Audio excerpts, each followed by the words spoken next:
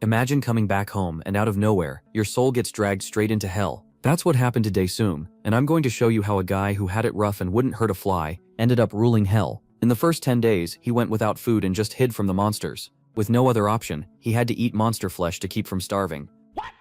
The monsters came back and sent him running again. That's when he realized he had to fight to survive. 39 days later, he was already braver and taking down little monsters left and right. 7 years later, the kid was already level 24 and destroying monsters with a single punch. Time kept passing. He kept getting stronger and crushing way more dangerous creatures. After 79 years and 365 days, he became a supreme warrior focused on destroying the demon god. The first challenge was the Gate Guardian, a creature that almost killed him in the past, but this time it was different. After a brutal fight where the Guardian lost an arm and tried everything to bring Daesung down, the protagonist drove his sword into the creature's chest, throwing it with such absurd force that even the demon couldn't believe it. With the Guardian defeated, his companion of many years, a talking skull, warned that the demon god was still there and suggested he apologize, get on his knees and beg for mercy. Daesung didn't care about any of that.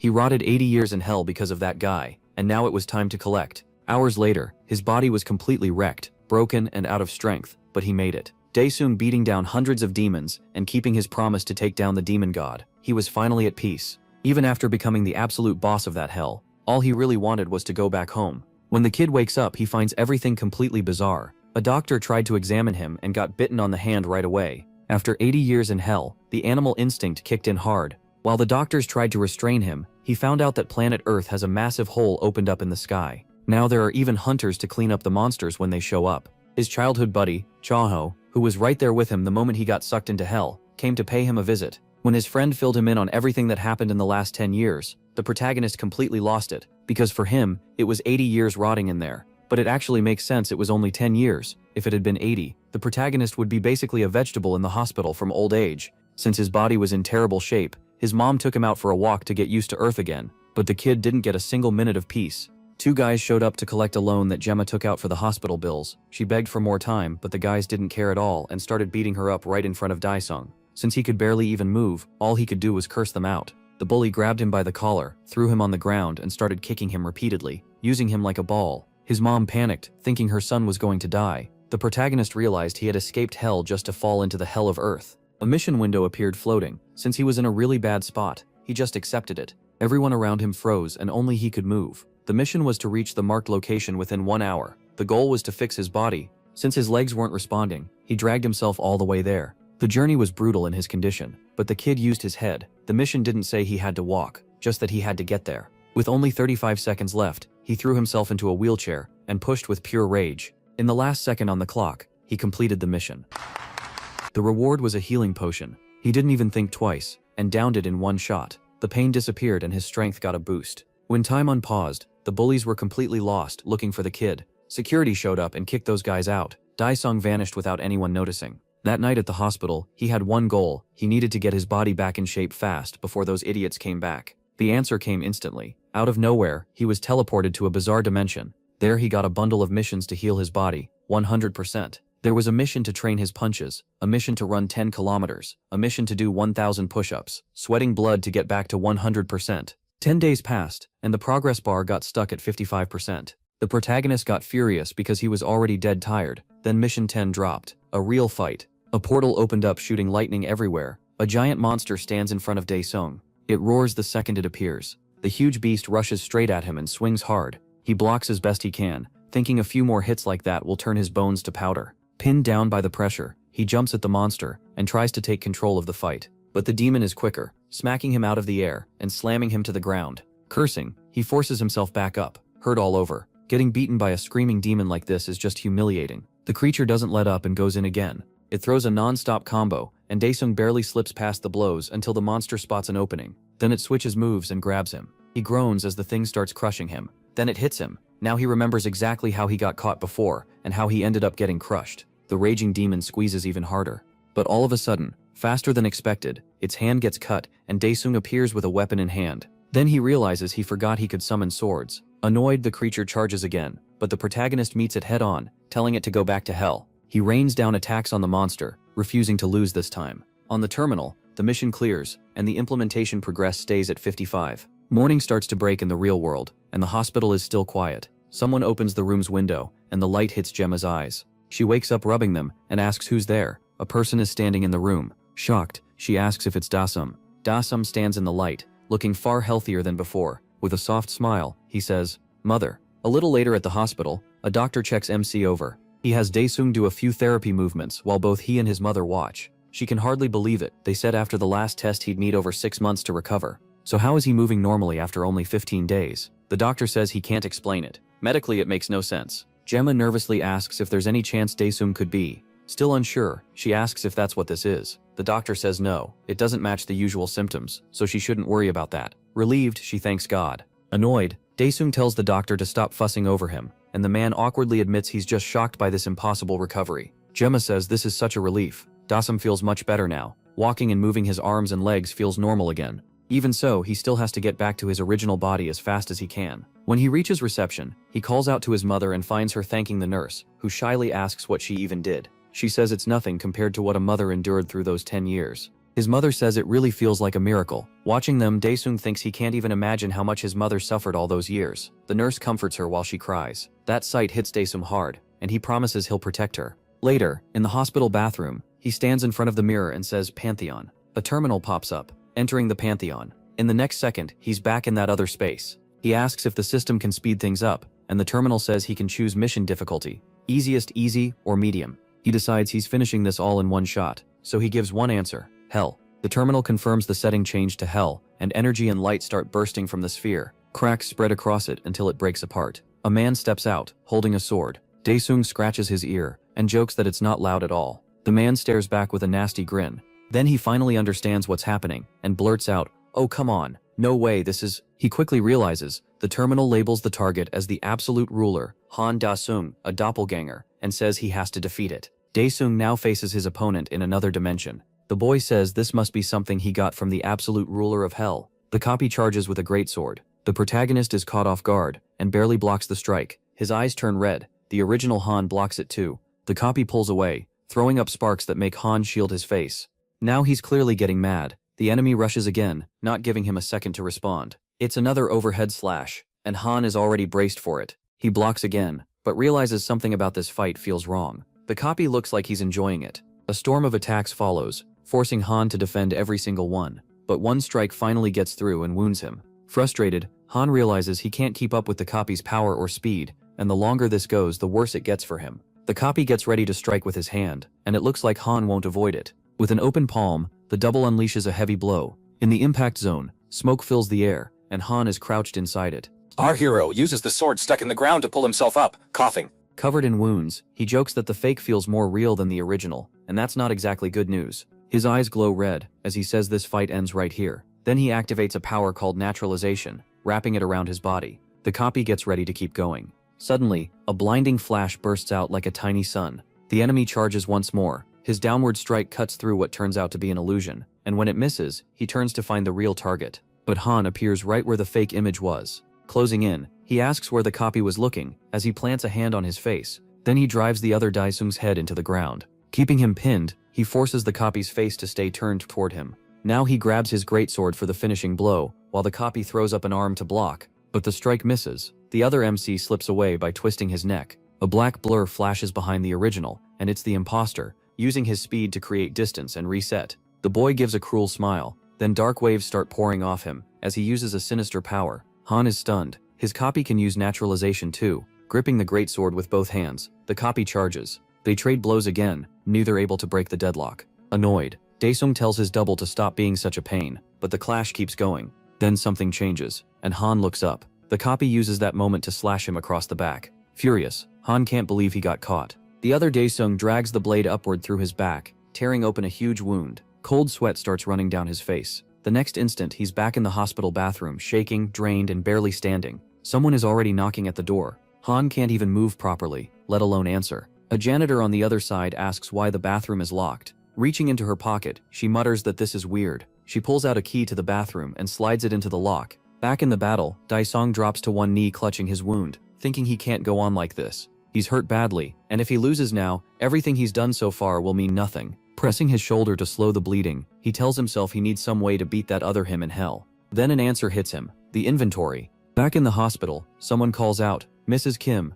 "You were told to go to the 3rd floor," and she stops at once, saying she forgot. The person tells her to hurry, and she grabs her supplies and leaves. Di-sung gets lucky. Now the bathroom stays quiet and no one bothers him. Back in the fight, Han knows how bad things are, but he's finally thought of a fix. The terminal announces. A blue portal-like circle opens beside him. He reaches inside. The copy starts dragging his sword forward to attack again, but Di-sung tells him to wait and grins, saying the fight isn't over yet. He remembers this is an item he got from a mission reward and saved, and right now it's exactly what he needs. The terminal identifies it as a nutrition tonic that restores 20% of health and stamina. That means 5 of them should get him fully back in the fight. The copy clearly isn't planning to stand around, and attacks while Di-sung is drinking. He dodges at the last second and fires back with a punch to the enemy's face, knocking him away. Glancing at his wrist, he decides he's almost ready. He reaches into the inventory again, thinking he can't waste time and should go straight to full recovery, pulling out a whole handful of vials. As he drinks, the copy tries to kick him, but he still dodges while chugging the tonics. He figures that's the 3rd one down,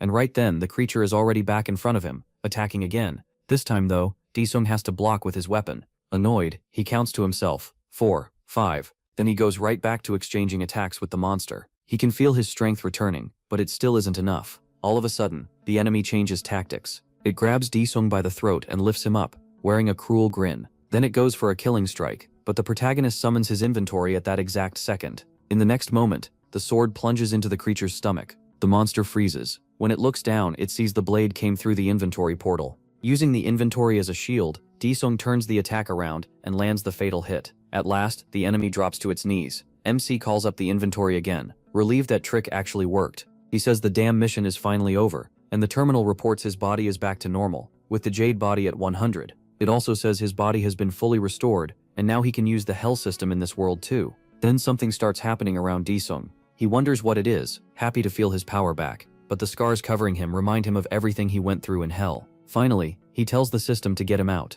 The terminal says he has unread messages, and asks if he wants to check them. Di-sung selects the unread messages, then hits yes. A message appears. Hell welcomes its new monarch, and says the absolute ruler has returned to Earth. While the throne stood empty, the Celestials sealed this place with the Stone of Earth. The demons captured by the Celestial Pantheon are waiting for their ruler to save them. Caught off guard, he asks if they're seriously asking him for help. With a grin, he reminds them he spent 80 years fighting just to live through those monsters, and after all that, he became the monarch. Then he throws out a rude hand sign, and tells them all to screw off, those bastards can go to hell. Shouting now, he orders the system to let him out. Somewhere else, thousands of demons stare at a sphere of energy. Sometime later, at the hospital, Di-sung is working out, counting to 50. He does easy push-ups. It seems his full power still hasn't come back. Then the door opens, and the doctor walks in with his mother. Both of them stop, stunned by what they see. The doctor says her son may be an awakened one, and his mother says he wasn't like the others before. He explains there were no signs back then, so he thought Di-sung wasn't awakened, but now that's the only explanation.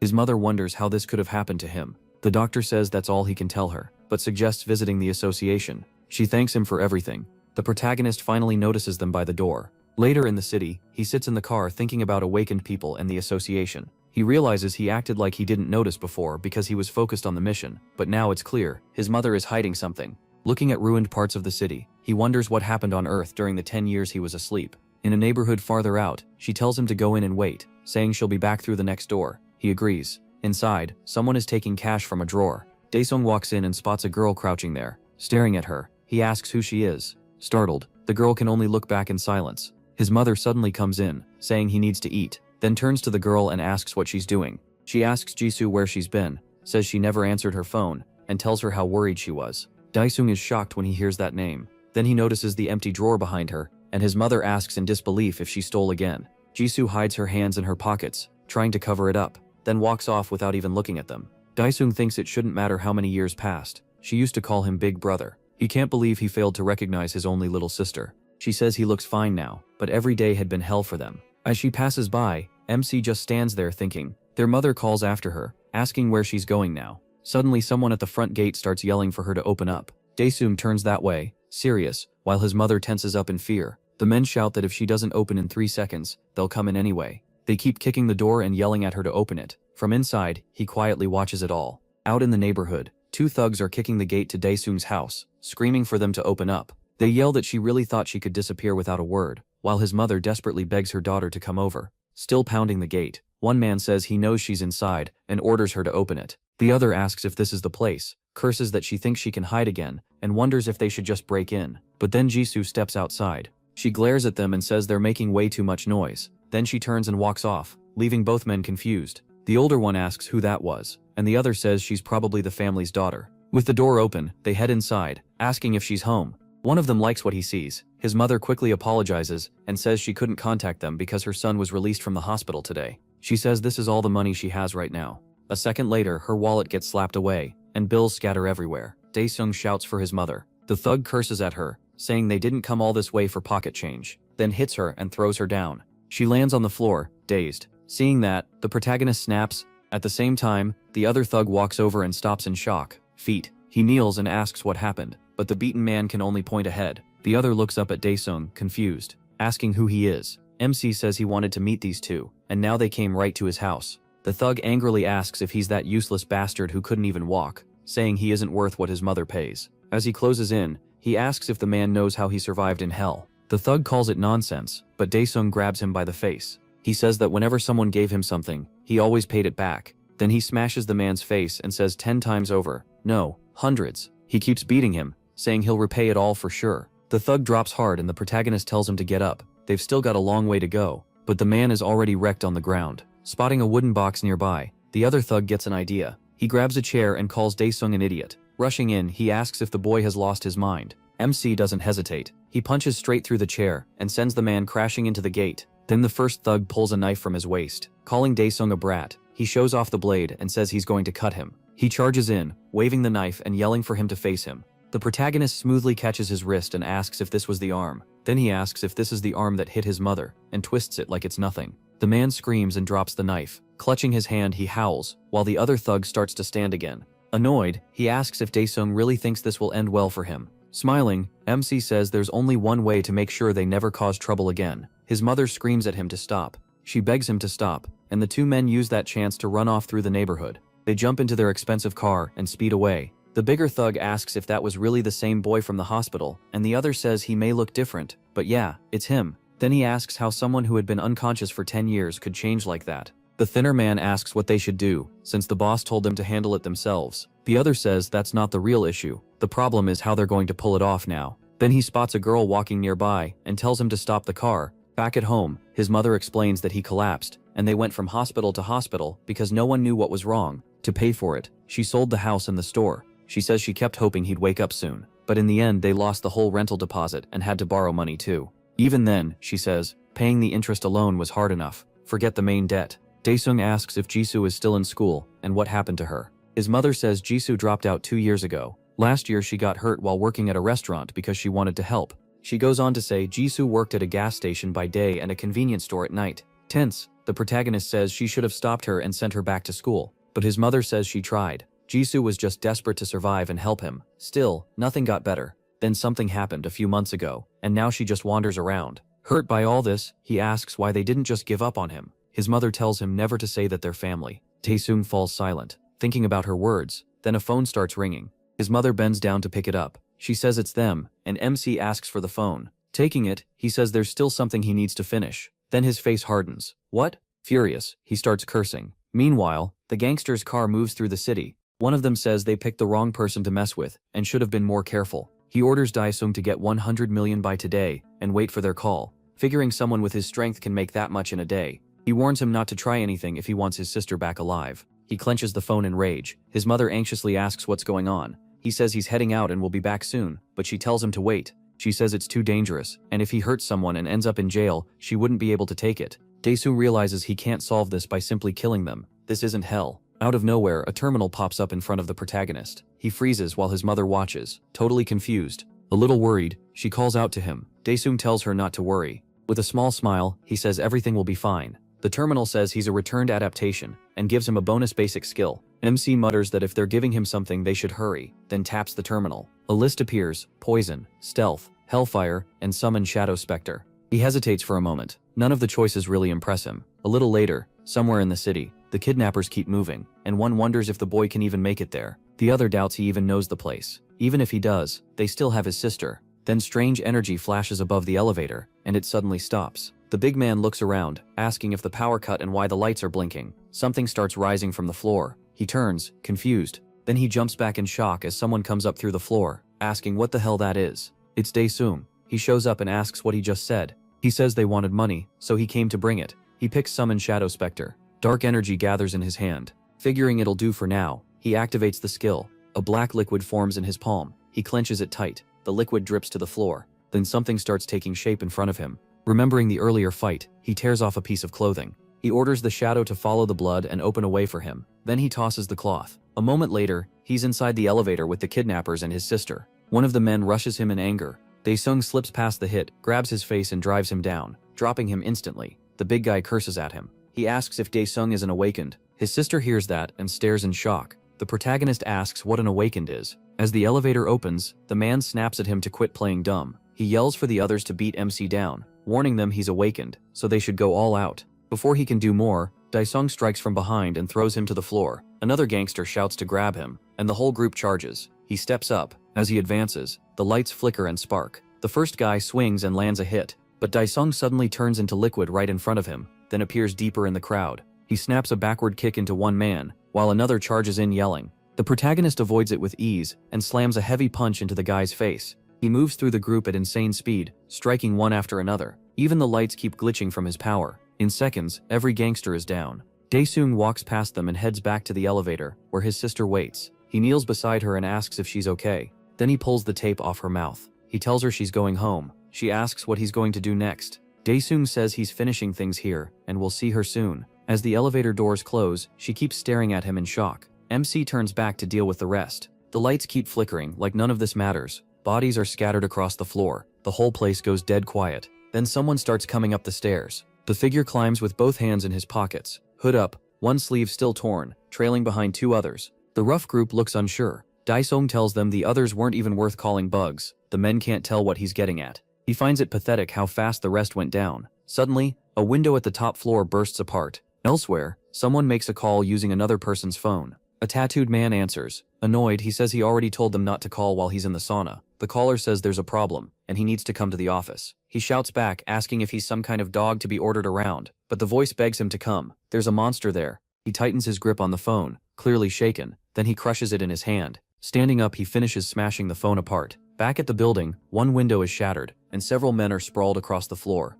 In a nearby room with the door cracked open, Daesung walks toward another gangster. The trembling man tells him not to come closer, but he keeps going. The guy is completely terrified of him. The protagonist only stares back coldly. Then a wall suddenly explodes inward. Daesung turns toward the noise. A huge man charges at him with some kind of attack. He closes the gap in a flash and grabs MC by the face, then slams him hard into the ground. With a grim look, the brute says he made a huge mess. While his head is pinned down, Daesung realizes neither his mother nor his sister were shocked by his power. The brute demands to know where his men are. The protagonist understands they already knew powers like this existed. He just never asked because he was too focused on waking up. When he grabs the brute's arm, shadows start trailing behind him. The man notices and panics. He jerks away from MC, leaving part of his suit behind. Even as he retreats, the shadows keep chasing him. While the brute backs off in fear, Daesung gets back up. The man can't believe he caused all this alone. The protagonist rises and brushes himself off, then looks at him and asks if he's some kind of awakened. The brute says there's no turning back now. He'll send Daesung to hell. MC repeats the word, almost amused. Hell? The big man powers up, his muscles swelling as his expensive suit rips apart, but he suddenly drives a punch into his face. The hit wrecks him on the spot. Spinning toward the wall, the brute screams and wonders if taking his clothes off was supposed to make that hurt less. Smashed against the wall, he can't understand how he got beaten so easily. He's furious. This makes no sense. Before he can react, Daesung stomps straight onto his face, grinding him down like he's nothing. The protagonist asks if this bastard even knows what hell is. He says his family suffered the whole time he was gone. The man realizes MC is on a completely different level, and now all that matters is surviving. Knowing he can't win, he begs Daesung to stop. He pleads for his life, offering money, anything at all. Still staring coldly, he asks,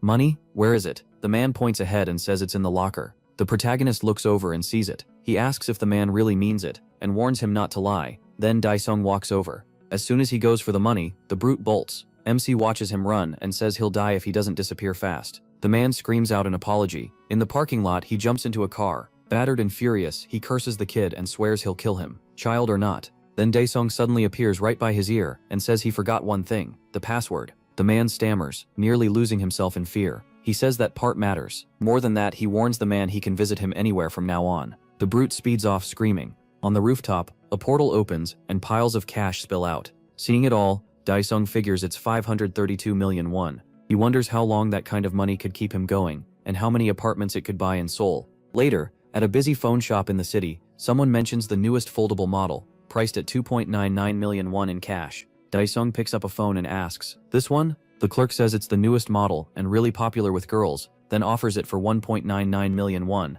The protagonist pauses at that one word, "Girls?" The seller adjusts his glasses, worried he pushed too hard, and offers an installment plan if the price feels like too much. But MC says he'll buy it, catching him off guard. Then he adds that he'll take two, and drops a stack of cash on the counter. The seller lights up immediately. He thanks Daesung over and over. Back home in the quiet neighborhood, he returns with a small shopping bag. Smiling, he sets it on the computer desk. Someone calls that dinner is ready, but Daesung says he has to go out. His mother opens the door, asking where, but he's already gone, leaving her wondering where he went. Later that night in the city, the streets are still full of life. The protagonist arrives at a restaurant. From a table, Chonho waves and calls out that he's over there. Taesung smiles and waves back. Chonho is surprised. Mimsi looks nothing like the boy from the hospital. The two enjoy a meal together. They raise their drinks. After a drink, Chonho asks what Taesung plans to do now. He takes a sip and starts with, "Well," Chonho says they're not dumb high school kids anymore, while the drink seems to hit the protagonist pretty hard. Then MC asks how many apartments 500 million won could buy, and Chonho asks if he actually has that much. He just keeps chewing instead of answering. So Chonho tells him that much would only rent a small place on the edge of Seoul. Taesung asks how much it would take to actually buy an apartment in downtown Seoul. Taking a sip, Chonho says buying one in central Seoul would cost about 2 billion won. He grins and tells the protagonist not to feel too bad. The world changed a lot while he was in a coma. Mimsi just keeps drinking. Even if the alcohol is hitting him a little hard, Chonho says his mom told him something about Taesung. Apparently he awakened. He says he first needs to know what awakened even means. Fired up, Chonho says he only just woke up, so of course he wouldn't know. As the night goes on, Chonho explains that after Taesung fell into a coma, portals started appearing. At first they showed up across the country and were studied and controlled. Then one day, monsters came pouring out of the portals, and those portals started. The monsters attacked people. Humans fought back with every weapon they had, but normal arms did nothing, and the damage kept getting worse. Taesung asks if even guns and cannons were useless. Chonho says regular weapons basically don't work, and later they learned only aura weapons, made from monster remains, could hurt them.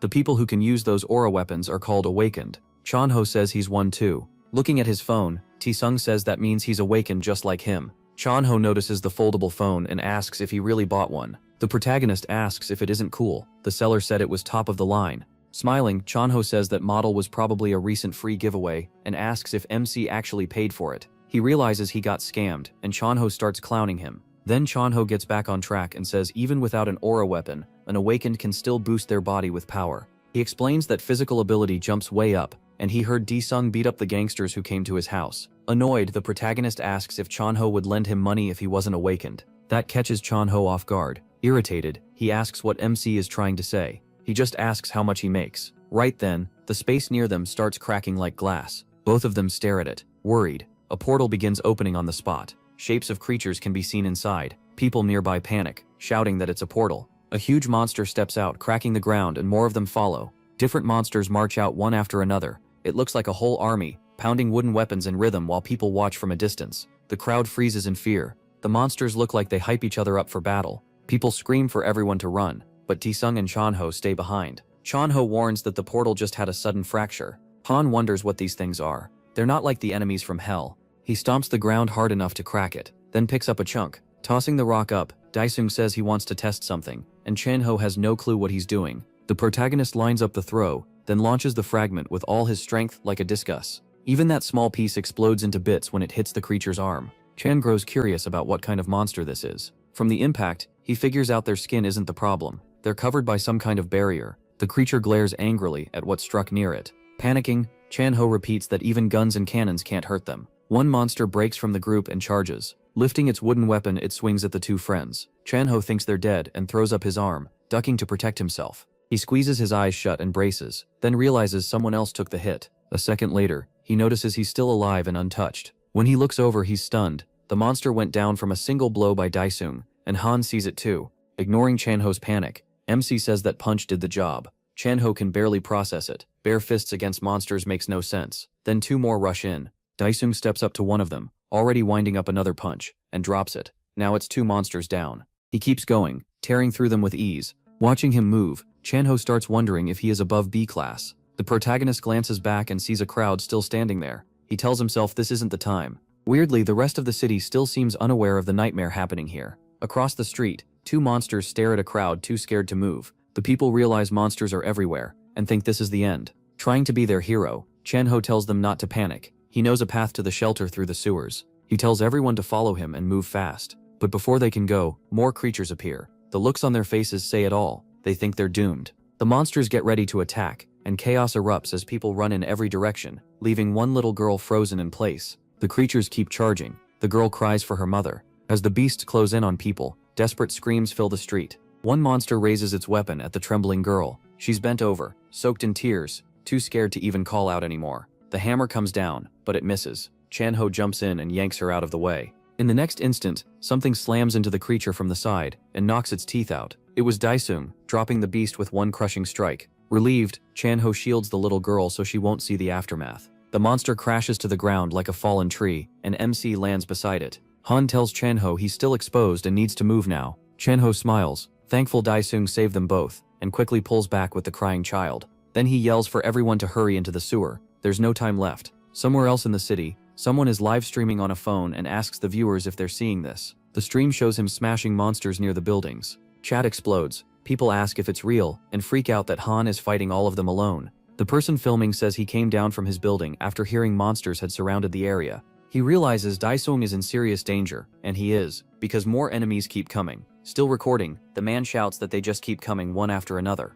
Then Han gets blindsided by a huge hit to the torso that sends him flying into a parked car. The streamer thinks there's no way anyone survives that. Daesung sits slumped against the wrecked car, head down. The chat loses it, wondering if he's still alive, while one person jokes they won't play the tribute song yet. For a long, awful moment, the protagonist doesn't move at all. Elsewhere, the manhole cover lies open by the sewer entrance. Underground, a frantic woman spots a child she recognizes. The girl runs to her. It's her mother, the same one she had been crying for outside. Chanho feels relieved he got her there. The girl apologizes for wandering off, and he feels like he at least completed that part. Then a man asks Chanho if he's really going back to the surface, and he hesitates. A second later, he remembers Daesung is still up there fighting alone. Back outside, MC is still slumped by the car as the monsters close in. One gets nearer, and he still doesn't react. It stares at him with a vicious look. The streamer says this looks bad, and the chat starts calling at the end, saying the guy did his best. The monster grips its club and swings, aiming straight for Daesung. The boy watching covers his eyes. The blow smashes through everything in front of it, but the monster suddenly freezes. The car is wrecked, yet Daesung is gone. He appears behind it and blasts into the other monsters. The streamer freaks out, yelling that Big Bro is alive. It's really him. He thanks the monster, saying that hit helped restore some of his mana. With a smile, he says he'll return the favor with a painless death. Then he dashes in and cuts down more monsters on the way. The chat begs the streamer to zoom in since the video is blurry, and he thinks they're insane for wanting him closer. Then one viewer offers 5 million won for better footage. He's stunned, and when it jumps to 10 million, the chat goes even crazier. Nervous, he thinks the money is great, but there's no way he can go over there, not with all those monsters around. Meanwhile, Daesung thinks using mana this much is brutal. He dodges an attack and gets ready to counter, driving a punch into a monster's chin. The force lifts its head up as the protagonist follows through. Nearby, the chat keeps throwing out offers for a better shot, while others just enjoy the show. One viewer even asks for more details by email and says he'll pay for it, and Daesung still seems to be handling it just fine. Alerts start flooding his device. Even so, he says he's not going. The message says if he sends details on MC, not just photos, he'll get a 40 million bonus and should make contact. Thrilled, he can barely believe it. Elsewhere, inside a high-rise, someone watches and says the leader called it, first 20 million, then 40. A man grins and says the YouTubers are on their way. Another adds that his clan is moving out too, so they might meet up there. Still smiling, he says he'd been a scout for years, but never felt this way before. Daesung is insanely strong. Back at the fight, he stomps the monster down and scans the rest. The monsters look scared of him. Daesung mocks them, calling them bugs, when something suddenly smashes into one of their heads. It's one of the larger monsters coming up from behind. It glares at the protagonist like a challenge. Nearby, the boy thinks that's way too much money to ignore, and begs the streamer to keep filming. Still hiding behind the car, he says this chance won't come twice. The monster points at Daesung and orders the others to attack. MC clicks his tongue, they just keep coming, and his mana is almost gone. Then Cheng suddenly shows up beside the guy, asking what he's doing and why he hasn't evacuated, nearly scaring him to death. His phone rig and mic drop to the floor. Chengko asks if he's out of his mind staying here. In the chat, people freak out, asking what happened to the chicken guy, and already telling him to rest in peace. Chen-ho grabs him and orders him to get inside the building now. Panicking, the guy thinks, no, my money. Seeing his gear left behind, he starts cursing. Then a monster's foot comes down and crushes it all. The chicken guy and Chen-ho freeze as the creature gets closer, and the streamer looks like he's completely shut down. Desperate, Chen-ho yells for him to snap out of it, and asks what's wrong. The monster doesn't care, and gets ready to strike, but before it can, its head is cut off too. Something flew past and cleanly took it off. Chen-ho stares in shock. Then he sees his friend standing atop a heap of monster bodies. Fired up, he asks why Chen-ho came back, and Chen-ho says he returned because he was worried. He says he needs to go somewhere for 20 minutes. Chen-ho tells him that's fine, the clans should be here soon. Noticing the protagonist's look, he adds that anything he wants to know can wait until he gets back. The terminal says implementation is 100% complete. Because of the massacre, Pantheon items can now be used in the real world, and it asks if he wants to enter. Daesung accepts. A portal opens in front of him, leaving Chen-ho stunned. He can't believe MC can open portals and wonders what happened to him. He steps through it and arrives on the other side, where he says he can't believe his body ended up like this because of those fries, then asks for his mana status. The terminal says the absolute ruler's mana is implemented at under 10%. He mutters that this sucks, so it wasn't the weapon's fault, and asks how to raise his mana fast. The terminal answers, organize the absolute ruler's diary. After that, the time and place tied to it will become a quest, with rewards based on completion.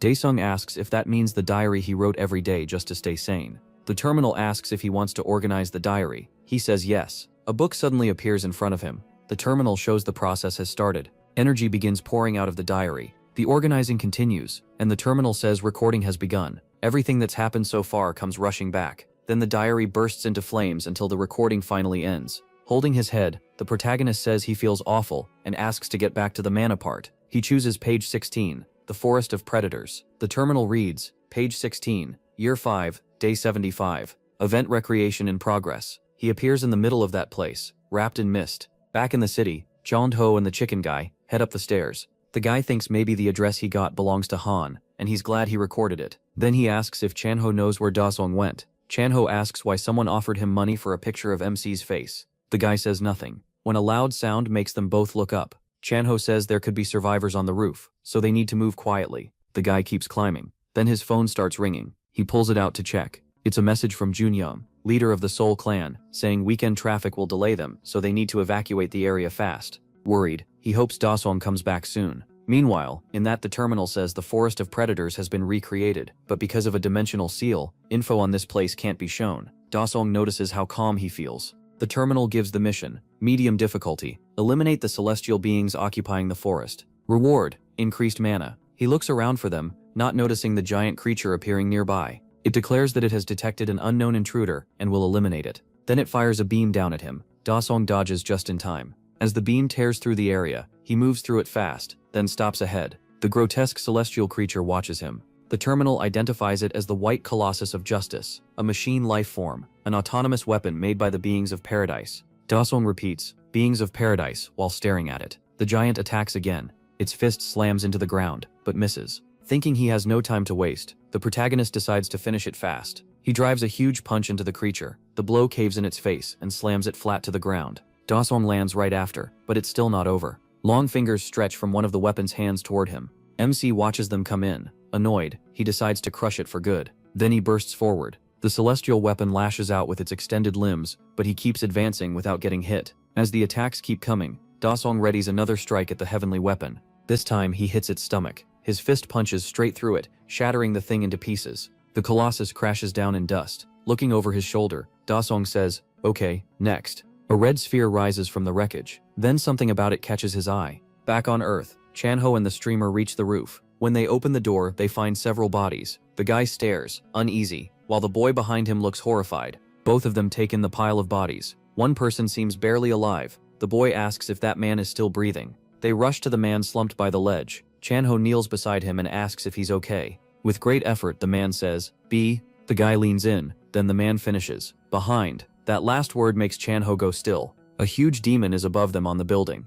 and Chen-ho swallows hard. The monster stares down at him with a vicious look. The attendant says they need to move the injured man, but Chen-ho says it's too late. They can't move until he tells him to. The guy agrees and asks what Chen-ho saw. The moment he realizes he's terrified, the giant demon keeps watching them. Chen-ho tells him to stay awake and jump for the door. When he says now, Unless he wants to get ripped apart here, he needs to pull himself together. Still shaking, the boy finally snaps back. Above them, the huge creature roars and suddenly jumps down. Then the guy shouts. Now, meanwhile, in the forest of predators, Daesung studies the red sphere packed with energy. Wondering what it is, the sphere announces that self-repair is starting. He tenses up. Restoration. It says restoration is at 10%, and that analysis of the intruder's attack pattern is complete. The main body's performance will now improve. Daesung sprints forward. Once he's close, he winds up and smashes the red sphere head-on. The punch tears a hole through it. Then he leaps, landing right on top of it. The terminal shows restoration at 3%. With a cold look, he scoffs that it's annoying and starts pounding it again. He doesn't stop attacking. The terminal jumps to 40%. Daesung keeps punching until cracks spread across it, but the terminal still reads 55%. The sphere keeps splitting apart, yet restoration keeps rising. Now 65%. Error messages flash as energy beams start blasting everywhere. Restoration drops to 30%, while Daesung keeps hammering it without pause. Furious, he throws another punch and yells for it to go to hell. Then an energy beam shoots at him and he barely dodges in time. Turning toward where it came from, he sees 3 more celestial weapons closing in. They lock onto him, and there are even more on the far side. Several beams slice through the air. Daesung jumps off the sphere and dodges cleanly. With a sharp leap, he avoids the barrage. He lands and steadies himself. Looking at the new enemies, he curses. The terminal warns that restoration has reached 95%. Daesung bursts forward again. The divine machines fire beam after beam at him, but he speeds up so much they can't lock on. He rushes the machine that's almost restored, eyes burning with fury, as the terminal shows 98% recovery. Daesung slams it with a massive blow, blasting a huge hole through it. The celestial machines surround the area and watch. Bracing himself on the ground, the protagonist steadies his body after that burst of power. He realizes this fight will never end if he keeps going like this, so he needs another plan. Then it hits him. Those recorded memories might show a way to stop all of it. He puts a hand to his head. Right away, a sharp tingling runs through his brain, and nausea hits him. Then suddenly, something clicks in his mind. A memory comes back, and he mutters that maybe this can work. Chango shouts for the boy to run to the door, and the terrified kid does it. At the same time, the creature drops down near the entrance, with its weapon raised. As the 2 boys sprint away, they barely escape. Its giant club slams into the floor and misses. The monster pauses, confused, looking around for them. Then it roars in anger and charges after the boys. Once they get inside, Xiaohao quickly tries to hide as the monster closes in. The beast jams its huge hand inside, trying to snatch them. Panicking, they scramble backward as far as they can. Its claws scrape the ground as the hand pulls back. The boys stay completely still, hoping not to be found. Breathing hard, Chunho whispers that they have to go down now. Elsewhere, something massive crashes onto the ground. The celestial machines keep pressing Daesung. They attack non-stop, but he pushes ahead, dodging every strike. The creatures keep coming, yet none of them can touch him. MC keeps moving, thinking he only needs a little more. He uses the trees to build speed. After stepping off one last tree, he bursts forward and spins through the air. Still airborne, he stays locked in on his target. When he reaches the right spot, he thinks, that's it. Then he runs from the creatures and stops at a chosen point. He steadies his breathing and gets ready. From farther back, he watches the celestial creatures closing in. A heavy one cracks the ground with each step. Soon they spread out and surround him in an arc. One announces that it's at a safe distance and will begin the attack. Daesung sneers that they sure took their sweet time. The celestial being shakes the ground, and all of them start letting out strange sounds together. Grinning, he says this is exactly why it's called the Forest of Predators. A huge thing suddenly bursts up, then it crashes right onto the celestial creatures. Daesung laughs and calls it a swamp whale, saying those idiots eat anything they see. He adds that they'll be stuck in its belly for a while, and it digests really well. The terminal reports that the absolute ruler has met every condition, and its physical power has been restored. Daesung stands still, feeling his strength come back. Checking himself, he says his mana has clearly grown. The terminal then says the mission is complete, and gives him a bonus reward, the Dagger of Judgment. The protagonist watches in surprise, as the weapon forms in front of him. The terminal explains it's a sacred blade once used by the Celestial Judge, made from white golem remains. It's powerful, and can be controlled from a distance. He repeats the part about remote control, and decides to test it, so he throws the dagger ahead. It sweeps through the space in front of him, then flies back into his hand. Pleased, he says this thing is going to be really useful. When he lowers it, the weapon fades away just like it appeared. After that, Daesung decides it's time to head back. A portal opens in front of him. On the news, reporters talk about the sudden portal and the chaos it caused, then ask a professor for his opinion. He says the real problem is the hunters. He complains that hunters act like public workers, slow, always taking breaks, and asks how people are supposed to trust them. Since portal breaks can happen anytime, not just on workdays, the reporter says the association should answer for it. Meanwhile, a car speeds through the city. Someone inside watches the interview on a phone. Annoyed, a man says those people are insane. Association hunters don't make as much as clan hunters. He goes on, saying they're not fortune tellers and can't predict disasters, then calls to his brother beside him.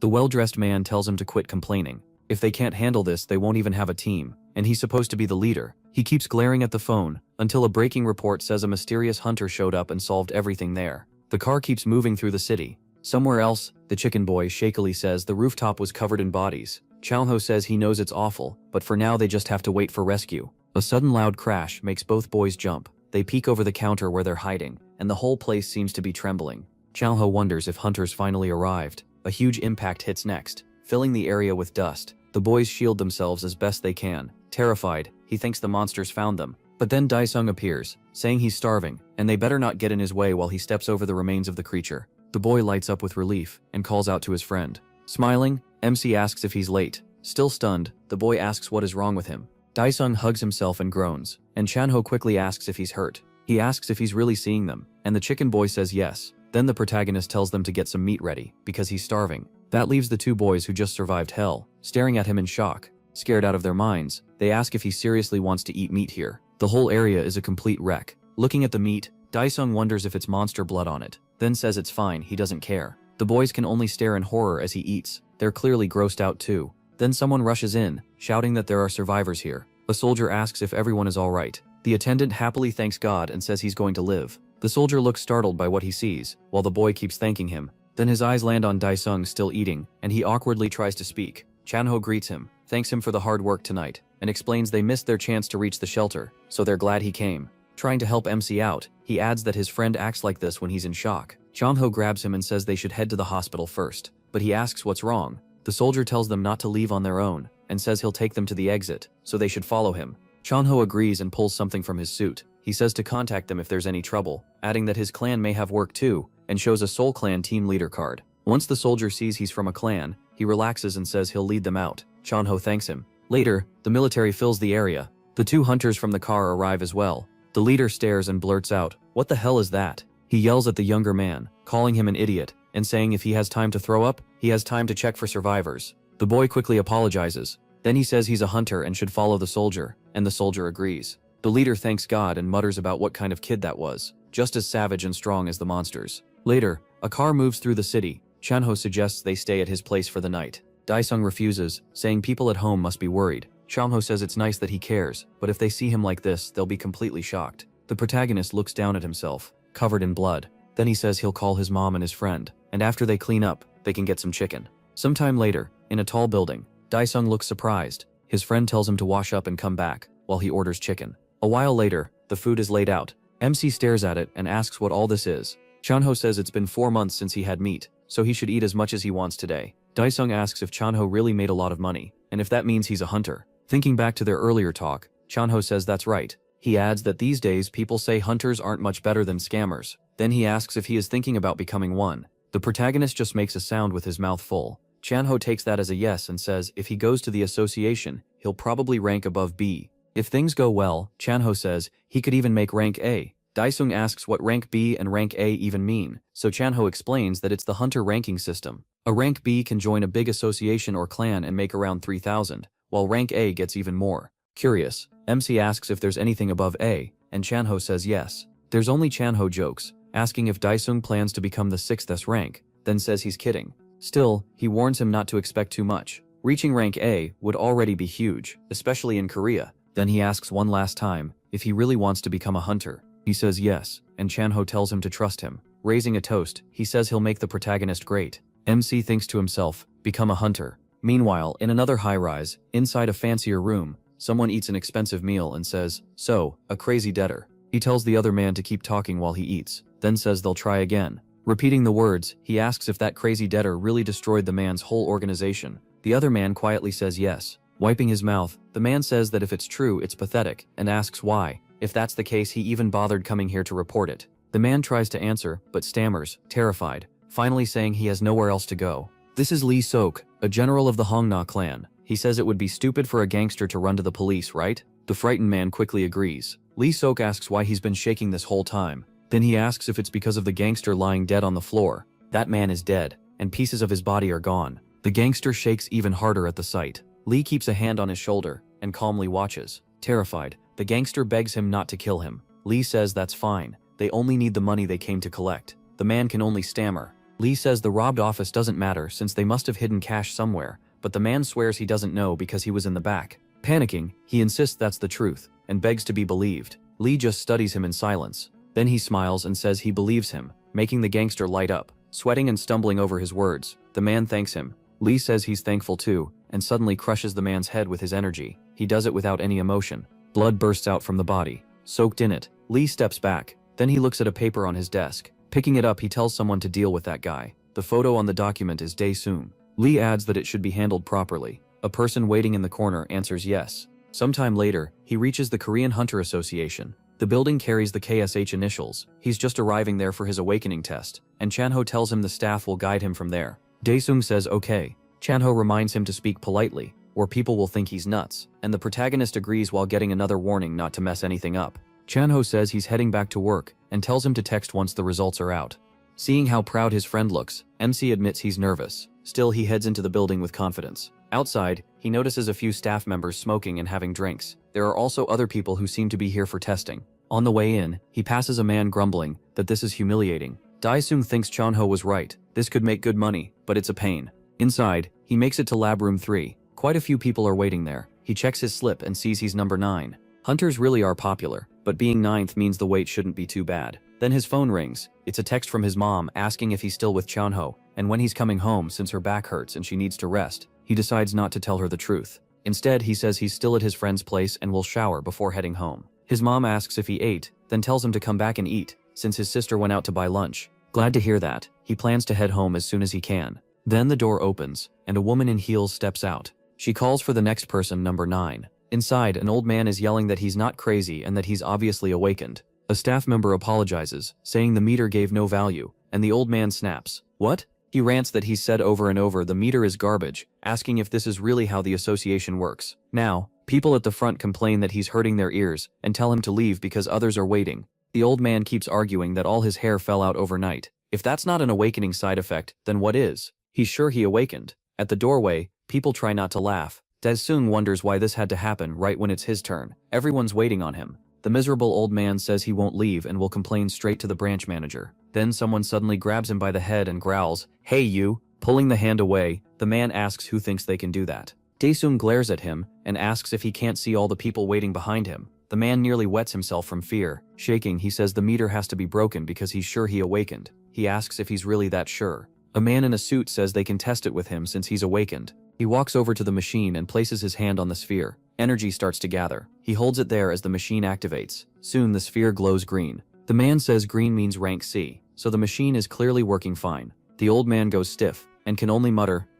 The woman tells him other people are waiting and orders him to leave. Even as he walks out, he keeps shouting that the meter is wrong. The receptionist apologizes for the trouble and says Dae-sung can come in now. Already fed up, the protagonist answers yes. After he enters, the woman asks her senior if that guy will score high. He jokes that she should stop guessing and get back to work, but she still thinks that with the pressure he gave off, if he's awakened at all, he's at least rank B or higher. That morning at the KHA, inside the branch manager's office, everything outside is quiet, but inside the mood shifts fast. The manager asks what's going on and someone urgently tells him to get to exam room 3 on the 6th floor right away. Startled, he asks what happened, but the reply is that he should see it himself. A few minutes later, he's in the elevator, heading down. On the way, he tries to guess the problem. Could some S-rank level specimen have shown up in the exam room? He calms himself, thinking that if it's really that serious, they'll have to fight to keep other branches from taking the specimen. The elevator stops and announces his floor, snapping him out of it. A crowd is gathered there, whispering that they've never seen anything like this before.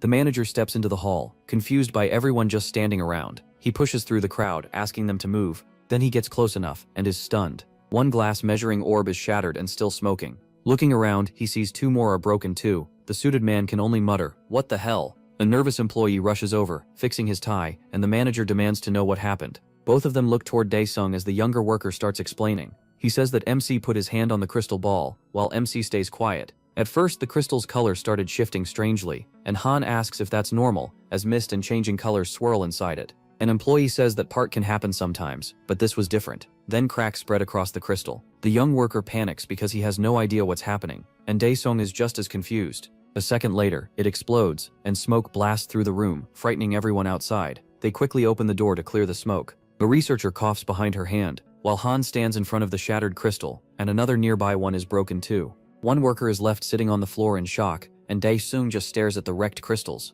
The younger employee asks him if he's okay. Han says nothing, just sweats. The manager asks if the meter malfunctioned. The employee says that would be hard to believe when all 3 crystal balls ended up like this, and the manager agrees that's too much to be chance. Meanwhile, Han worries they'll make him pay for the damage, and wonders what he's supposed to do now, just wait for the results. The young employee says yes, they should wait for further information. The manager is troubled because if this keeps happening, every golden crystal ball would be destroyed. Then he turns to Daesung, clearly about to make a decision, and the others wait for his words. Carefully, the manager begins to explain. He says they should use a judgment limit test, though the protagonist has no idea what that means. Since the crystal balls can't measure him, the branch will judge him through a license test, which will decide his final rank. Daesung asks if that method is reliable. The young employee says the system is based on clear standards, so he shouldn't worry. Han realizes there's no other choice and says he understands. The chief politely sees him off, and MC leaves the room and quietly walks down the hall. The manager grabs his head and groans that he can't deal with this. A researcher says the crystal meter reacted to energy from another world, and the manager asks why.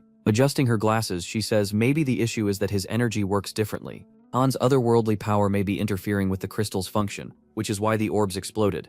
Right in the middle of her explanation, another employee sneezes. He quickly apologizes, but the researcher gets annoyed at the interruption. The manager asks if that means Daesung is SS class, and she says yes, that's likely. The young employee agrees, saying the world really does feel unreal these days. But the woman corrects him. He isn't SS class, he's beyond that. At the same time, the crystal shards crackle with lightning. Later, out on the street, the protagonist tells someone about the test result, and the reply is just, limits? The person on the call thinks that's weird and asks if the meter froze, but Han says no. He explains that the meter broke. The caller asks if he messed with it, then quickly takes it back, saying it shouldn't break that easily. Daesung says he didn't, and when he's asked if he just put his hand on it like they told him to, he says yes, the thing still broke. The caller says they should have realized that 5 minutes ago, then adds that if MC wants a high rank, the only path now is doing well on the test. He pauses and flatly says he doesn't care about getting a high rank. The person says they get it, tells him to get home safe, and hangs up after promising to send the exam date later. He stays there for a second, thinking over everything he just heard. It's been a long day, and somehow it still isn't over. Then something makes him turn. A bright flash appears near the top of a building under construction. A sniper has locked onto him and fires. Watching from above, the assassin thinks he doesn't look that tough. To her, strength means nothing. 1 bullet is enough to bring down any awakened person. Her finger tightens on the trigger as she keeps him in her scope. Then she suddenly freezes. She realizes she might be in trouble and wonders if he spotted her. That shouldn't be possible. No active hunter has ever found her before, so there's no way someone this pathetic looking could.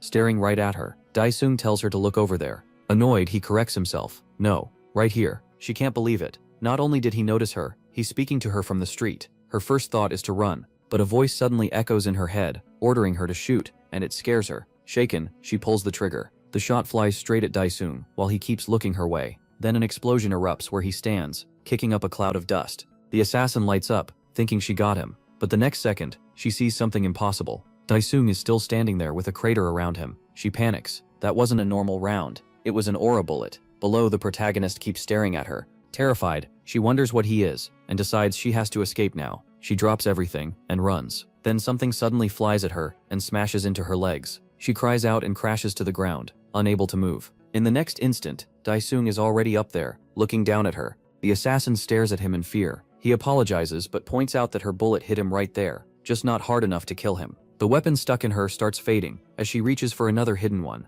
She scrambles up with the gun already drawn. Trembling, she asks if he really said he's fine after taking an aura bullet. Then she asks where he even came from. Daesung answers that he came from hell, and she blurts out, "What?" He repeats it. His name is Han, the 1100th, and he came from hell. Calling him a monster, she screams that he's insane and opens fire. Several shots hit him as she keeps yelling for him to die. Her voice echoes from the rooftop, screaming for him to drop dead. She doesn't stop until the gun is empty. Smoke covers the spot where Daesung was standing. Heart racing, she wonders if that finally killed him, but he suddenly appears behind her and asks, "Die from that?" She's stunned. She was sure he was finished. Then a mass of shadows spills out around them. Horrified, she asks what the hell that thing is. In one quick move, Daesung grabs her and slams her into the wall. He pins her there while she feels just how strong he is, and behind her, A terrifying shadow creature covered in hands and eyes rises behind her. It mutters broken words, play, hate, disgust, and other twisted fragments. Desperate, she asks again what that thing is. The creature grabs her and her body starts going into shock.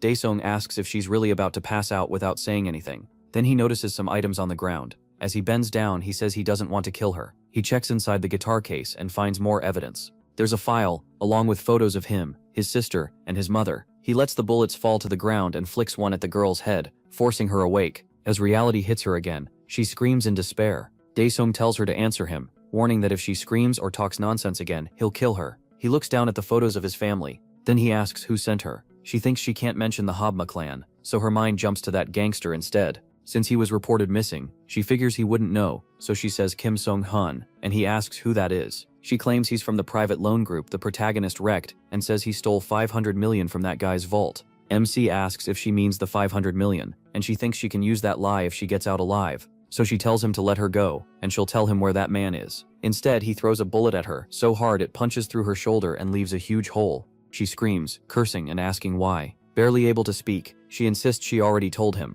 Daesung says no assassin gives up real information that easily, and if she lied even once, he'll kill her. She panics, thinking that attack was way too fast, and she has no idea what to do now. At last, the protagonist asks one final time, who ordered this? She thinks the mission already failed, and even if she survives this, she remembers that man blowing up his own subordinate's head. The Habma clan psycho will kill her either way, so no matter where she goes, she's dead. If death is coming anyway, she tells him he can ask 1,000 times, but her answer won't change. Daesung wonders if she's trying some kind of self-destruction move. She screams at the bizarre monster to go to hell, but suddenly a hole is blasted through her, and her hand is destroyed too. She jerks in shock, then starts coughing, badly wounded. Daesung tells her to stay away from him because he's already sick of hell. The woman drops to the ground. MC walks toward her, saying that in the end, he still didn't learn who was behind it. Now he just has to get rid of the body. He says he hates using this item because it leaves a bad feeling. Checking his journal, he reads the keyword, memory of death. He flips through page after page until he finds what he wants. That should handle it. He calls on the Pantheon, and a portal opens in front of him. He recalls hearing that most of this area is shut down because of the portal fracture, but this should still be the better way to deal with it. Outside, it's just another unfinished building. Inside, Daesung leaves what's left of the assassin covered up. The one hand still sticks out from under the tarp. He steps through the portal and returns to the Pantheon. At the terminal, a message says the demons of Pandemonium celebrate the Absolute Ruler's second return. Then it asks what date and place he wants to recreate. Daesung answers, page 134, where the Prison of Souls was recorded. The Prison of Souls was the main weapon of the Ghost King, one of the 15 rulers allied with the demon god. He defeated that being once, and this artifact can pull from death because it carries his blood. When he first reached the Prison of Souls, he thought the fights would get easier, but his summon was too weak to use it right. The terminal shows page 134, year 37, day 98, and asks if he wants to recreate it in the Pantheon. Unlike on Earth, this can be used here to dispose of bodies, so he orders the recreation. Daesung confirms the command. The terminal marks the location as the River of Death and begins the process. Everything around him starts shifting. A moment later, he stands in a barren land. That place is the Souls. Drift all through the area. He remembers that the Ghost King's land lies across the river, and there used to be a boat to cross it, but now there's nothing, not even planks, and swimming is impossible. The moment your body touches the water, death would eat it away.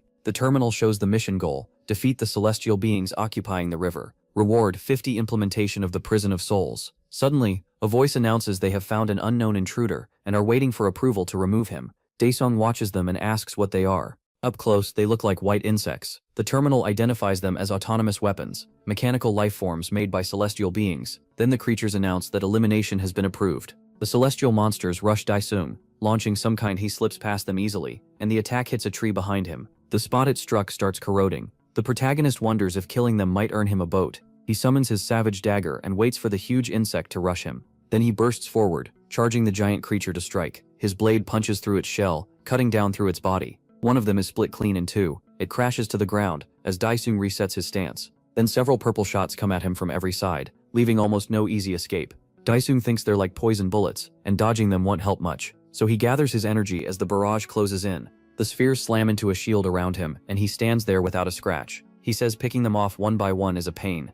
Since one of them doesn't want to come down, he tells it to get down here. Then he unleashes a heavy attack that shatters everything around him. The creature tries to hold on, but the whole area shakes, and the next moment it starts falling. Thinking this is his chance, Daesung charges in and tears through them, striking back at each celestial creature. Then he smashes their cores. He even catches one of those energy spheres with his bare hand and crushes it like it's nothing. The terminal shows the mission is complete, and the prison of souls is now at 50%. Then it says the rewards have been given to the absolute ruler. He just watches the terminal shut down. A flame of energy appears in front of him, and something starts to form inside it. The terminal says he got the blessing of the worm armor that blocks death energy and lowers physical damage. Reading that, he realizes he'll be protected from death energy. Then a prompt asks if he wants to equip it now, warning that putting it on again later will take willpower. Deng Song pauses, wondering if this means he should swim. The river of death is still raging, and then he rises out of it. As he comes out of the river, a figure in armor appears. It's Dai Sung, now covered from head to toe. The terminal says the demon beast admires his swimming,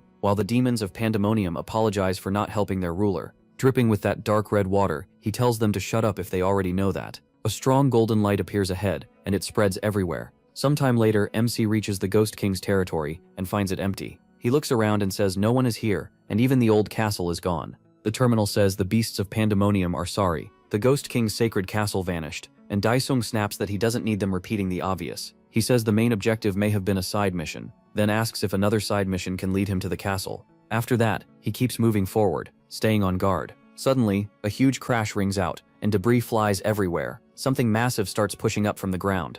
It keeps rising higher and higher, while Daisung watches closely, until a giant monument finally stands before him through the dust. The terminal identifies it as the Celestial Obelisk, built by celestial beings with divine stones to capture wandering ghosts in the 9 heavens. A holy light appears at the top, and fiery energy shoots from the gate. Daisung asks if entering it will trigger the next quest. The terminal confirms this is Mission 2, destroy the celestial creatures made by the obelisk to earn 100% completion of the Prison of Souls, plus a rune and contribution points. Then a strange creature appears. The armored being locks eyes, and he stares back, wondering what it is. The creature glares at him in rage, and Dasung guesses it might be the general commander. Since it's in the demon category, he doubts it's hostile. At the same time, a whole group of those creatures rushes at him. The protagonist yells for the bastards to stop, and releases his power on the spot. The demons freeze and watch him, while the terminal says the demon beasts beg forgiveness for betraying their comrades. The creatures roar back in challenge, then charge the King of Hell again. Daesung attacks first, striking 2 of them head-on. He notices they don't seem to have cores inside, and wonders if the pillar is the reason. More and more creatures keep pouring out from the base of the obelisk, so Daesung uses blood naturalization while focusing on that pillar. The terminal explains that this turns him into half human, half demon, boosting all stats by 30%, but draining energy over time. Even so, he decides to end this here. MC charges in without hesitation. With that power, he tears through one group after another, dropping the creatures without slowing down. One heavy strike takes out several at once. The terminal count jumps to 50 out of 10,000, then climbs to 130 out of 10,000. In the middle of the fight, he watches more creatures appear, and realizes destroying the place from the inside might work better. Since the creatures are coming out of the obelisk, he pushes toward the entrance and attacks again. At last, he breaks into the structure. From there, he starts tearing it apart from within, and keeps wrecking the whole obelisk until it cracks into pieces. As it collapses, the creatures begin turning to dust, leaving only their armor behind. Daesung walks through the ashes, and soon he's the only one left standing. The terminal says he cleared the mission and met all conditions, bringing the Prison of Souls to 100% and granting the other rewards too. 2 glowing spheres appear before him. Daesung guesses one is the reward and the other is for implementation, so he decides to check them first. Then he gives the command, collect. The spheres react at once, and one of them flies toward his chest. The terminal says the reward is the Soul Prison artifact, which turns the dead into ghosts. It comes with a skill to imprison souls. Store a dead target's soul in the artifact. Bring that soul back as a commanded soldier, and share part of the commander's memories. Right now, he has 0 out of 20 souls. Daesung says the main point was to gather bodies and information, but there aren't many slots, so that must be why he got another reward too. He gives the command again, collect, and the red sphere reacts. A message appears, asking if he wants to carve the expansion rune onto the soul prison. He orders it to collect, and the 2 spheres merge. The soul limit jumps to 100. He keeps holding the artifact for a moment, then tightens his grip, and it disappears. At last, a message says the soul prison has been collected. He says he got what he came for, then wonders where to go next. Noticing something ahead, he asks what that is. The terminal says the demons feel a chill from a bright but evil aura and beg their ruler to be careful.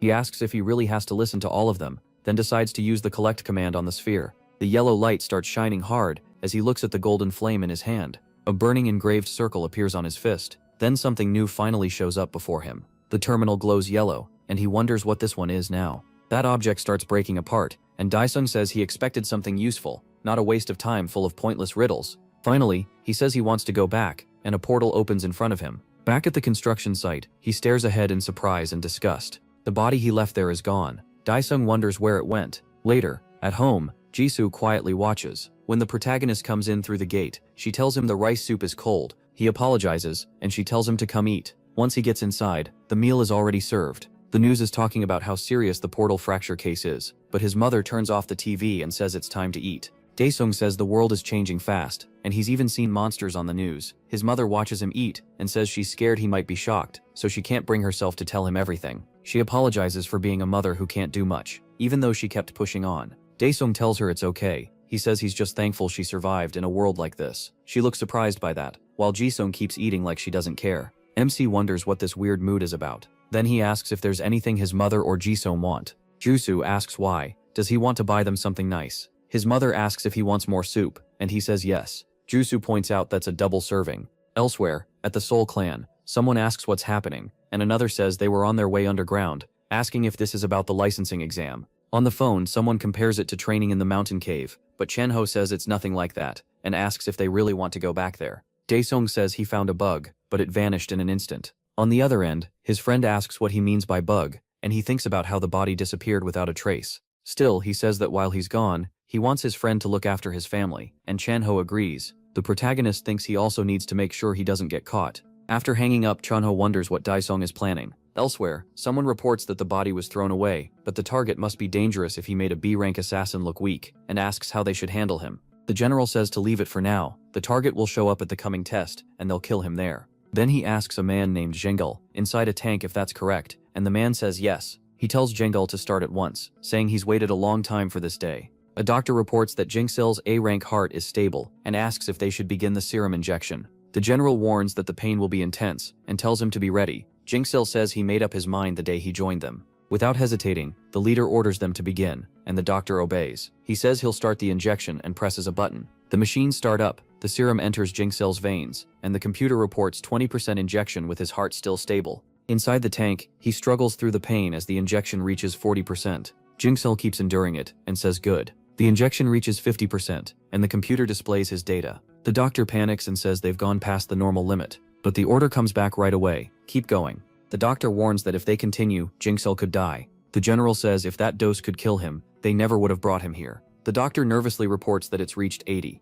As the level keeps rising, the man in the tank then the injection maxes out at 100, and he's still screaming. A moment later, the monitor shows his heart has stopped. His body goes completely still in the tank. The whole room goes quiet. The doctor says his heart stopped. He's dead. But the general raises a finger, telling everyone to stay quiet. Then something changes inside the tank, and the doctor catches it on the monitor too. Out of nowhere, the man's heart starts beating again. The doctor can't make sense of it. Jin opens his eyes inside the tank, and the doctor blurts out that it's impossible. With one punch, Jin shatters the thick glass and forces his way out on his own. Once outside, he roars. His boss looks very pleased. Standing in the middle of the room with power pouring off him, Jin gets told he almost let them down, but still did well, and the general says he's already looking about 10 days ahead. Meanwhile, Daesung gets a message from Chenho asking if he's still only using the test gear. Mo Xiao thinks he can handle weak equipment with his body, but there's something he wants to test first, so he picks up a twig. He swings it a few times and taps his arm with it, then realizes he was right. Armor doesn't show up in the real world, unlike weapons. Since armor wears down all the time, he decides to test weapons instead. Daogo homeputs his inventory and searches through it. He figures weapons can be overwritten too, and the twig counts as a weapon. The terminal asks if he wants to overwrite Judgment Dagger with a weapon, recognized by the Absolute Ruler, and he agrees. The dagger starts to change, and so does the twig he grabbed. Then the terminal says the loading is complete. Now he knows it works. His dagger has taken the twig's form. Daesung wonders if he should go get it, then calls Pantheon. Sometime later, in the Flame King's territory, he moves through the area, and says he never thought he'd come back here. Soon, several creatures head toward him. He watches them closely. They're wolf-like monsters, and they keep coming. The terminal marks the mission as high difficulty. Destroy Orkil's minions for the Hellfire Sword. It also says they're beast-type soldiers tamed by Orkil, the 5th Celestial Apostle. Daesung says he didn't expect to use this so soon. Sliding the weapon across his hand, he calls on Soul Prison. At once, a huge armored creature appears before him. The protagonist mocks it, asking if it came looking for food. The creature gets ready to strike, but Daesung rushes in first and batters it with a fast combo before it can fight back. As it drops, he throws his dagger ahead. One of the beasts glares at him with furious energy. Then something tears through the monsters, hitting them one after another. One of them clearly feels the impact and the dagger keeps moving, cutting through as many of them as it can. The terminal says 33 soldiers were absorbed. After that, the weapon flies back to him. Dasong looks over the battlefield and orders the fallen soldiers to rise. His enemies still charge in without caring, until a shadowy hand suddenly grabs one by the face. One of the dead soldiers rises under Dasong's command, and more start appearing behind it. With a clenched hand he crushes the creature's head, making the rest even angrier. Meanwhile, more of he tells them to move. At once they rush the enemy, and just like that a full-scale battle breaks out. While it starts, Dasong flicks a lighter, then lights a cigarette, and watches the fight. Caught off guard, he spits and wonders how Chanho even knew about this stuff.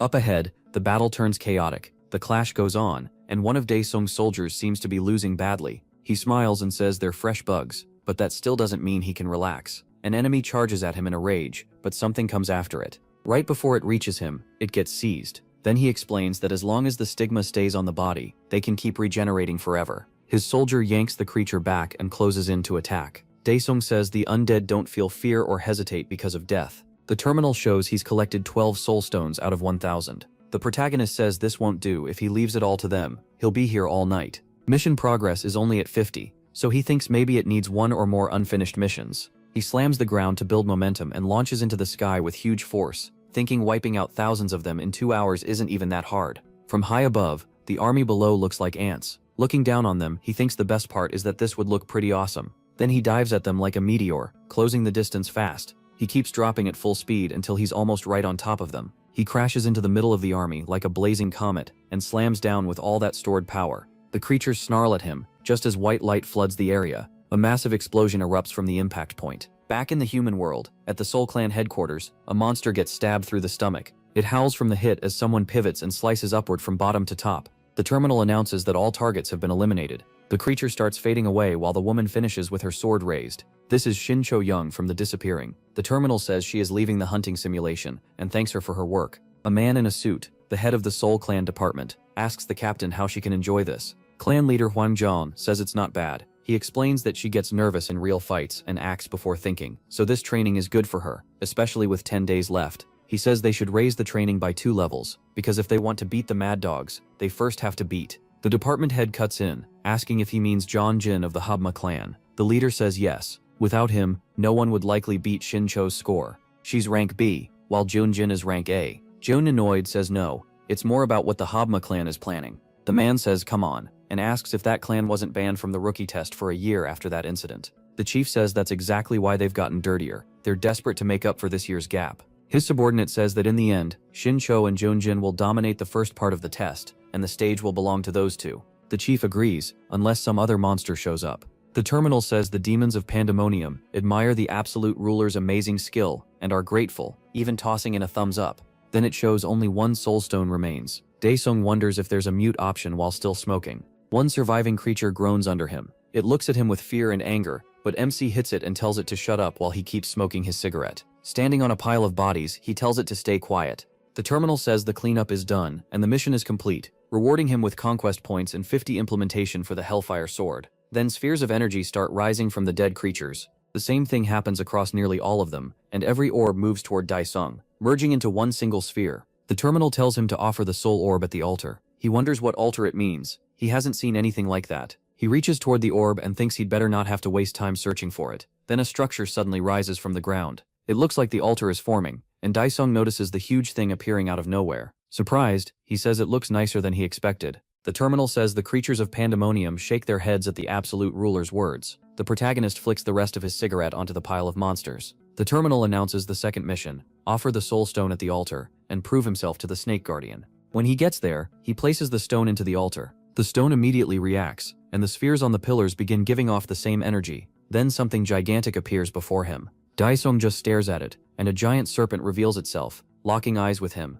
It keeps its gaze on MC, and he stares right back. The terminal explains that this guardian is the snake favored by Orkyll, the 5th celestial apostle. To claim the celestial item, he has to answer her question. Daesung is thrown off and goes, "What?" He complains that everything was going smoothly, and now suddenly there's a quiz. He says they're trying. Then he tells the snake to ask already, because he's got a special answer ready. The beast finally speaks, but it's in a language he can't understand. Annoyed and shocked, he asks if she's kidding when something suddenly flies out and strikes one of the snake's eyes. The serpent screams in pain. Daesung snaps, asking how she dares try to sell him drugs. The terminal says blood naturalization has activated. It will drain his life over time and boost his stats by 300. With a quick motion, he attacks again, and his weapon pierces the serpent's other eye. The dagger returns to his hand, and he charges straight in. He leaps up to the height of her head and says they were so nice to him that maybe they started thinking he'd gone soft. He adds that they should use whatever they've got, calling them evil bastards. Daesung keeps attacking without stopping. Furious, he yells at the snake.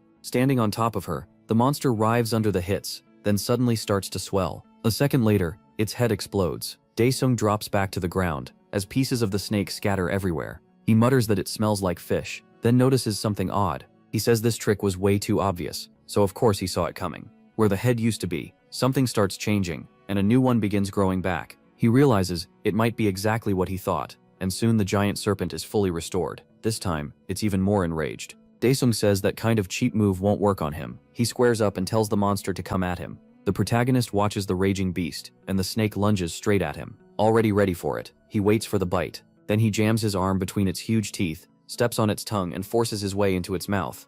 Inside, he spots something shining brightly and says this really is the flame of regeneration. Right then, the giant snake snaps its jaws shut around him. The serpent rises after swallowing him. The terminal says the demons of pandemonium despair and cover their eyes. But almost right away, the monster starts acting strange. Then it opens its mouth and spits out something glowing. Daesung bursts out from inside it and lands safely. He catches something massive that slams into the ground, then stands up holding a huge sword. The terminal says he got the Hellfire sword, but at 50% implementation it can't work at full power, so some skills are sealed. Daesung says 50% is still enough to kill this thing. Now it can't use regeneration anymore. The enraged serpent charges him again, and he readies the new sword. Set on ending this, he says this has gone far enough, and lifts the weapon as power surges through it. Then he brings it down in one brutal clean strike. The blade tears a hole through the monster, and the blow is so strong it cuts the creature clean in half. Daesung looks over what he did, while the terminal announces the mission is complete. He gets the serpent's blood, 20,000 conquest points, and the Hellfire sword reaches 100%.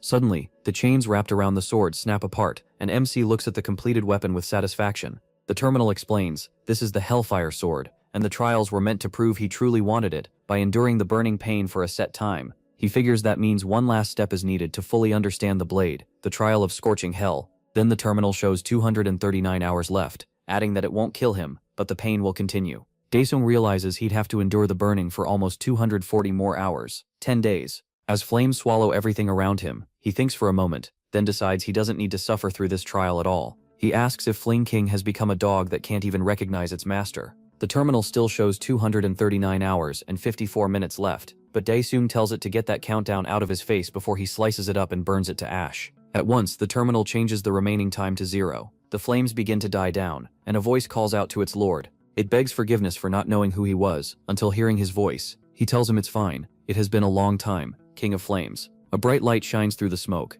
and Daesung says he made sure not to go to Pandemonium. Pandemonium is where souls that die in hell end up. It's an endless void like sinking into a dark sea with no bottom. The terminal says the demons cried, pounded on the walls of darkness, and begged their ruler to free them. The King of Flames says that after his lord disappeared, he kept waiting for him through the storms of time. Daesung asks if he resents him, but the king says no. If it was his lord's choice, he accepts it gladly. What truly angered him was everything that happened after his lord vanished. Confused, the protagonist asks what happened. The king explains that one day, a strange enemy came from the edge of the dimension. They attacked when the demonic beasts were weakened by the gap left behind by their monarch, and overran hell. On top of that, they sealed hell's time and space.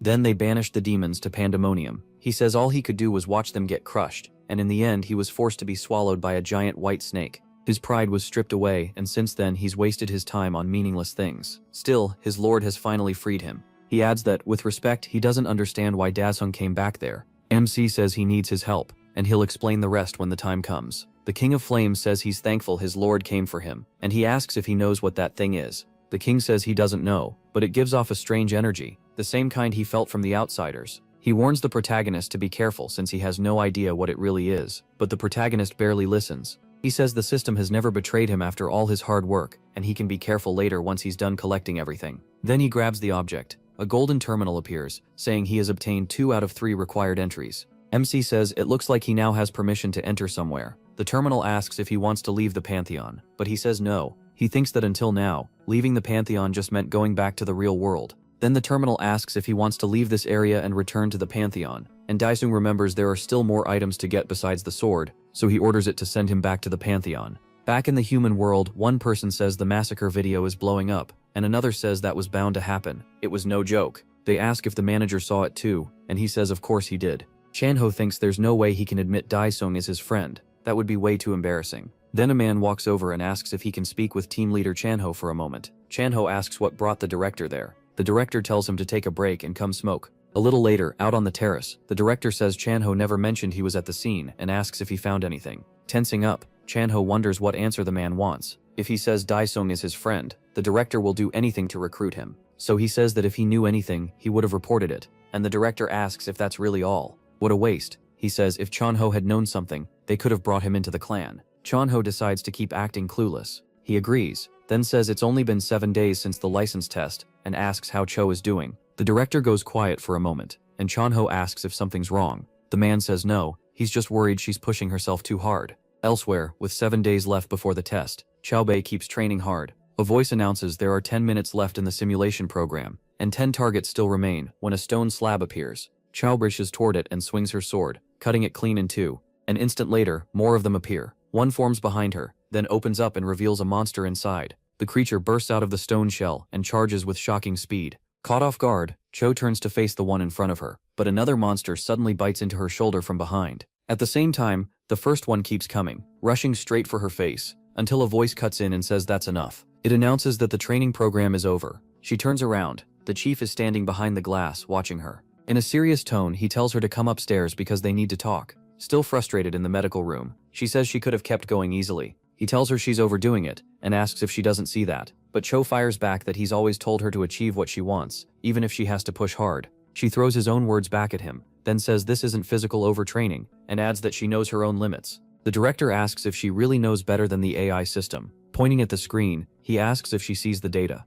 One side shows normal mental readings, and the other shows the readings measured from her. Cho just stares at it in silence. Then he asks what this psychological pressure is that the AI says is holding her back. Without even looking at him, she says she has to make the top 5. He repeats, top 5, asking if she's trying to raise her rank, and she says yes. Xiaobei explains that once she reaches A rank, she'll get access to more portals, more pay, and more recognition. Then she cuts herself off, crushing the bottle in her hand, and says it's not about money or fame. Biting her lip, she says she wants to kill every monster left in this world. With 5 days left before the license test, someone opens a door. It's the general of the Hama clan. He walks through the area in silence, until he reaches a huge metal door. He pauses there briefly, then scans his finger to unlock it. The door opens at once. Covering his nose, he says he didn't expect the guy to hold up this well in a place like this. He adds that they can change the quarantine room, especially the ventilation. The lights react to some kind of energy, and he says they can fix the lighting too. Then he asks if that's right. Inside, someone is greedily tearing into a carcass. The general calls out his name, Jinkiel.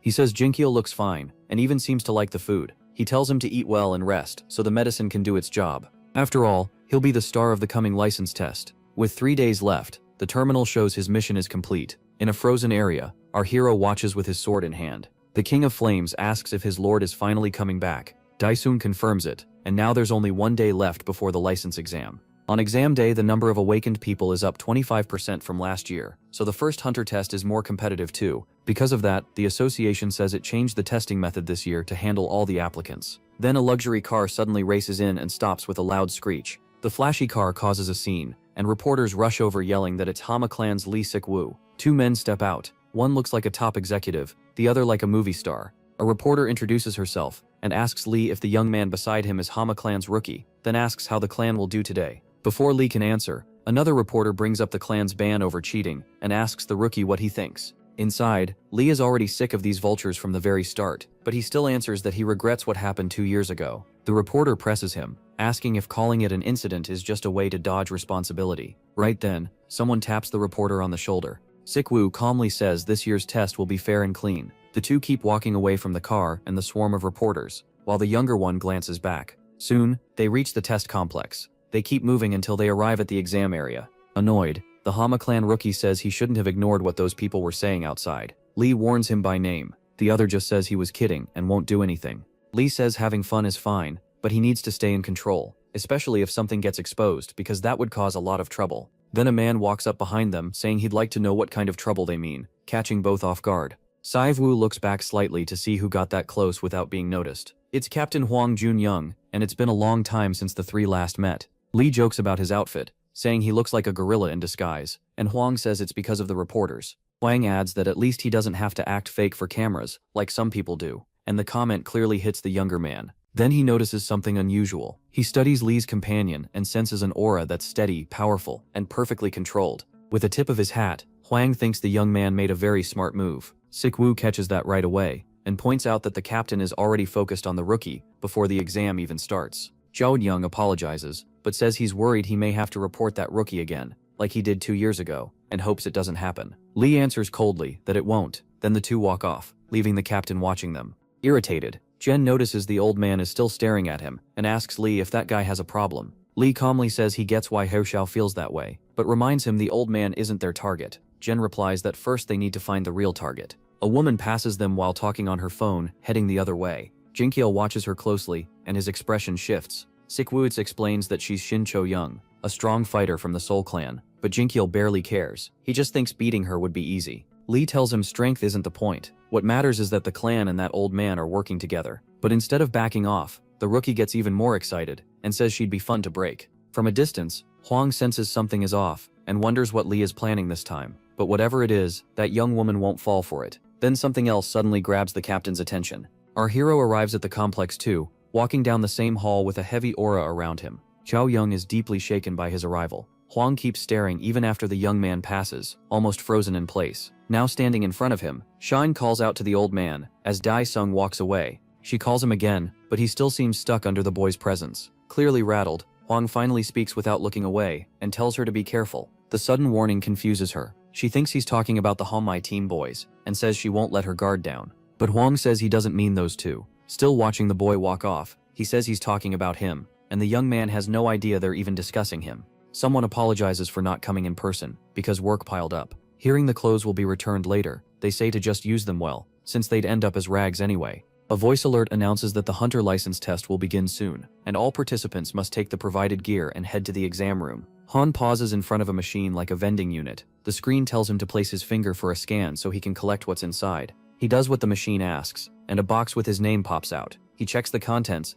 and finds protective clothing inside. Meanwhile, at the exam room, the participants gather outside waiting, and one of them says they're finally taking the test. An older man proudly puts on his special suit, feeling all the struggle was worth it to get here, and rise above the people who look down on him. He's especially mad at the bastard who dared touch his head, and he swears he'll act if he sees him again. Just as he thinks that, someone suddenly places a hand on his head again, startling him. Furious, he starts turning around to see who did it. A young man wearing number 14 stares him down with a strong aura and tells him to move. Sweating hard, the bald man thinks it's better not to react. While that's happening, Daesung arrives wearing number 104. He notices the man slumped by the wall with his head down. Excited, the young fighter lets out his own aura and says the games can begin. Elsewhere in the exam building, Seo waits with the other applicants for the start. The young man from the Hammai clan looks, while our hero is lost in thought. A lot of people have gathered there, and then the lights in the hall slowly switch on until the place is fully bright. Circles of energy appear in front of everyone. The crowd stares, wondering what they are, when a mic check sound suddenly echoes through the room. A man introduces himself as the supervisor, greets everyone, wishes them luck, and says he'll get right to it. He explains that this year's gate has 3 floors, and each one leads to a different environment with its own goal. One person asks what he means by 3 floors, while another says he's never seen portals split up like this before. Someone raises a hand and calls out, then asks the supervisor, says no weapons will be given, and they can't bring anything except the protective suit they're wearing. The crowd erupts, asking how they're supposed to fight with no weapons. Then a new voice greets them and says it's an iBot that will guide them through the test. It explains that the theme of this exam is adaptation. The question is how well they can use their natural talent in any setting, from freezing cold nights to burning tropical ones. It says a hunter's aura is what matters, the strength of the body, so they must prove they can adapt and fight. If there are no more questions, the gate will now open. An energy gate appears behind and quickly solidifies into a real passage. The supervisor tells everyone to enter the gate behind them and wishes them luck. On the first floor, a tropical forest, the test takers move ahead while struggling with the heat. They wonder what this place is and why it's so hard to breathe. One angry man curses, saying he'll be soaked before the exam even really starts. From a monitor, someone watches several candidates. In a large control room, several men observe the test on big screens. One says the candidates seem weak and another wonders if the test is too hard, maybe all of them will fail. An operator says he doubts that, and points out that the rookies sent by the Soul Clan have guts. On screen, the girl starts to speak. She tells herself to calm down fast so she can use as little energy as possible. The clan director thinks Cho is doing really well. Back in the control room, they say the Habma clan also came well prepared this time. Jim is impressed and thinks this is insane. The clan general hears people praising how ready the Habma clan looks, and gets interested. That makes him excited, thinking the old man got fired up just from seeing it. Then he notices the Soul Clan director staring at something behind him in surprise, and thinks he shouldn't be that amazed. Captain Huang is impressed, wondering who this calm guy is. He quietly watches the screen, then something catches his eye, and he focuses on that boy. On the monitor, Arthur General is shocked. He hasn't even broken a sweat. He also can't sense his aura, and wonders how he's hiding it. Our hero thinks he wanted a drink, but good thing he already drank back at the terminal. His status shows no abnormal effects from the environment. By the exam rules, getting caught means instant elimination, but if nobody notices, then there's no issue. Around him, people complain, asking when this will start because they're dying out here. Then the bracelets on their wrists light up, and a voice announces that all candidates have been confirmed. Now it will reveal the first stage conditions for those selected. They need to kill 20 swamp orcs. The moment he hears that, our hero takes off. One candidate curses and says he won't lose. He charges ahead, breathing hard, until a rock trips him up. He slams face first into the ground. Spotting water ahead, he mutters that it's a swamp.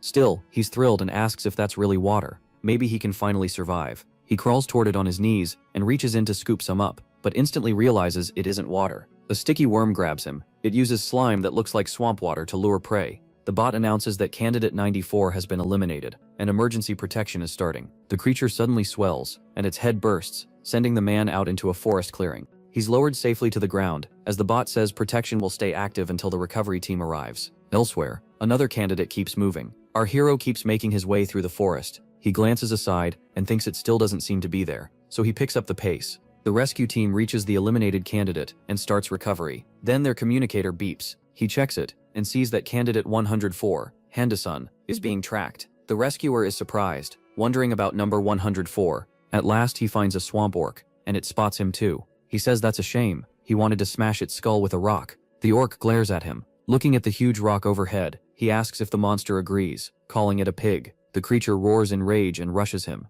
but then that giant rock drops above it. Daesun punches it to send it flying. The boulder breaks apart and every piece slams into the orc. A huge crash echoes through the forest, blasting debris everywhere. As our hero stands there, someone watches him from hiding. The man thinks this is candidate 104. When he was told to track him, he thought whoever gave that order was crazy. Looking at the corpse, our hero counts this as his 6th kill, while the hidden watcher admits he's no weaker than a rookie from a major clan. Daesung says hunting them one by one is too slow. He didn't want to spend mana this early, but he has no choice, so he summons the shadow specters and gives them an arena. Another part of the tropical forest, deep in the jungle, some orcs sense something. They ready their weapons, but after waiting, they're confused because they still see nothing. One tells the other to hold on and be patient if he wants a good meal. Then something starts dripping down on them, and more of it keeps falling. One of the orcs finally notices something, and our hero appears behind them. Daesung says he's starving, after digging through the ground. He gets what they mean, but still doesn't fully get it. One orc says the food came to them on its own, and another agrees.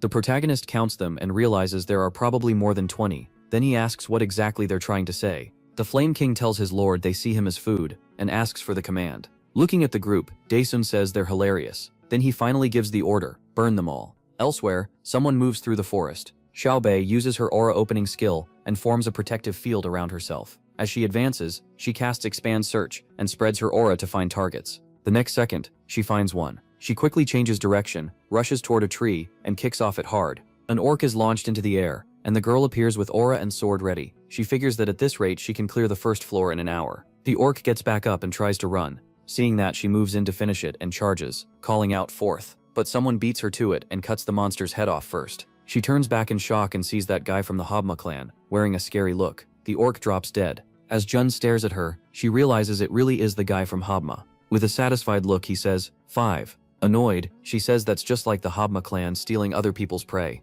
He fires back that they're in a competition, so nothing belongs to her. Then he calls her dumber than an orc. Xiaobei snaps that if all he can do is steal kills, he'll only be good for cheap entertainment. Anne asks if having a filthy mouth is some clan tradition. Jim shoots back, asking if her clan started a tradition of being idiots 2 years ago. The two glare at each other. He wonders if he should kill her. She's even worse than he thought, but he decides to wait until at least the second part on the second floor. Jim keeps staring her down while she mocks him. Then she turns and walks off. As she leaves, she flips him off and tells him to go play by himself. Idiot. Furious, he thinks he's going to kill her. Overflowing with rage and power, he rushes at her. Then a huge crash erupts nearby. He stops, while the girl is still facing away. He looks confused, not understanding what just happened. She seems just as surprised. Both of them look around for the source, and then a giant fire explosion erupts nearby. A few minutes earlier, our hero gripped his weapon, and the Flame King asked for the order. Then Daisum gave it burn them all. The terminal shows the Hellfire Sword, activating Skill 1, Hellfire, triggering its special slot. Flames start pouring from the tip of the weapon. The terminal confirms Hellfire's first special ability is active. A massive blast of fire bursts out as the Flame King says, "Spectre." The orcs freeze in shock, and the next moment, a huge fire explosion rises over the forest. Back in the control room, the staff are stunned. The bot announces that Candidate 104 has cleared the first floor, and will now receive the coordinates for the second. The whole room is speechless. They ask how long it's even been since the test started. How is it already over? Another demands his info right now because they want to recruit him immediately. The captain thinks he knew this boy wasn't ordinary, but never imagined it would be this extreme. Meanwhile, the Habma clan general looks uneasy. He turns away in irritation for missing it. On the screen, another huge fire blast appears. The operators are amazed by that power, shaking the man. The attendant says that's why she warned him. She knew he wasn't normal. He says he gets it already, and begs her to stop shaking him.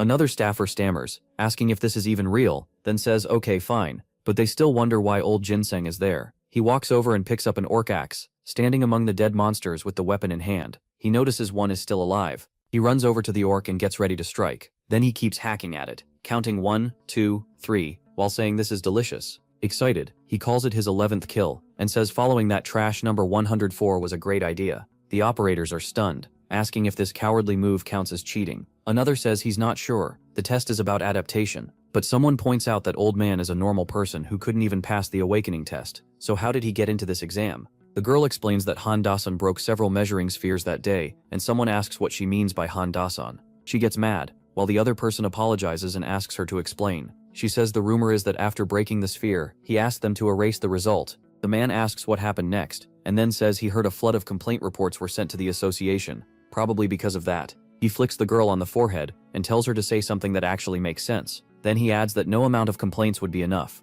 An older man walks in and apologizes for interrupting.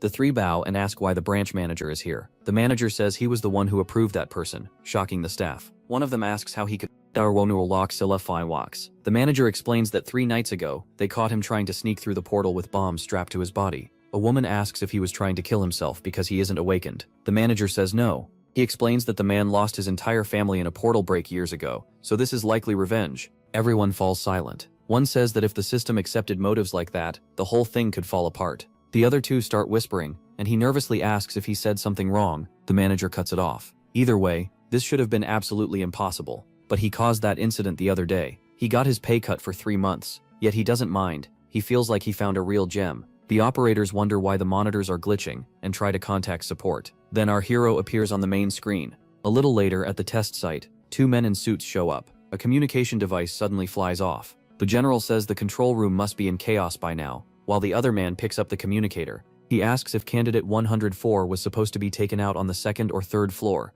The general answers that was before Jin's opponent moved ahead of him. The man asks what he means by taken out, saying that sounds pretty sinister. The general brushes it off, saying he only wanted to test his potential with a little challenge. To that guy, a little challenge sounds insane. Somewhere else, another person gets a message. It orders him to inject mutation pools into the monsters on the floor. The lackey sighs, saying it's a shame. Number 104 really had talent, but he pushed too hard against what the Habma clan director arranged. So the man fires his weapon. The shot hits a creature directly. A massive roar echoes through the forest. That sound grabs he figures the portal to the 2nd floor must be close. The Habma clan general thinks it would be better if he died during this challenge. The creature starts mutating and goes wild. Rock shards burst everywhere, and the monster ends up wrapped in stone. It turns into a floating swamp ghoul that can make mist. The creature roars and uses its power. Thick fog starts spreading. The soldier thinks he needs to report this fast and ask for a lot more money. He pulls out a hidden communicator from behind the tree, but it suddenly blows up in his hand, releasing smoke. He realizes it's a paralyzing gas. His weapon drops to the ground. He crouches there, coughing in the smoke. Then the giant creature appears right behind him. Our hero keeps moving through the forest. He realizes he's going in circles, passing the same place again and again. He checks his gear and notices a dead body. He wonders if that death was really an accident. He can't believe the test organizers would set this up. Suddenly he senses something behind him and realizes he let his guard down. A swarm of rocks shoots toward him. He spins and blocks the attack with skill. Still, one projectile slips through and nearly reaches his face. It's a different kind of shot. The instant it lands, it explodes. Daesung does his best to guard against the blast. At first he thinks it's fire absorption, but then he realizes it feels more like mana absorption. Either way, he can't use the power he used on the orcs. It's still on cooldown for 1 hour and 27 minutes, and that thing clearly won't wait. The monster starts creating those projectiles again, and launches them all at our hero, who blocks with his weapon. He keeps cutting and dodging every shot the creature throws. Then he moves in and charges. He leaves the projectiles behind, deciding this is getting old, and going straight for the main body. He rushes through the barrage and closes in on the huge stone golem. The monster releases smoke as it waits. Daesung gets ready to strike. The creature prepares its own attack too. He lands a direct hit on the giant golem, but gets struck at the same time. The damage he dealt seems minor. Then the impact sends him flying, smashing through trees. He's thrown a long distance, kicking up dust behind him. Elsewhere, someone is ripping apart a creature. Jim tears it open completely. It's the remains of a defeated orc. The system announces that Candidate 14 has cleared the first floor requirements, and will receive the portal coordinates for floor 2. He thinks that one cost him too much time. Then something catches his eye, and he looks back over his shoulder. A white object drops behind him. He quickly snatches it out of the air. Inside, he finds a vial, a special compass, and a note. He looks at the paper, confused by the message. Then the note suddenly burns up, and he realizes that Bastard 104 is still on the first floor. Back to the fight, the golem watches its opponent. It summons those projectiles once more. Daesung starts standing after that heavy hit. He mutters that it took long enough, and excitedly calls on the phantom shadow. His order is simple. Raising his weapon, he tells it to clear the path. At the same time, the projectiles fly at him. The shadows rush to meet the attack, and flames burst over everything. Our hero sends fire at the incoming shots, setting them ablaze while the shadows grab and swallow them whole. With a grin, he says he'll pay it back double, and sends the shadows forward. He watches as the shadows rush his opponent. They advance with those burning projectiles, then compress into a pool of darkness. The monster roars in anger and charges. It rushes straight at our hero, crossing over that shadow pool, which suddenly erupts with a storm of shadow spikes. The creature is completely caught off guard. More shadowy hands reach for it, still carrying the flaming projectiles. Daesung says, meanwhile, back in the operations room, they finally start restoring the test footage. One operator says the screen is fixed. Another reports Candidate 104's feed is back, and someone orders them to zoom in fast. They ask if the image is really restored, then notice only fog. Someone points out the first level was supposed to be a rainforest. An operator tells everyone to quiet down because something's appearing. A huge mass of stone. They're shocked, asking what that is and whether it's even part of the test. The manager demands to know what the examiners are doing. One man says there's no way this is normal. It looks like a mutation. He asks if they should stop the exam now, since even emergency protectors aren't unbeatable. The manager stays silent, clearly worried about it. Then someone calls for the branch manager. He says nothing, even as the man keeps pressing him. Another reports they just got a signal from Candidate 104, and the examiners had already been told to stay near him. He asks if they should force Candidate 104's test to end. The manager apologizes and says he can't do that. A startled girl suddenly tells everyone to look. In shock, they ask if he actually beat the monster. At the same time, the shadows clash with the stone monster. All the projectiles explode against the golem's body. Burning chunks of stone blast outward, and the creature finally collapses, defeated.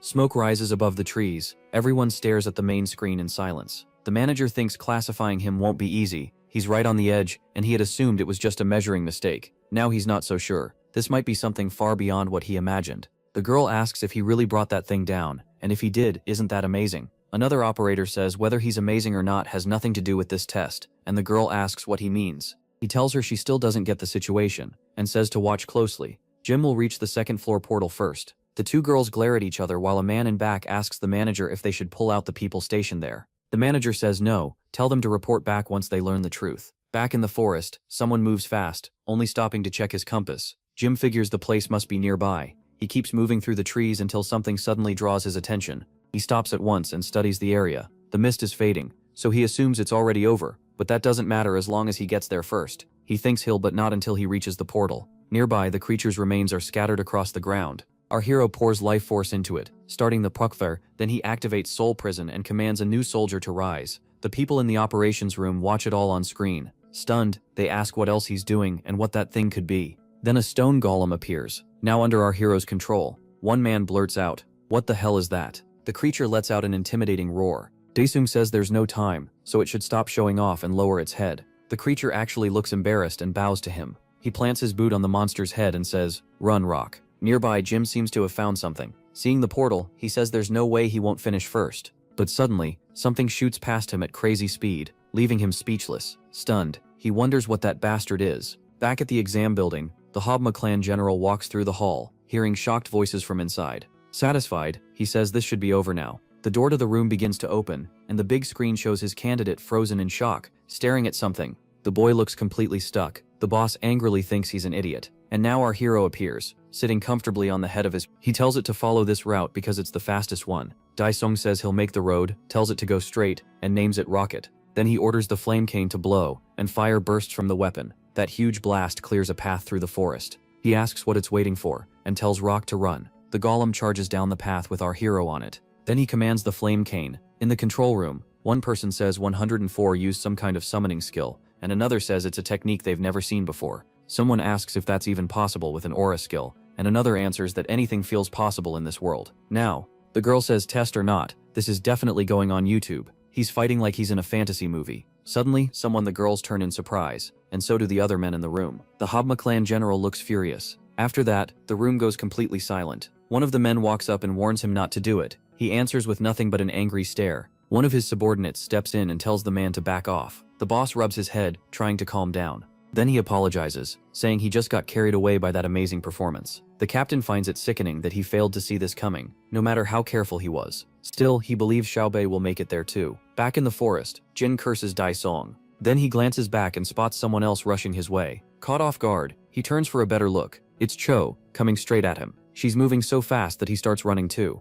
Meanwhile, our hero arrives in a freezing zone. He grumbles that the first floor was hot and the second is cold, so much for creativity. Then he looks at the golem and says, "Nice work, Rockhead." After that, he dismisses his soldier. A second later, his bracelet starts to glow. The bot appears and congratulates candidate 104 for reaching the second floor. He checks the portal, sees no one else, and asks if he can begin. The bot explains that the top 5 start from different portals, then begins laying out the second floor's rules. Excited, it points to the mountain and says he has to reach the top of the snowy peak. Daisung starts forward as the little bot wishes him luck. He figures the distance is about 5 kilometers. Then Umisi begins climbing the huge mountain. As he climbs with drones following him, he thinks this is getting boring. Watching them rise beside him, he thinks he can't use those anymore. A sound from below makes him look down, and he spots someone at the bottom of the mountain. He remembers hearing that even C or D ranks can make money as carriers, but they're still awakened. Jim curses the test for dropping everyone in different starting spots. He's so annoyed he can barely stand it, and until he cuts that bastard down, he won't be satisfied.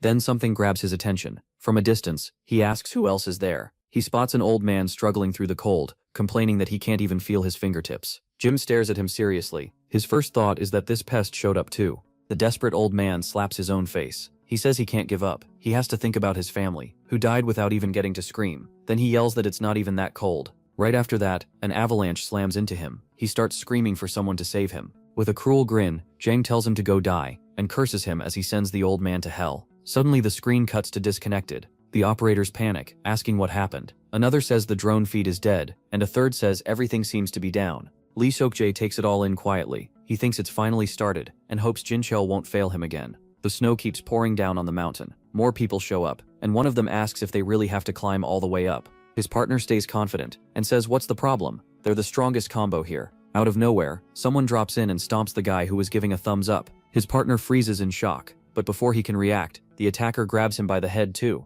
With a furious roar, he overwhelms both of them. Wild with excitement, Jin says the Orc Champion Vial works great, and now anyone in his way dies. Meanwhile, Xiaobei keeps climbing. She thinks the Hunter network is unstable. Then she wonders if all electronics just stopped working. Nearby, a drone starts shorting out. Daisong notices and decides it's broken. He says great, now he can take it slow. Then he suddenly lets go of the mountain. At the same time, he calls up another skill, the armor of the destroyer dragon Valark. He starts dropping, and he keeps falling fast. Nearby, Xiaobei notices something strange. She wonders what that huge surge is. In the next moment, our hero appears in the air with wings. Stunned, she wonders if candidate 104 is flying with aura. Daisong shoots past her at high speed. Far below, Jin is still tearing through the other candidates. The guy on the ground is already a mess. Then something catches Jin's eye. He looks up and sees our hero flying overhead with his wings spread. Jin curses and wonders if that bastard used some kind of harpy ampule. He drops his victim right away. Then he runs after Daisung, yelling for number 104 to wait. Back in the operations room, someone orders the test to stop immediately. The captain glares at the local manager. He demands to know if the awakened candidate's safety isn't the top priority. The manager tells Captain Huang Jun to wait a little longer. They'll investigate as soon as they can. Lee Sok laughs and mocks that, saying if people who want to be hunters can't handle this much risk, can they really be called hunters? Then he turns to the branch manager and asks if he's wrong. Under all that pressure, the manager can only cough. Furious, Huang asks the young man if he caused this. Smiling, the boy says maybe weak hunters just shouldn't become hunters at all. The manager and the rest of the staff can only watch in tense silence. Huang explodes in anger, calling him a little snake. The young man just says the old man should retire. Back in the test, our hero reaches the mountain peak. Seeing the gate, he asks if he can finish now. Then he heads straight for the door. Xiao Bei keeps climbing, still pushing forward. Jim is climbing too. Then from under a pile of snow, a hand sticks out. Someone starts dragging himself free. Exhausted, the old man crawls out and collapses on the snow. Panting, he thinks he won. He shouts that he won because he's still alive. Then reality hits. It's freezing, and he decides to head back down. The bot begins explaining the third floor. Get ready to be attacked, kill monsters, and collect 1,000 points. Xiao Bei scratches her head while the bot wishes her luck. She realizes it's pitch black and decides to stay careful until her eyes adjust. Suddenly, someone calls her name. Jim shows up full of energy, asking if she saw that guy flying a second ago. She looks at him and says, John Jinkiel. He tells her she was lucky to get there before him. She clearly doesn't care much about him. Instead, she tells him to keep it down and go his own way, calling him an orc. That instantly gets under Jim's skin. The girl remembers someone's warning, to be careful around Dasim. She thinks 104 cleared both the first and second floors incredibly fast. Then she checks her bracelet, and it shows an aura reactor error. Before she can react, she's stunned by the hit. With a twisted look, Jim says he wanted to use that on 104 first, but she's the unlucky one instead. He enjoys her fear, while she struggles to call John Jinkiel a dog. On the terminal, it says the first special skill is active, Fire Cannon. It's not very strong, but it tracks its target. He fires at several creatures. Then he orders the Fire King to finish them fast, and it obeys. He keeps shooting, taking the monsters down one after another. Looking at the pile of bodies, our hero says the Fire King was too slow with those idiots. Then he asks why his points still aren't going up. He turns and leaves it behind. Before anything else, he says they need to wipe out everything in sight. In the operations room, the manager asks over the phone if the network is still down. Lee thinks mixing the hook component's pulse with the ampule was a pretty solid idea. Pleased with how things are going, he quietly apologizes to Huang. Even if Shin Shou survived, he figures she's probably half blind or crippled by now. Back in the test area, someone's life force drips onto the ground. Feeling the hit, Shou demands to know what he's doing in the middle of the test. He mocks her, saying she's softer than he expected, and asks if she even used her aura shield. But in the middle of his taunting, things change. Xiao Bei is suddenly right on top of him, attacking. Her strike lands clean. He scrambles to steady himself. Angry, he starts shouting what the hell, but when he looks up, she's gone. He laughs and sneers that Captain Huang must have taught her hide and seek. Hidden nearby, Xiao Bei tries to treat her wounds. As she uses her power, she thinks she has to heal fast. Then Jim suddenly appears like a monster, and says he found her. She instantly takes off her coat and throws it in his face, catching him off guard.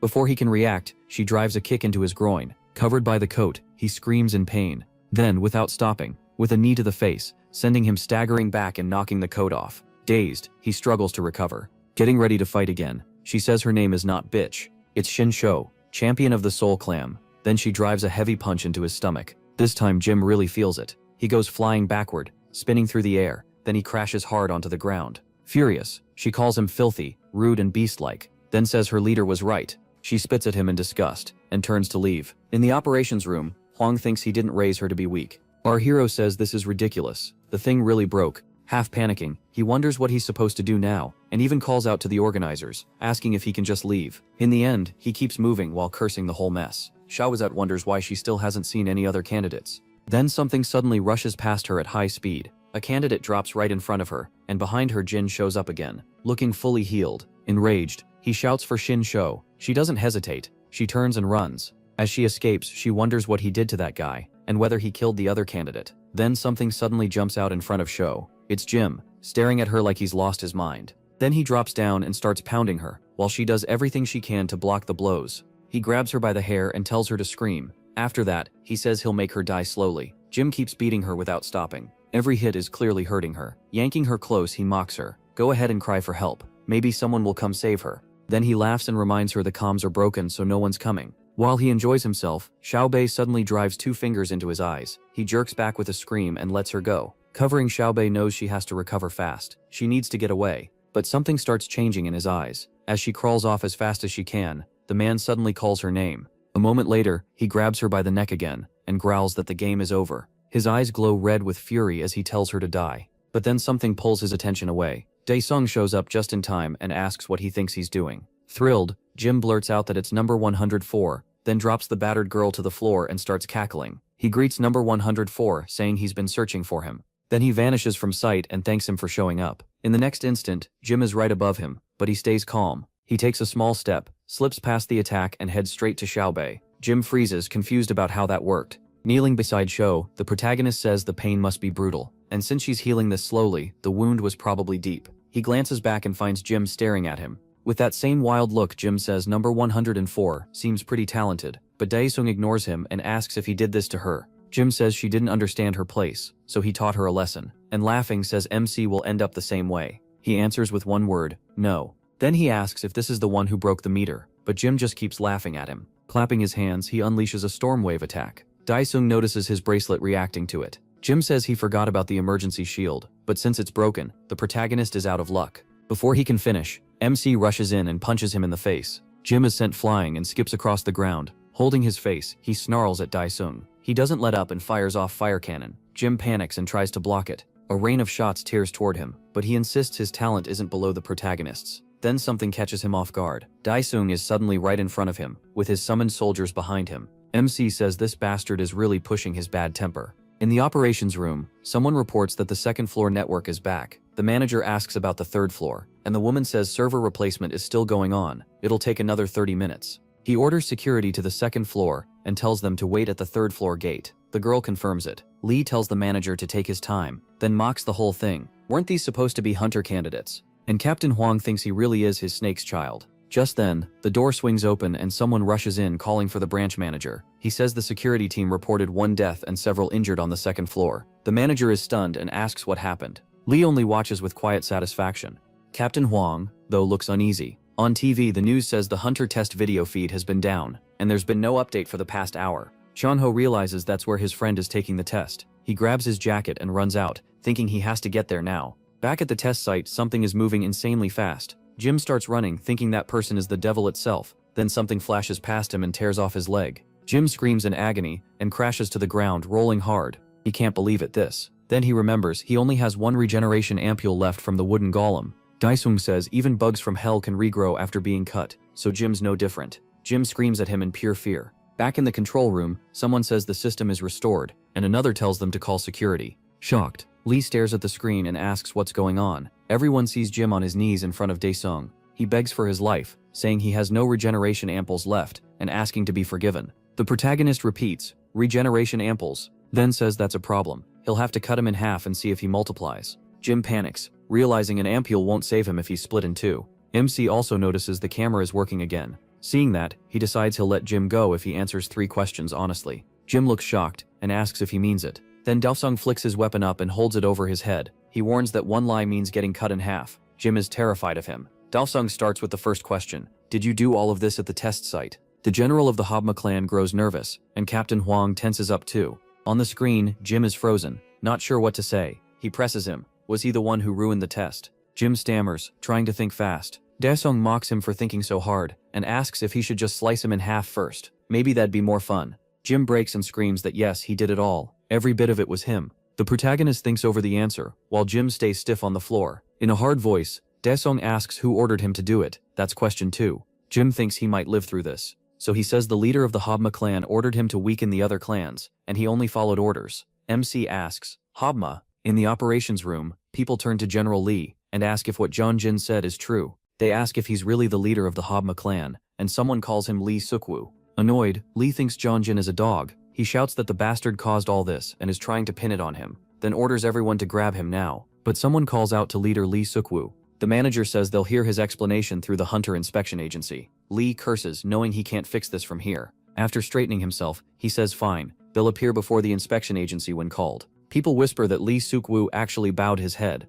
wondering what's happening. Sometime later at the test site, Lee walks along, cursing Jang Jin for turning on the man who raised him. He says he'll grind him up like rat meat. One of his men calls out to him and asks if he really had to bow that low. He stops in place. Lee calls him an idiot and says if he'd said even one wrong thing, Shuang would have gone for his head. Nearby, someone clenches a fist in anger. It's Huang, watching all of this with fury. The manager thanks him for putting up with the association, but Huang says that's not why he held back. He turns to leave, thinking they're all trash. On the phone, the manager says the full security team has been sent in, and the test is over. He orders emergency protection activated, and the injured moved out. Inside the test site, Daesung says Jim waits nervously for the next question. He asks if he has any points left. Jim asks what he means. He thinks if he lies, he gets cut in half, and even if he still has 1 point, he might get cut in half anyway. No matter what he says, the bot suddenly announces that Han Da-sung placed first, and the test is over, thanking everyone for their work. Da-sung says it ended pretty suddenly. He even gives a dry little congratulations. After all, he's an amazing S-class hunter. Then, in the very next second, Arsnui, just like he said, cuts him in half. Da-sung says Jim still had a point left, so why couldn't he answer properly? Then something around Sho catches his eye. He looks over and sees green energy covering her. Back on the snowy mountain peak, the security team reaches the portal and orders the injured to be taken out first. Inside the 3rd floor, they report another injured person and call for a stretcher. On the Hunter Association board, people are saying the Hobma clan should be broken up and that 104 did well, among other comments. Someone snaps a notebook shut, while the old man closes his eyes and thinks. A woman walks up and tells the president all 10 clans have arrived. He thinks about the person who came to the association today, just so he could see him, and lets out a tired "my god." She says that even with just what he showed on the 1st floor, Han Da-sung already looks S-class. The old man asks if he's the first monster since Li Chang. Pointing at a document, he says, "Secretary, mail this to Han Da-sung." Then he adds that no matter what, they have to bring him into their association. The woman answers, "Yes, sir." Outside the building, several cars are lined up. Inside, the place is packed and noisy. One man asks how the test ended, and another says the video came back. The Hobma clan is finished, and no one knows if Jim acted alone. Then the bot announces the passing rules changed because of the incident. Admission will be based on the order candidates cleared the 1st floor. On the screen, Han Da-sung is listed as rank A. Chong Ho calls Da-sung and asks where he is. Then he freezes and repeats, "S-rank hunter's bathroom?" asking why he's in a place like that. Somewhere luxurious, someone takes a drink, while Da-sung relaxes in a massage chair. The doors swing open, and someone shouts his name. Chong Ho looks confused and asks how this even happened. Da-sung says he has no idea. The president's secretary told him to rest there. Chong Ho is stunned. The president's secretary? He says this is completely insane. Da-sung says the secretary told him he's a rank now, with a shot at reaching S rank. Chong Ho is thrilled. He says this is huge, and with that kind of money, the protagonist could even buy a whole building. MC looks pretty pleased with that. Then Chen Kaho says there's chaos outside, since everyone thinks he could become S-rank. In the lobby, people argue over him. One says to bring him into their clan, another wants the contract ready, and someone else wonders if he's world-class already. Then the elevator reaches the 1st floor. People notice someone coming, and realize it's from the association. Everyone rushes over. A bunch of cameras start flashing at the old man. He loudly says he passed the hunter license test. The crowd keeps snapping pictures, congratulating him, pushing for interviews and asking his name. He introduces himself as Da-sung. That makes everyone freeze. They ask if he's Han Da-sung. Questions start flying. They ask about the incident, the fire on the 1st floor, and what caused the broadcast problem. Then someone says Da-sung looks different. On the big screen, the old man is listed as Han Da-sung, with a rank shown at the borderline. Elsewhere, the rescued candidates are losing it. One says he's done, and would rather become a farmer, while others curse Jim. A guard reports they searched all the way to the 3rd floor, but still couldn't find Jim. He answers a call and says yes, they'll close the portal for now.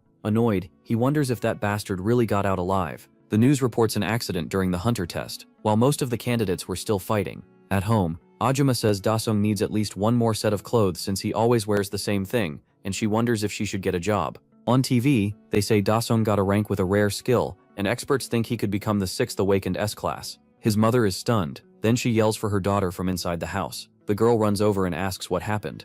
Her mother points at the news and asks if she heard what they said. She stares at the screen in shock and blurts out that her brother being A rank is insane. Just then, the door opens. Ding Song walks in and says he's home. Both of them just stare at him. Feeling the tension, the protagonist asks what's going on. Meanwhile, at the Hobma clan headquarters, an inspector announces that all activity tied to the Hobma clan is now completely banned. Every hunter there, no exceptions, will be pulled out through official action. Lee says his name is Lee Suk-woo and calls it ridiculous that the man with the potential to be number 6 ended up like this. Thinking about him, Lee says he trusted him too much. He should have doubted himself, but didn't. Jim won't be the one to bring him down. Only he can do that. The inspector tells the clan leader to come with him to the investigation office. Lee starts laughing. Then he slams his hand onto the table. He says this kind of thing happens when you take on dangerous work. then asks if they're dragging him in just because he was connected to Jim.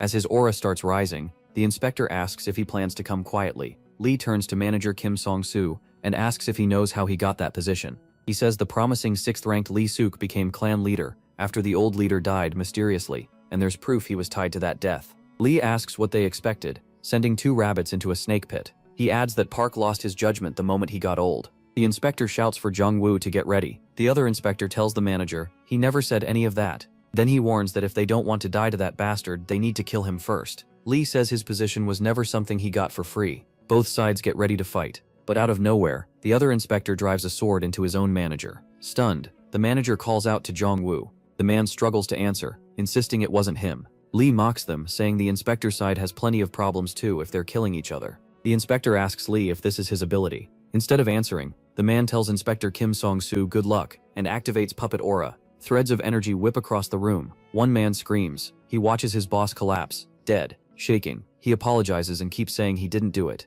Sometime later, the double doors swing open. The clan leader walks through the hall with his men lined up behind him. Lee says maybe he should let the association president know what happens when someone dares touch him. Elsewhere, Cho is being treated. Hwine stands over her hospital bed. The doctor says her aura is shattered, so she can never work as a hunter again. He goes silent, his eyes filling with rage. Furious, he thinks the time has come to judge Lee Suk-woo. Back home, Daesung's mother says no, she can't watch him do something that dangerous. Jisuko agrees with her. She says the news proves he's become someone important, but dangerous is still dangerous. MC remembers Chanho joking that if someone wants to be a hunter, 99% of families will fight it, and the other 1% will throw them out. He smiles, thinking Chanho was right. His mother says that as his mom, if he gets hurt again, or something goes wrong like last time, she won't be able to bear it. Daesung cuts in and says he already signed with Chanho's clan. Jisoo asks if he means Chanho's clan, then realizes he signed with the Seoul clan. Suddenly he opens his inventory and reaches inside. His mother is stunned, and Jisoo asks why he's suddenly doing magic. Then he drops a bundle of cash onto the table.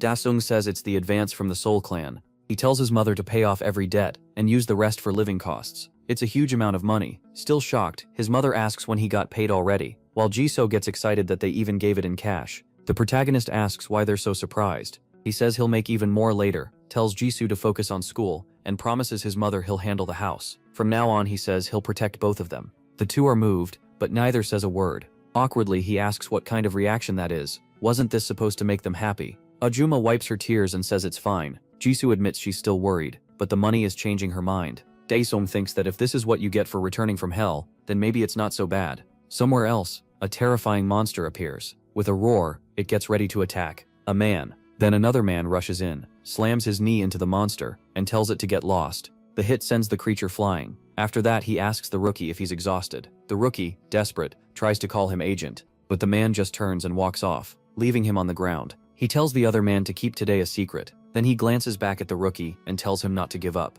Later, that man is found dead. His partner cries over the body. The association manager and the president arrive at the scene. The inspector blames himself, saying he never thought Lee could be this insane, and through tears he begs them not to let that bastard go. Crying and furious, he swears he'll cut off that bastard's head. The president calls for the branch manager, and the man answers right away. He orders the Hunters Association force to move in and take all of them. Shocked, the man asks if that includes everyone at the port. Park orders him to dismantle the Habma clan and arrest Lee for insubordination. Later, at Daesung's house, someone groans about all the noise and wonders why it's so loud, while the phone shows 101 messages. MC, looking half asleep with dark circles under his eyes, checks the screen. He wonders why he's getting so much annoying spam. One message tells him to call back as soon as he wakes up. A little later, outside the house, Daesung calls Seon-chan and asks what happened. Seon-chan says he won the bid for a C-rank portal, which instantly gets him excited. To the protagonist, that means one thing now: money. All he has to do is go in and clean it out.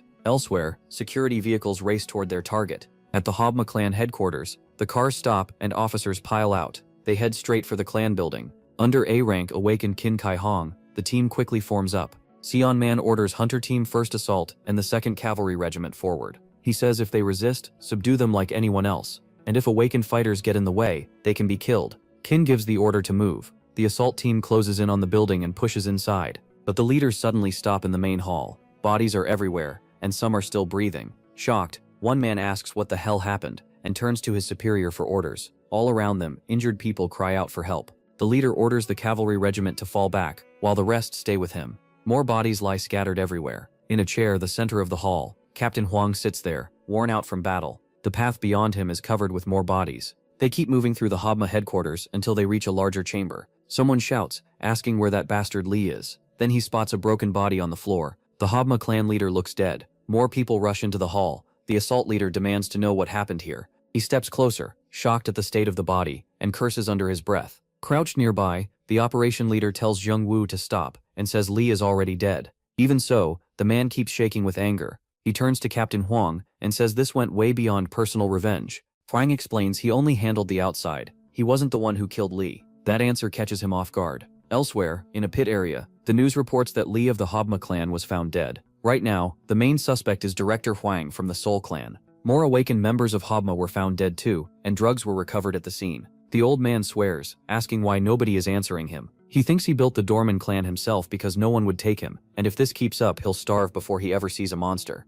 Then his phone suddenly rings. The old man snatches it up, surprised. Whatever is on the screen instantly lifts his mood. A car races through the city. Chen Ho says Daixong turned down. Around 10 clan offers. His friend adds that their homes are already packed with hunter gear. Anyone can notice. Memsi brushes that off, thinking they'd pass out if they saw the stuff he brought back from hell. Then he asks if a C-rank portal pays well. Chen Ho calls him crazy, then says clearing one cost 50 billion, about 30 billion after taxes and fees. Stunned, Daixong asks if the cut is really 40% and calls them crooks. Chen Ho says there are still other cores he can sell to make more. He adds that he called the Dorman side too and asked if he would really be fine by himself. He stops at one word, alone. Then he tells Chen Ho to come with him. Chen Ho goes quiet, sweating. After a beat, he asks what the protagonist just said. MC tells him he already registered him as his doorman, but the paperwork was annoying, so he had Jisoo handle it. A little shaken, Chen Ho thinks this bastard is really going to get him killed. Meanwhile, the military has sealed off the portal zone. A while later, the two of them arrive, and a soldier asks to see their portal permit.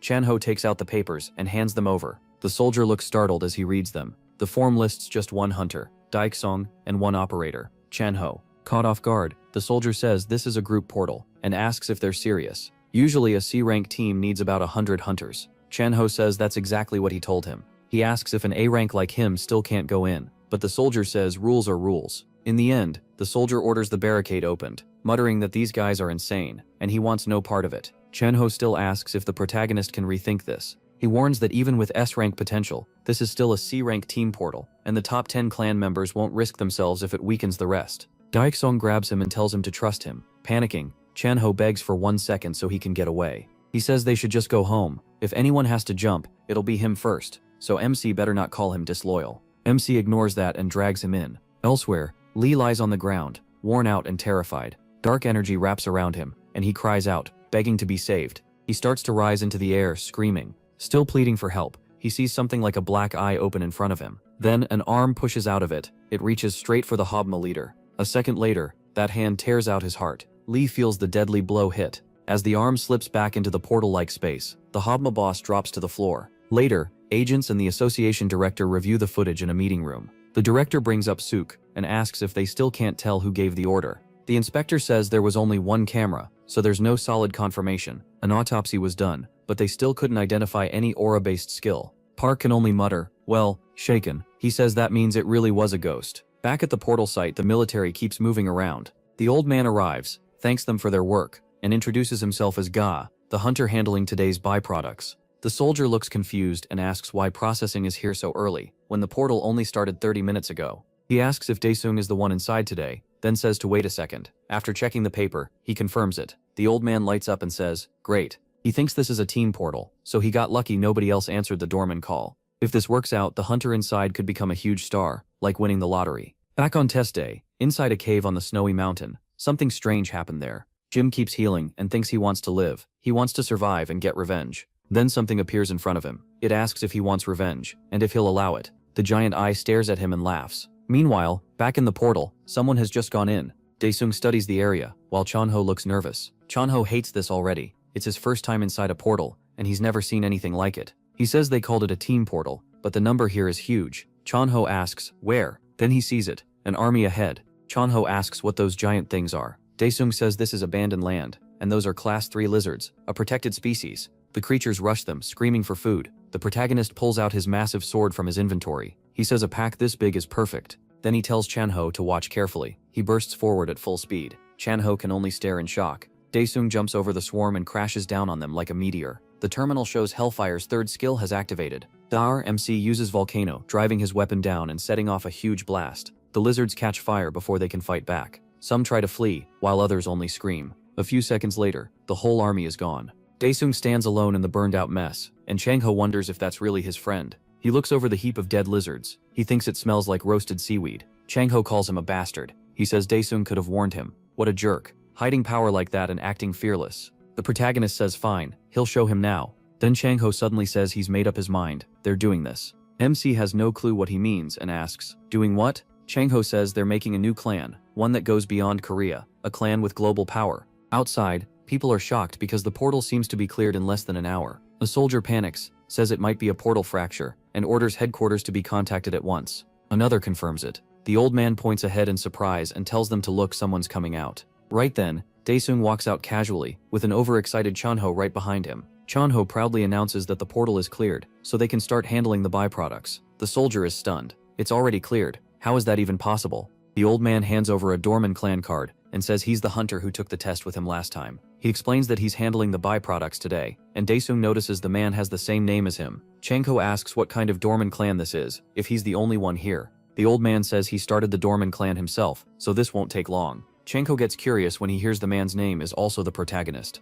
The old man says he'll change his name later, so it won't be a problem. He says he'll reinvent himself, so the name MC won't matter. From now on, call him Lee the 1,100th, and come visit again. Chung visit again. Chungvo then tells MC to go with him. Later, in a high-rise building, a man shows them an apartment, praising the view, the interior, and the materials. They check out the fancy luxury place. Excited, Jisoo calls her mom and says every room has its own bathroom. Ajuma asks the agent how much the apartment costs. He says the property is valued at 17 billion, and the current asking price is 18 billion won. She freezes at 18 billion, and the realtor says yes. Prices jumped because a Hunter Association office is nearby. He adds that safety matters more than anything now, and he heard her son recently became a successful hunter. Jisoo proudly says her brother is an A rank, almost at S class. Ajuma says she's bragging again, and the agent says he thought Daesung looked familiar. He says he likes the place, and asks if paying in full gets a discount. The man says an A rank can get a special contract, and because hunters help protect people, he can knock off about 2 million.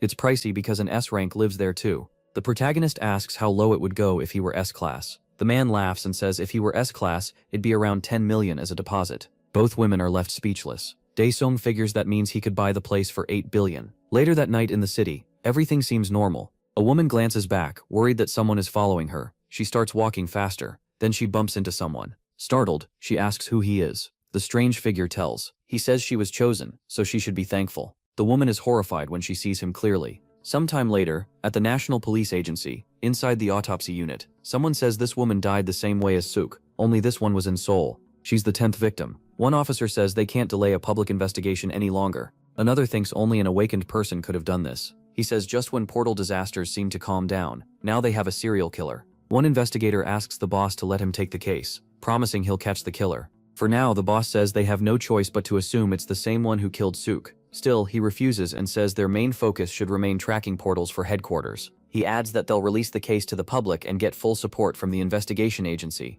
Somewhere in a lab, someone begins waking from a deep sleep. Now the person Jin, the rookie who used to work with Lee, wakes up covered in signs of surgery. He scans the room, trying to figure out where he is. Nearby, someone is focused on work in another part of the lab. At the panel, the scientist notices he's awake and lights up. Walking over, he jokes that Jin is yelling and flailing like a newborn. Still panicked, Jin asks where he is. The young man doesn't answer right away. He asks if this place looks like the lab in the Manhwa building. Then Jin realizes, it's the awakening infusion room with the ampule. The scientist says the ampule from Lee Suku worked very well, and he made a special request to the high priest to save Jin. At last, he introduces himself as Roman, the eldest of the Hansei. Remembering those eyes from earlier, Jin asks how he's still alive. The man answers that he was reborn as one of the Hansei. Jin stares at him, confused by what that means. With a smile, the scientist promises him even more power, and asks if he'll help them rule the world. Meanwhile, at the Seoul clan building, with a resignation letter on the desk, someone says she had no choice but to become an S-rank hunter. On the phone,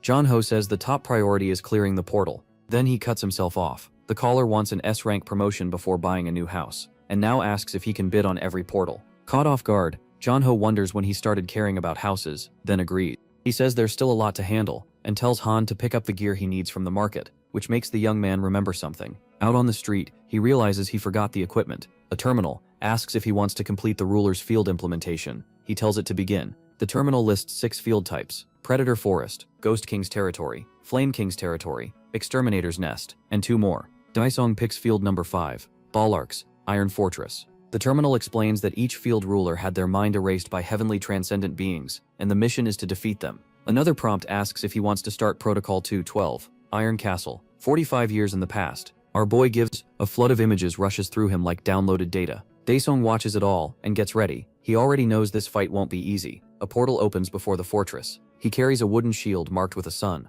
In his other hand is a strong curved blade, like a scimitar. Daesung enters the map, clearly unhappy with this gear. Frustrated, he mutters that they made him weaker for this mission. Back at the Hunters Association, newspapers are full of alarming reports about someone who caused major trouble there. The branch chief tells a worker to send official notices to every clan and post one on the Hunters bulletin board. Then someone walks in asking for the manager. The 2 men turn to the newcomer and wait. The messenger reports that a team failed to clear a B-rank portal with the Ocean Clan. An employee says that clan is one of Korea's 4 major clans, tied to Baek-Hai-Rin, and known for ranked awakened members. The messenger explains the monsters didn't match Baek's aura-type skill, so the team needs support from another S-rank hunter. The chief notes that if the portal isn't cleared within 12 hours, fractures begin. At least the request came from Baek-Hai-Rin himself. Using Hai-Rin's name, the manager orders them to locate S-rank Lee Chung-shik and Seo Dong-chul and ask for their help. The young man wonders who would ever turn down a request from Baek, Korea's top healer hunter. The messenger says one person might, River Soyeon of the fortress, because the 2 are rivals. The manager cuts in and says to use air transport if needed. The others immediately get how serious this is. Elsewhere, part of the city feels eerily empty. Meanwhile, at kids play together under an adult's watch, one boy brags that he's the strongest hunter and will beat the other, but the second child gets upset and says he doesn't want to be the monster because he hates them. A man steps in and asks how she thinks her father fights monsters. This is Seo Dong-chul, a level 2 S-rank awakened from the Crow clan. The boys strike fighting poses and shout, "Monster." He plays along, acting like the monster while the kids gang up on him. A nun rushes over, calling for the director. With the boys still hanging on him, he asks what happened. She tells him the Hunters Association sent an urgent message. He asks her to watch the children and says he has to head to the gate. As he leaves, she tells him to be careful and not get hurt. He answers with a grin that he's South Korea's greatest hunter, so everything will be fine. Meanwhile, on Jeju Island, hunters gather at a C-rank portal to close it. Then someone calmly walks out of the portal. Lee. It's Lee Chang-sik, an S-rank awakened from the Chosun group and Korea's #1 hunter, looking bored by how easy it was. The gathered hunters line up in 2 rows and bow in thanks. His apprentice tells him the association sent an official request in Baek-Hai-Rin's name, asking for help with another portal. He wonders why a hunter that strong would need backup. As a helicopter passes overhead, Lee remembers that the young woman was very beautiful. Elsewhere, someone stands over an active portal. Hen. He has no idea what's about to come out. A horned creature slowly begins to emerge. Once it's fully out, the beast kneels on its weapon, and Daesung spots it from below the stairs. The enemy then releases a power that covers its whole body. Difficulty unknown. Description: defeat the gatekeeper. Time limit none. Objective: eliminate the enemy. Reward conquest points and tank implementation. Han knows that in his current state, a direct fight means certain defeat. For this mission he only has Priest Odie's sword and the Great Ice Giant's shield, so he sits down and starts thinking of any way to win with that setup. He tries to remember the creature's weakness, but nothing comes back. Then he stares at his weapons, searching for an answer. Suddenly, an idea hits him: the ice shield. He looks back at the warrior dragon still waiting for him. In the next second, he quietly says, "Eureka." Somewhere else in the city, guards seal off the entrance to a B-rank portal and keep reporters behind the tape. A reporter says the Ocean Clan is preparing a second assault, after failing the first one. 2 guards get annoyed, wondering how these vultures always find out so fast. The crowd watches the Ocean Clan arrive with Baek, and asks the woman for an update. Baek-Hai-Rin, an S-rank hunter of the Ocean Clan, stands before them as reporters throw questions at her about the failed raid, and even her dating life. The crowd is totally charmed, praising both her looks and her skill. She walks up to a reporter, and politely asks to borrow his microphone, leaving him stunned. Then she explains that they will stop the B-rank breach with help from Korea's 2 best hunters. The reporters murmur, wondering who could outrank their favorite, and a couple names come up. She confirms it. The 1st and 2nd ranked hunters in South Korea, Lee Chang-sik and Seo Dong-chul, are joining them. People are still trying to figure out how those 2 got there so fast. Lee praises her for standing firm even after the first failure, but privately thinks she loves attention, and probably leaked the news herself. Cheerfully, she walks over and tells the 2 men they should head in together. The reporters scramble to send the update, while one writes a flashy headline about the B-rank breach and the Lee So-bak trio. Out of nowhere, a fireball shoots forward and heads straight for the target. It's Han, launching fireballs at the warrior dragon. The enemy doesn't seem bothered at all. Then it opens its eyes and unleashes a deep, powerful roar. Han realizes the real fight starts now. The beast has awakened. He grips his weapons and braces for what comes next. One mistake will get him killed instantly, so now he has to stay sharp. The enemy mocks him, asking how a rat like him dares to challenge it. But before it can act, the warrior loses balance because of something on the ground, and the beast realizes, thanks to a puddle of water, the warrior dragon crashes backward like a felled tree. Han instantly sees his chance. He powers up his aura and charges. Rushing to the beast's side, he reaches chest level and lines up his attack. With the scimitar raised high, he brings it down. As the beast turns its head, he spots a sealing mark. He strikes that seal with his sword, and with that, the enemy starts breaking apart right in front of him. It crumbles into ash and scatters away. Han is relieved. He vaguely remembered the weak point on the creature's neck.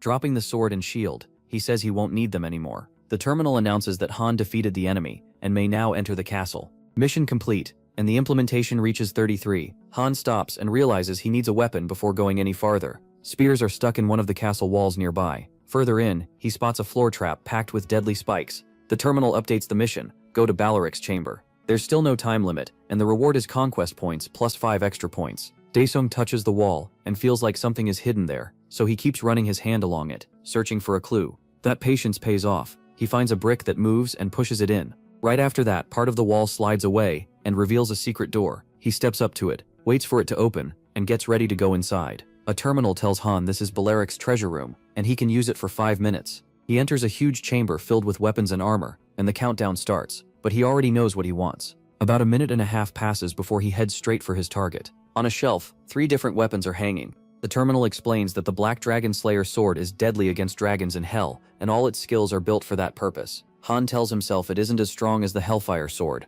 but without it, he'll lose the moment he enters Balaric's chamber. With the sword in hand, he still has 3 minutes left in the treasure room. Nearby, a set of paladin-like armor catches his eye. There are also piles of treasure, gold, jewels, and chests of every size. When the timer drops to 2 minutes, he thinks this place must be worth a fortune. Then the terminal announces that Balaric's chamber is open. The implementation has reached 66%, and the 5 conquest points were added. Han steps in. He mutters that this is the final fight. A strange monster lets out an angry roar. Dongchul complains that it's hurting his ears, and says they need to shut that mouth fast. He squares up against the giant beast. Drawing on his power and his weapon, he blasts off the ground.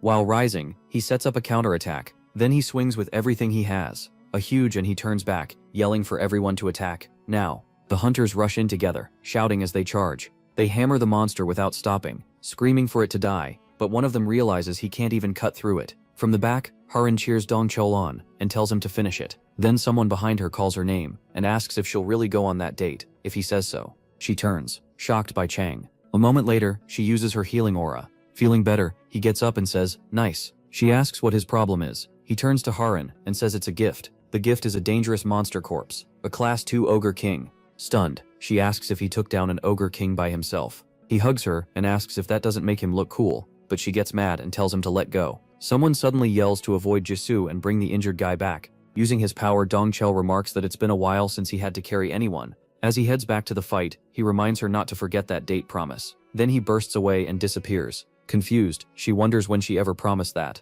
Back with our hero, a massive palace stands before him. Daesung realizes he's finally reached the final boss. He tells the system to open the enhancement potions and starts picking from them. Dozens of colorful potions appear in front of him. The terminal says the absolute ruler has 120,000 conquest points and asks if he wants to use the potion. He orders every enhancement potion to be applied. At once they react to his command and boost his strength, agility, power, defense, critical hit, and resilience. Satisfied, he calls them amazing potions and says it's time to go. The giant double doors open, revealing a huge hall. Inside waits a creature in powerful armor, holding a deadly weapon. Smiling, he says it's been a long time, Balark. The creature just stares back in silence. Then a loud crash comes from the side, and a huge red dragon appears at the boss's feet. It moves toward Han, who readies himself for the battle. The terminal confirms that he resists the red dragon's fear effect, so Han gets ready and activates blood naturalization. Elsewhere, a streamer appears and greets everyone on this YouTube channel, introducing himself as Dragon7.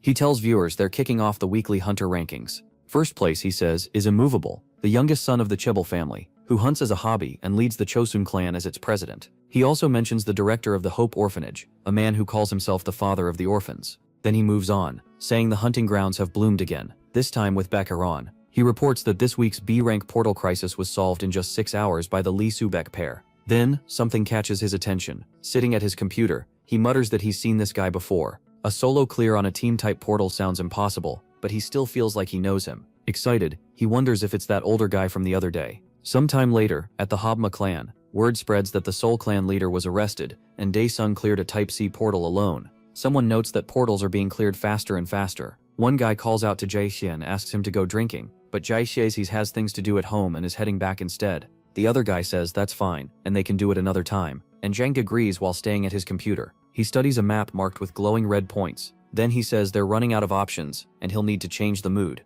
Elsewhere, the huge red dragon breathes flames as it watches our hero. Without warning, it fires a blast at Daesung. He reacts right away and answers with a simple strike that lands cleanly on the dragon. The monster roars, raging and spitting fire, but our hero Daesung says it feels like the old days. It's been a long time since he's been covered in an enemy's life force like this. At last, the huge boss rises and joins the fight. Our hero slips past that heavy attack with ease and barely even has to move. Calmly, he says that was nothing. The giant creature growls back at him. Then the giant starts attacking the black-haired fighter again and again, but he knocks every strike aside with ease. After forcing the knight back, he decides it's his turn. He releases the power he built up and pushes forward with fierce blows. But the fortress ruler doesn't slow down, and Han Daesung starts getting pushed back. Glancing at Ballark, he asks how this thing can be so strong. Suddenly, the monster lets out a scream that shakes the whole iron fortress. Then wings spread from its back. Ballark unleashes the Brontosaurus cannon skill and charges at the intruder, declaring one attack, one death. In the end, the massive monster is decapitated.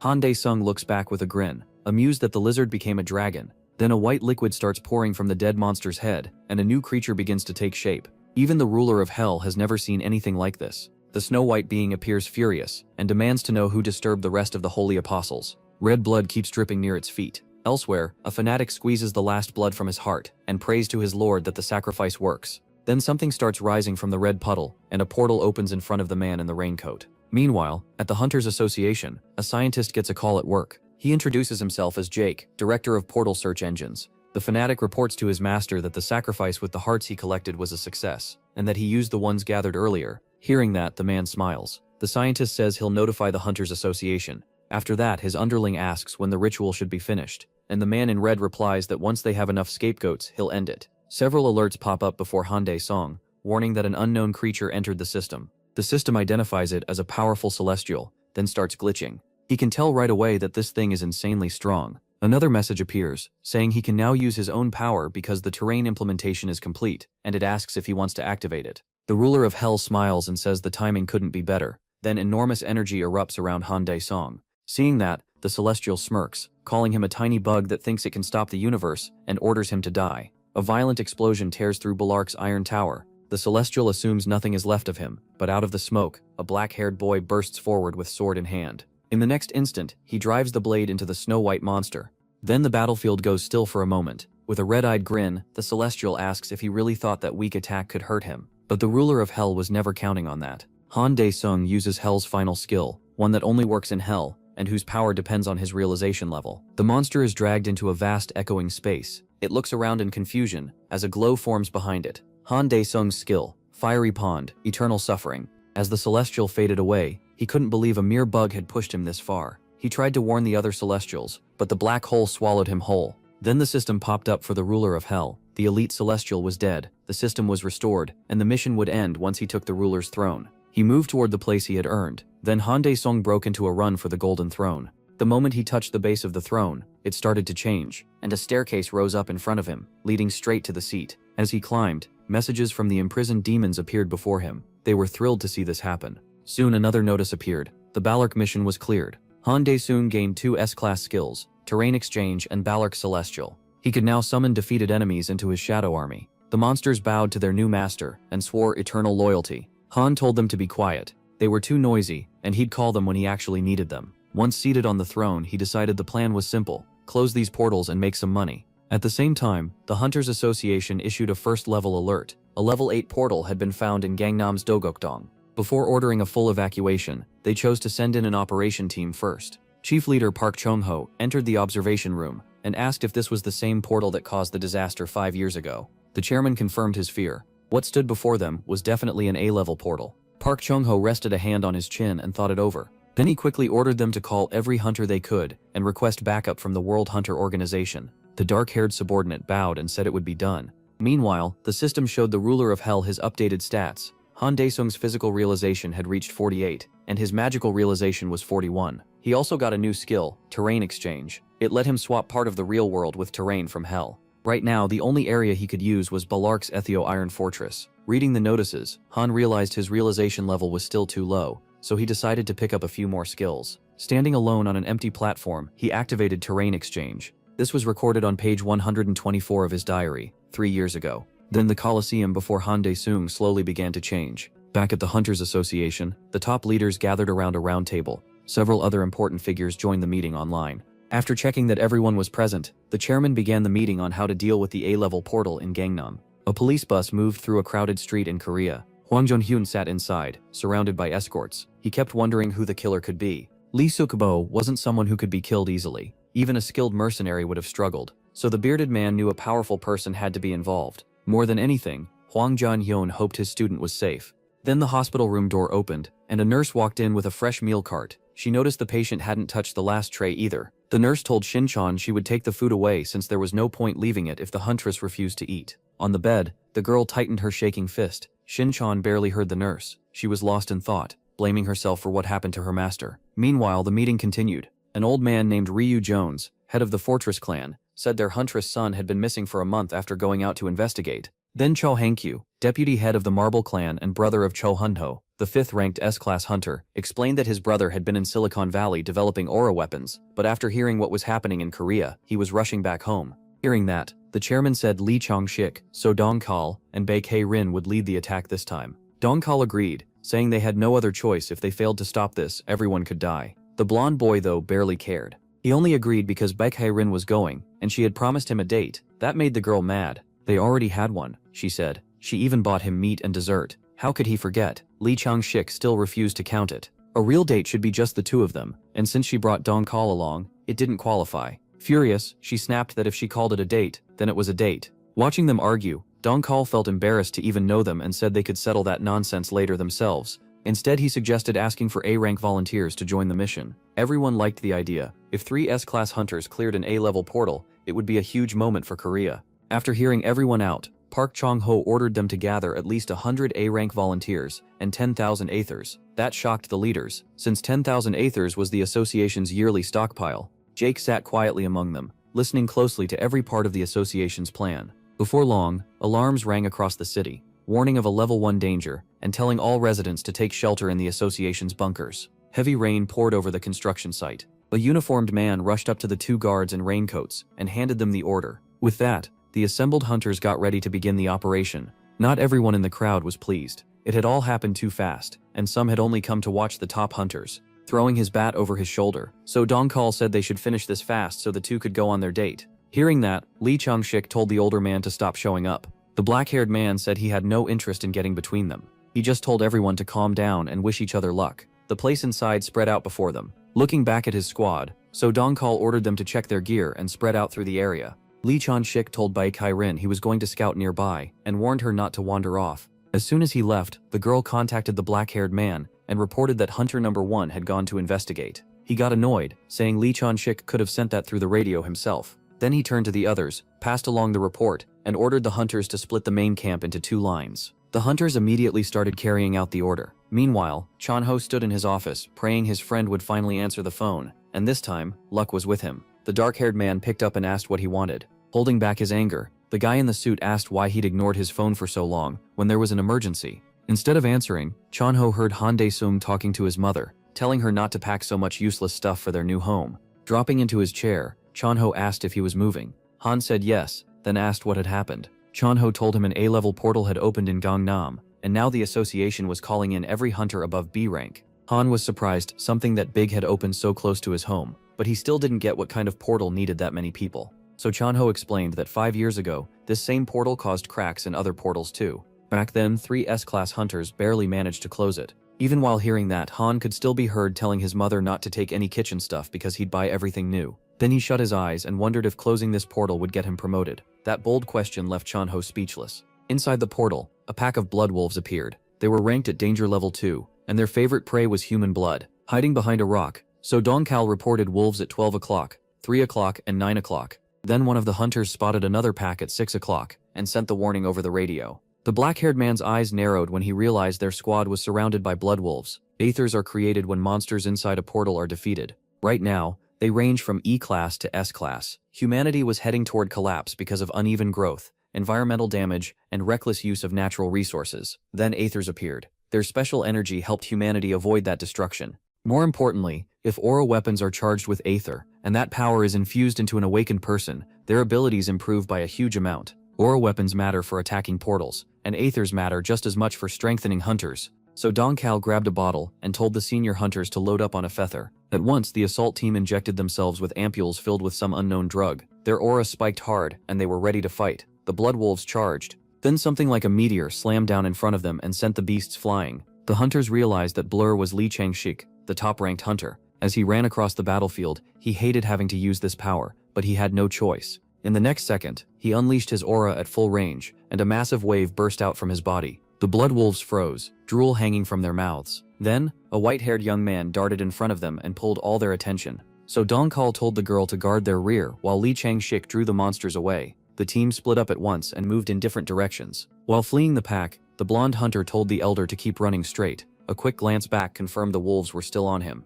He fixed his eyes ahead. Then the number 1 hunter saw Dongkal charging in, fully powered by ether. Seeing his teammate ready, Li Changshik passed the lead to him. A second later, the black-haired hunter launched himself off the ground. He shot into the air and used his lightning attack, the one that can hit huge numbers of enemies at once. His bat slammed into the ground, and a blinding flash burst out. Electric current ripped through the blood wolves' bodies. Baekei Rin activated her speed aura. It spread over the allied hunters, boosting them and restoring the energy they had burned through. The team was amazed by how strong the effect was. At the same time, Li Changshik began to slow down, then turned and ran back into the fight. Seeing that fearless move, the other hunters got fired up and followed his lead. Meanwhile, in the ruins of an abandoned city, people were buying small packets filled with something unknown. After the guy in the pink jacket got his dose, the man in the suit called the next person in line. Then his partner rushed out from behind a wall and yelled for everyone to run. Now, that could only mean one thing. The dealers bolted from the scene. One curly-haired man couldn't believe he'd fallen this low. Suddenly, bright police headlights washed over them.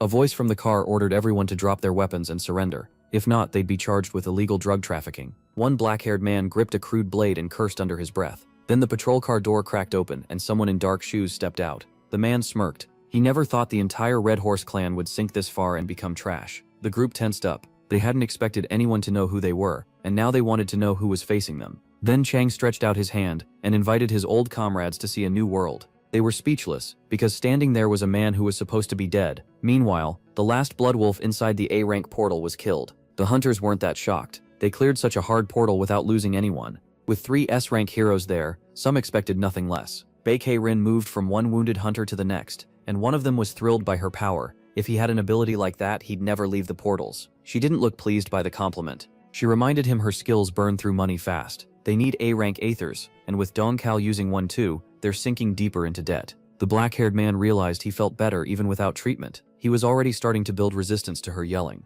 Then Li Changshik appeared behind her and joked that Baekei Rin was chirping like a bird. Her anger vanished and turned into fear. Elsewhere, the other hunters were checking the monsters' bodies. One of them got excited after finding a B-rank in Aether. Then his head burst apart. The terrified hunters rushed toward him, but they were too late. The portal boss sat before them, angry and starving. The area around the portal in Dugoktan was still on edge. The military had set up a defense line within 3 kilometers, and hunters from every region gathered in case something went wrong. The news reported that the legendary trio of S-rank hunters was still fighting inside the portal. They also mentioned how quickly they had cleared a B-rank portal before, and a girl asked if that was true. Her co-worker, who was near the danger zone, said it was. Last time they cleared one in 6 hours and 21 minutes, but this operation had already lasted 10 hours. That's why the association was calling in A-rank hunters from everywhere to finish the job. The Hunters Association watched the whole situation closely. The chairman asked a nearby staff member when the International Hunters Association would arrive, but she said there was still no official reply. The black-haired man pointed out that they were stuck in the dark because they had no contact with the team inside. The woman answered that the military and local hunters were already in place, and Cho Hanyul should arrive in 8 hours. Until then, all they could do was trust the 3 S-rank hunters. The chairman told them to keep trying to reach the international side, and if anything happened, his voice cut off. He refused to say the worst out loud, and chose to believe in today's heroes. The hunters preparing for the next clash raised their bows, and a storm of arrows flew at the giant demon wolf. The beast easily slipped past the shots and rushed the hunters like they were nothing. In the next moment, it lifted its huge paw to crush them. Then a dark figure in a raincoat burst out from the group. Hunter number 1 met the giant head-on, and blocked its strike. Right after that, he used his skill, Sword of Pleasure. He swung with all his strength, but the monster caught the attack with its claws. After the failed hit, Lee Changshik jumped back. The demon didn't let up and pressed the attack on the young hero. The blonde hunter kept parrying the monster's blows, but the assault never slowed, and the strain on his body started to show. Humanity's hope began to bleed. The blood wolf moved in to finish him with the next strike, but so Damkal stepped in and saved his partner. Now the black-haired hunter felt just how heavy those blows really were. At the same time, Bakhai Rin had to heal the boy in the dark robe. After getting patched up, the blue-eyed man looked back and told her he owed her his life. She shut that down right away. All that mattered was that he could stand again. They still had work to do. Lee Changshik took the order from his beloved with a grin, and instantly charged his blade with Athor to the limit. At the same time, So Damkal kept fighting the fanged beast alone. Then the blonde hunter came flying in and used his aura skill, Tiger Claws. The rough-looking man glanced at the reckless guy and let out a heavy sigh. A moment later, the hero unleashed his tiger aura and carved the mad wolf again and again in a matter of seconds. After that, the beast crashed to the ground. The hunters who saw it started shouting their hero's name. Standing by the dead blood wolf, the blonde man calmly fixed his hair and pointed out that he hadn't done it alone yet. Somehow all the credit went to him again. Then a terrifying roar hit the hunter's ears, and no one understood what was happening. A horde of the same monsters appeared in the distance, along with their leader. It was a smaller wolf in metal armor, but the power pouring off it was insane. The hunters panicked. They had barely taken down one, and now there were many more in front of them. Seeing that, the blonde Li Chengshan went speechless, but the squad leader stayed calm and ordered everyone to pull themselves together at once. Outside, the scarlet portal began to glow in strange new colors and spark violently. The Hunters Association confirmed it was a break, a level 8 portal break. Everyone in the control room was stunned. The girl with glasses said in horror that this shouldn't be possible, while the portal was still being attacked from inside. The chairman had no choice but to consider the worst, that the 3 S-rank hunters had been wiped out. He immediately ordered the emergency alert sent to every reserve hunter in the country. The staff at the equipment stations moved fast and grabbed their phones. Meanwhile, a 3-toed foot stepped onto the concrete. It belonged to an armored wolf wrapped in overwhelming energy. Stepping out of the portal with the rest of his pack, he looked around, declared today a feast, and announced that the hunt was on. At the reserve hunters' gathering point, Jin approached the newly arrived hunters, checked his tablet, and quickly asked if the Damfansha clan was present. Then 3 rough-looking hunters stepped up. They were all B-rank, and the dark-haired guy wondered what kind of strange clan name they were using. Next, he called over the Chandel clan. It was just 2 flashy, very strong B-rank guys. Seeing those clowns, the guy with earrings looked ready to cry. Then it was the Daesung clan's turn. A plain-looking guy in a shirt stepped out and introduced himself as Han, the 1100th. He was an A-rank hunter. Jin Kihan was surprised to see such a young guy, since he'd once been told to keep an eye on him. Still, that wasn't important right now. Soon, the person leading the reserve force said they had been gathered for a counterattack to stop the portal from breaking open. Hearing that, the grumpy ruler of Hell muttered that a support team like them wouldn't be going inside the portal, or even standing near it. Then he figured it would be better if Chong Ho contacted him soon. A second later, he remembered he usually never answers calls himself. Suddenly, a loud blast came from the building with the portal. Everyone there froze in surprise. Jin Kihan turned pale, scared to even guess what it meant. But for Han Dae-sung, it was good news. An hour before the portal burst, the battlefield had already been soaked with the blood of fallen and brave fighters. A savage wolf charged at its next target, but a hunter with a shield stopped the heavy strike. The impact forced the boy to slide across the ground. For someone at his level, this enemy was way beyond him, but he still refused to back down and faced his fear. The boy with the spear rushed in, hoping to land a hit on the monster. One 4-eyed beast leaped up, ready to crush the tiny human with its weight. Then Dankal appeared, blocked the blow, and blasted the monster with electric aura. After that, the black-haired S-rank told the recruits to get ready if they didn't want to end up as food for these lousy dogs. Suddenly, one blood wolf's paw was cut clean off and dropped to the ground. A panting Lee Chungshik had taken down his target. But he wasn't the only one pushing himself against those hellish beasts. The blue-eyed kid looked at Sao Dankal. His strength was fading, and he had no idea how much longer they could hold on. Then a memory flashed through Dankal's mind. An absolute protector had been placed on the table in front of him. The chairman explained it was a German-made device built from an S-class core for a counterattack. Hearing that, the senior hunter couldn't even imagine how much something like that must cost. but the chairman said the chief executive got it as a gift. He also said all hunters were like children to him, so no price mattered if it helped them come back alive. Moved by that, So Dankal asked him to pass along his thanks and promised they would do everything they could. The chairman bowed, said he believed in them, and wished them luck. Back on the battlefield, Dankal decided it was time to use the Absolute Protector. He looked around, asked if everyone was ready, and a few seconds later said he was starting. Setting the white cube on the ground, Dankal activated it. Soon, the cube lit up, and S-class aether began leaking from its sides. Not long after, a protective dome formed over the hunters. The hunters were stunned. Right in front of them was a top-class protector they had only seen used before in the exam. The wild monsters slammed into the dome, but their attacks did nothing against such a high-grade artifact. Dankal couldn't help feeling proud of the device made in Germany. Then the leader of the Blood Wolves appeared in front of the barrier. He kicked off the ground and launched himself at the dome. Then he hit it with a massive blow that warped the barrier's polygon patterns. Seeing that terrifying hit, the fighters got scared. At this rate, the monsters might actually break the protector. But suddenly, the spot that took the hit bounced back like jelly, throwing the wolf and his cloak away from it. Realizing how troublesome this defense was, Vals ground his fangs. Meanwhile, So Dankal and the other hunters laughed at the crazy sight. Then a young man asked the black-haired hunter what they were supposed to do next. Picking his nose, the man said there was no plan, they just had to hold out. So Dankal told the others that when nothing works, the first thing is to stay alive, the ideas can come later. He added that the other S ranks should understand exactly what he meant. Li Changshik and Baek Heron, however, had no clue. The other hunters started talking among themselves, worried because they still had no plan. While they talked, a hooded stranger hid among them. The madman who created the portal was watching everything from inside the group, and he didn't like that things had stalled. So he pulled out a strange artifact and decided to change the plan a little. In the next moment, the portal flashed, and cracks spread all across it. People were shaken, and couldn't understand how that was even possible. Through the torn portal, the real world and an abandoned building could be seen. At that sight, the armored wolf smiled and said they still had some sense left. He decided that place would be perfect for his feast. Near the portal, military forces were trying to keep the demonic creatures away from Korea's crowded streets.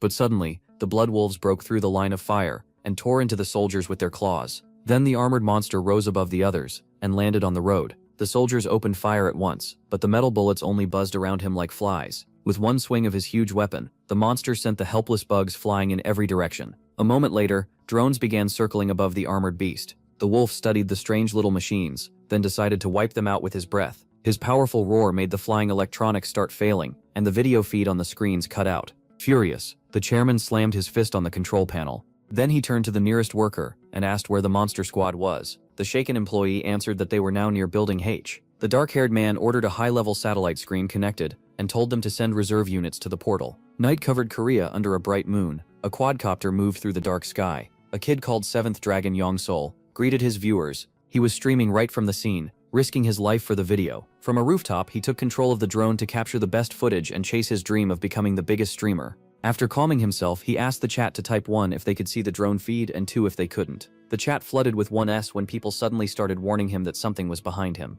The blonde thought they were just joking around while he was risking his life, until he turned around. A giant wolf was sitting right in front of the streamer. It licked dried blood from its beard, and part of its last victim was still hanging from its mouth. The boy went pale and started sweating. Then a severed limb dropped onto the rooftop. Terrified, the streamer jumped back and fell to the ground. The blood wolf opened its jaws wide and lunged at the helpless kid, and he started screaming for his mom. Then the monster's huge head suddenly flew off and shot past the streamer. In the next instant, the ruler of hell stood before the boy in armor, holding his legendary sword. The blonde kid couldn't say a word. His whole body was in shock. At the same time, the dead monster's head was flying off the skyscraper, and the drone caught everything on camera. Staring at the fierce dark-haired man, he realized it was his old savior, Han Dae-sung. The next second, the ruler of hell vanished from the roof. At once, the streamer scrambled back to his drone controls. The guy who grew up in the ghetto now stood on the marked ground, and in front of him was a strange wolf in a red cloak. And not just one, all of its brothers were there too. But the dark-haired man wasn't bothered at all.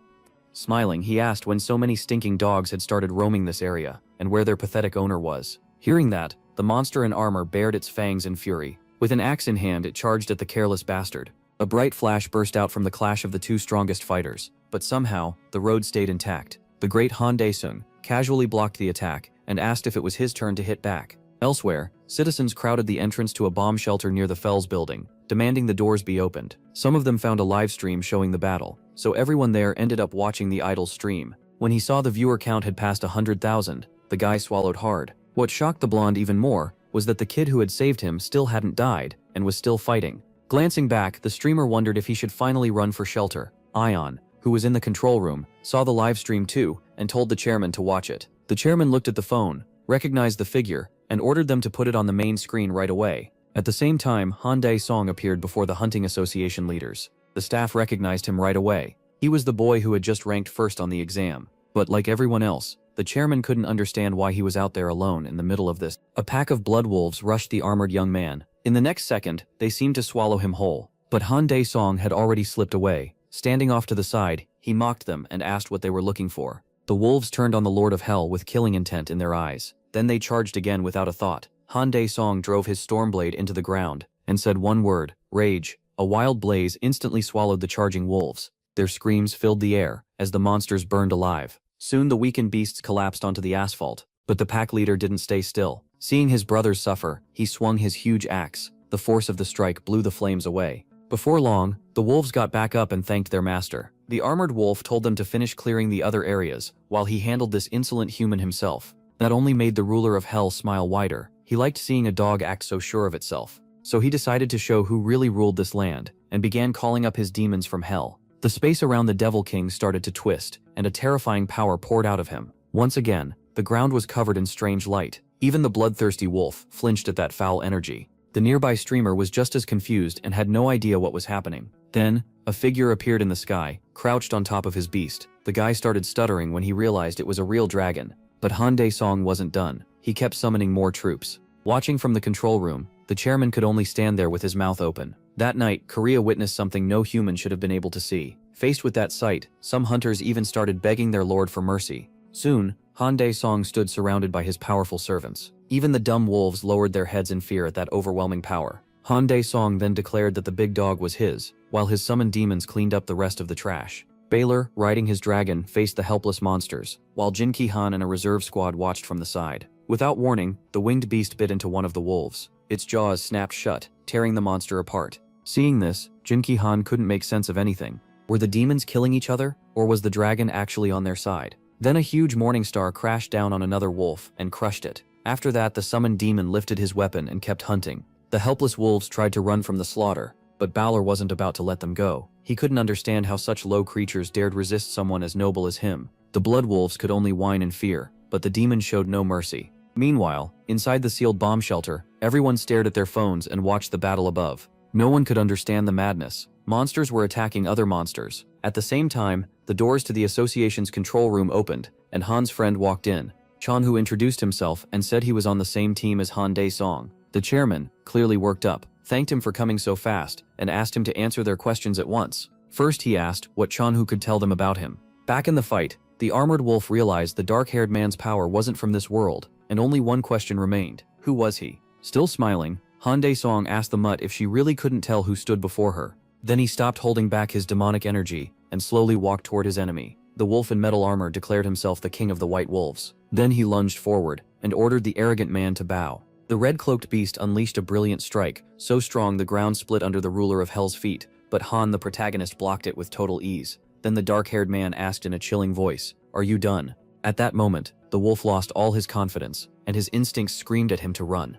Han Dae-sung started swinging his sword so fast his movements couldn't be followed. Only after images were left behind. The White Wolf King barely managed to hold the blows back with his axe. While attacking, MC asked, since when an A-rank gate boss had turned into some lousy dog. Then his sword slammed into the ground again. The red-cloaked monster barely dodged the insane attack. Han Dae-sung looked back and asked why the dog was rolling around. The beast stayed silent, too shaken to answer. Lowering his sword, he told the Wolf King to go ahead and try something. Instead, the cowardly king turned and ran from the real monster. Seeing that, the dark-haired man stopped and asked if running was really the best he could do. The terrified wolf kept racing forward, trying to get back to his own territory, because he wasn't ready to face such hellish power. Suddenly, Han Dae-sung appeared beside him, and said a dog shouldn't be jumping around on two legs. The monster pushed himself even faster, but the Lord of Hell was about to turn him into an obedient dog. Then Han the protagonist tripped the fleeing beast. In that instant, the werewolf understood just how helpless he was, and his life flashed before his eyes. The king of the white wolves went flying through the night streets like Sonic. Satisfied, Han Dae-sung told him nobody had given the dog permission to crawl back to his kennel. Then the summoned dragon opened its jaws and charged straight at the armored wolf. The white wolf regretted ever coming to this planet, but it was already too late. The snow-white dragon crashed down with a devastating blow. Its huge paws smashed the little pest into the asphalt. After that, the dragon rose back into the air. Meanwhile, the battered wolf was on the verge of death, but the Lord of Hell had no plan to spare him. Drawing his sword, he demanded the monster's core. At the same time, So Dankal turned around and asked if everyone except the wounded had made it out of the portal. When the hunting party looked back, they saw an empty street covered with soldiers' bodies. Grinding his teeth, the squad leader cursed his superiors. No one from the International Association had come to help. Checking the injured, Green said she'd try to heal whoever could still be saved, and the rest needed to head for the portal boss right away. The black-haired S-class hunter was ready to charge in, but Lee Changshik's friend asked him to wait and prepare first. The red-eyed hunter refused. He'd rather not waste time, even if he had to fight half-dressed. Then he rushed in with the others. At the construction site where the portal had opened that evening, Breen stayed behind to help the victims. Then she suddenly felt a warning sign. Looking up, she saw exactly what it meant. An enraged white wolf was right in front of her. The monster lunged before the defenseless huntress could even cast her shield. Then the beast shot past her, and its severed body kept flying down the street. Standing before the stunned Baek Hye-rin was her savior, the great Han Dae-sung. She couldn't say a word, and just sat there with her mouth open. The Lord of Hell looked at her, and asked if she was a hunter too. Still speechless, Baek Hye-rin couldn't believe what she'd seen. These monsters had overwhelmed top-ranker Lee Chang-shik, yet this stranger killed one in an instant. Suddenly, a white-haired hunter attacked the Lord of Hell, but Han Dae-sung dodged the pathetic strike with ease. Seeing her teammates' reckless move, Baek Hye-rin shouted out to Lee Chang-shik, and the squad leader moved too. Hearing his allies, the blue-eyed hunter finally realized the figure before him was a man, so he stopped near the group. The top S-class hunter couldn't take his eyes off Han Dae-sung. It was hard to believe this stranger had dodged a sword strike so easily. Realizing his mistake, the white-haired man quickly apologized. He had attacked because he thought Han Dae-sung was a monster. That answer surprised everyone there. Han Dae-sung then asked why he thought that. Lee Chang-shik explained that only portal monsters gave off an aura like that, but this stranger felt even stronger than any of them. Hearing that, Han Dae-sung was a little surprised. He hadn't expected a hunter who could sense his demonic energy. After a short exchange, the white-haired man finally introduced himself properly. He was Lee Chang-shik, CEO of the Chosun clan. With a faint smile, the Lord of Hell gave his name, Han Dae-sung. Not long after, the young hunters gathered in the chairman's office, where he thanked them for their hard work. So Dong-kul quickly pointed out that the chairman's gift saved a lot of hunters. But the blue-eyed man wasn't focused on praise. He wanted to know how the monsters got out. Then Baek Hye-rin carefully asked who Han Dae-sung really was. She didn't buy the idea that the association had a secret weapon hidden away, and he seemed to come out of nowhere. What bothered her most was how someone stuck in a hospital bed for so long got this strong so fast. There was also one silent figure at the meeting, a masked man named Cho Han-ul, leader of the Marble Clan, and fifth in the rankings. After hearing everyone out, Park Chang-ho got to the point. If they wanted the full story, they should ask the kid himself. But first, he had another question. Did everyone agree to promote Han Dae-sung to S rank? The black-haired hunter in the red tie replied that their vote barely mattered. Now, the public had already accepted him as an S-rank hero. The girl voted yes right away, hoping fewer people would be thrown away and used up. Lee Chang-sik agreed too. Even if Han Dae-sung didn't want the title, he deserved it for clearing an A-rank portal by himself. After that, the gray-haired old man turned to Cho Han-ul and asked what he thought. The masked man answered that, in his view, Han Dae-sung had been S-rank from the start. That answer left the room stunned. Around the same time, Yeonmail started a special stream with a guest appearance from Mr. Anderson, the head of the clan of Pickers of Squabbles. The young host quickly asked how he knew Han Dae-sung, and the old man said their strange connection began during the hunter exam. Elsewhere, someone kept hammering a mouse while checking YouTube City's recommendations, where the new hero was shooting past every ranking. Chun-ho sat in front of the monitors in total shock. Social media was exploding with Han Dae-sung's name, and just adding Lord of Hell to a video sent the views straight past 1 million. The kid in the suit could hardly believe it. They had hit the jackpot. Then his office door suddenly opened. Han Dae-sung stepped in. Chun-ho happily greeted the new star, jumped up, spread his arms and called him the clan's greatest treasure. But Han Dae-sung wasn't amused, reminding him that he'd once told him to run if things got dangerous. Embarrassed, Chun-ho quickly said he was only worried his friend might get seriously hurt. Still, none of that mattered. Now, Han Dae-sung was the best. Han Dae-sung let it go and asked why he'd been called here. Grinning, Chun-ho told him it was time to get his S-rank hunter license. Soon every TV channel began covering the event. The Hunters Association had drawn huge crowds and reporters from other countries, all because interest in Han Dae-sung had exploded after he closed the Gangnam portal. What impressed people most was how many of his summons helped clean up the monsters that escaped.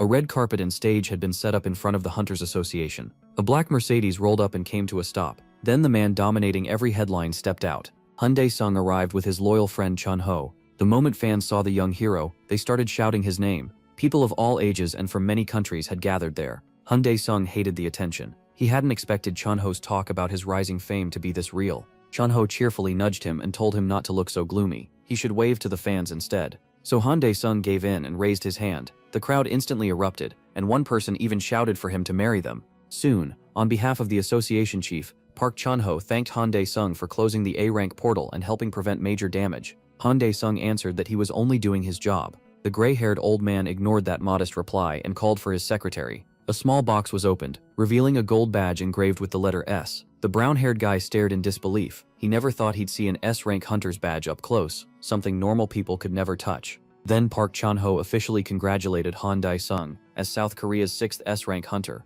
Along with the license, the association would provide whatever support it could, so he shouldn't hesitate to ask. That made Han Dae-sung perk up. He asked again if he could really request anything, and the old man nodded. A smirk spread across Han Dae-sung's face. At that same moment, Roman sat in his office. He was furious because all his prey had been taken from him, and he blamed Han Dae-sung. The old man then remembered Cho Hyun-sheng's warning that this new hero was on a whole different level, and wondered if the association could deny him any request at all. He pushed the thought aside and looked at Han Dae-sung, who was deciding what to ask for. Then Han Dae-sung opened his eyes and asked for permission for his summons to raid portals on their own. The man's eyes went wide, and sweat formed on his forehead.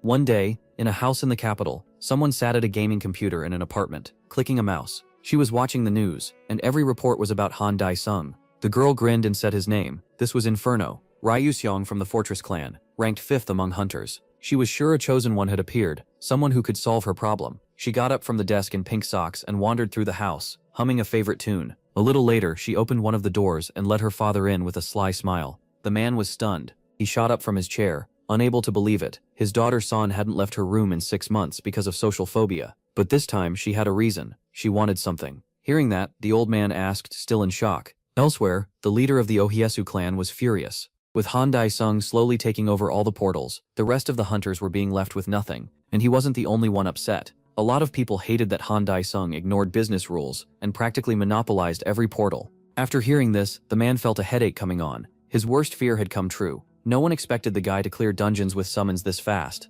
Ohiesu kept ranting. They had stayed afloat by selling cores and loot from portals, but now they could barely even pay their clan members. The black-haired man was miserable. Letting only Han Dae-sung raid portals was like dropping a giant catfish into a pond of small fish. After listening to all the complaints, the man still didn't know what they wanted him to do, since that permission came straight from the head of the association and was beyond his authority. Ohiesu demanded that Han Dae-sung's rights be limited at once, let him raid only up to B-rank portals, and let other clans join the A-rank raids. That, he claimed, would help all hunters in South Korea. The man in the suit said he understood how everyone felt and would try to do something. Meanwhile, in one of the skyscrapers, a notification popped up on the screen, showing another loss. Seeing it, Han Dae-sung ground his teeth. He couldn't understand how he kept losing at this stupid game. Then his phone started ringing. This wasn't the first time someone had tried to reach him, and Chan-ho didn't get why he had to keep shouting. After hearing his friend yelling, Han Dae-sung said he hadn't picked up because he was busy with something very important. The high-rise where the new clan had settled was now called the Dae-sung clan, and its leader was Chan-ho.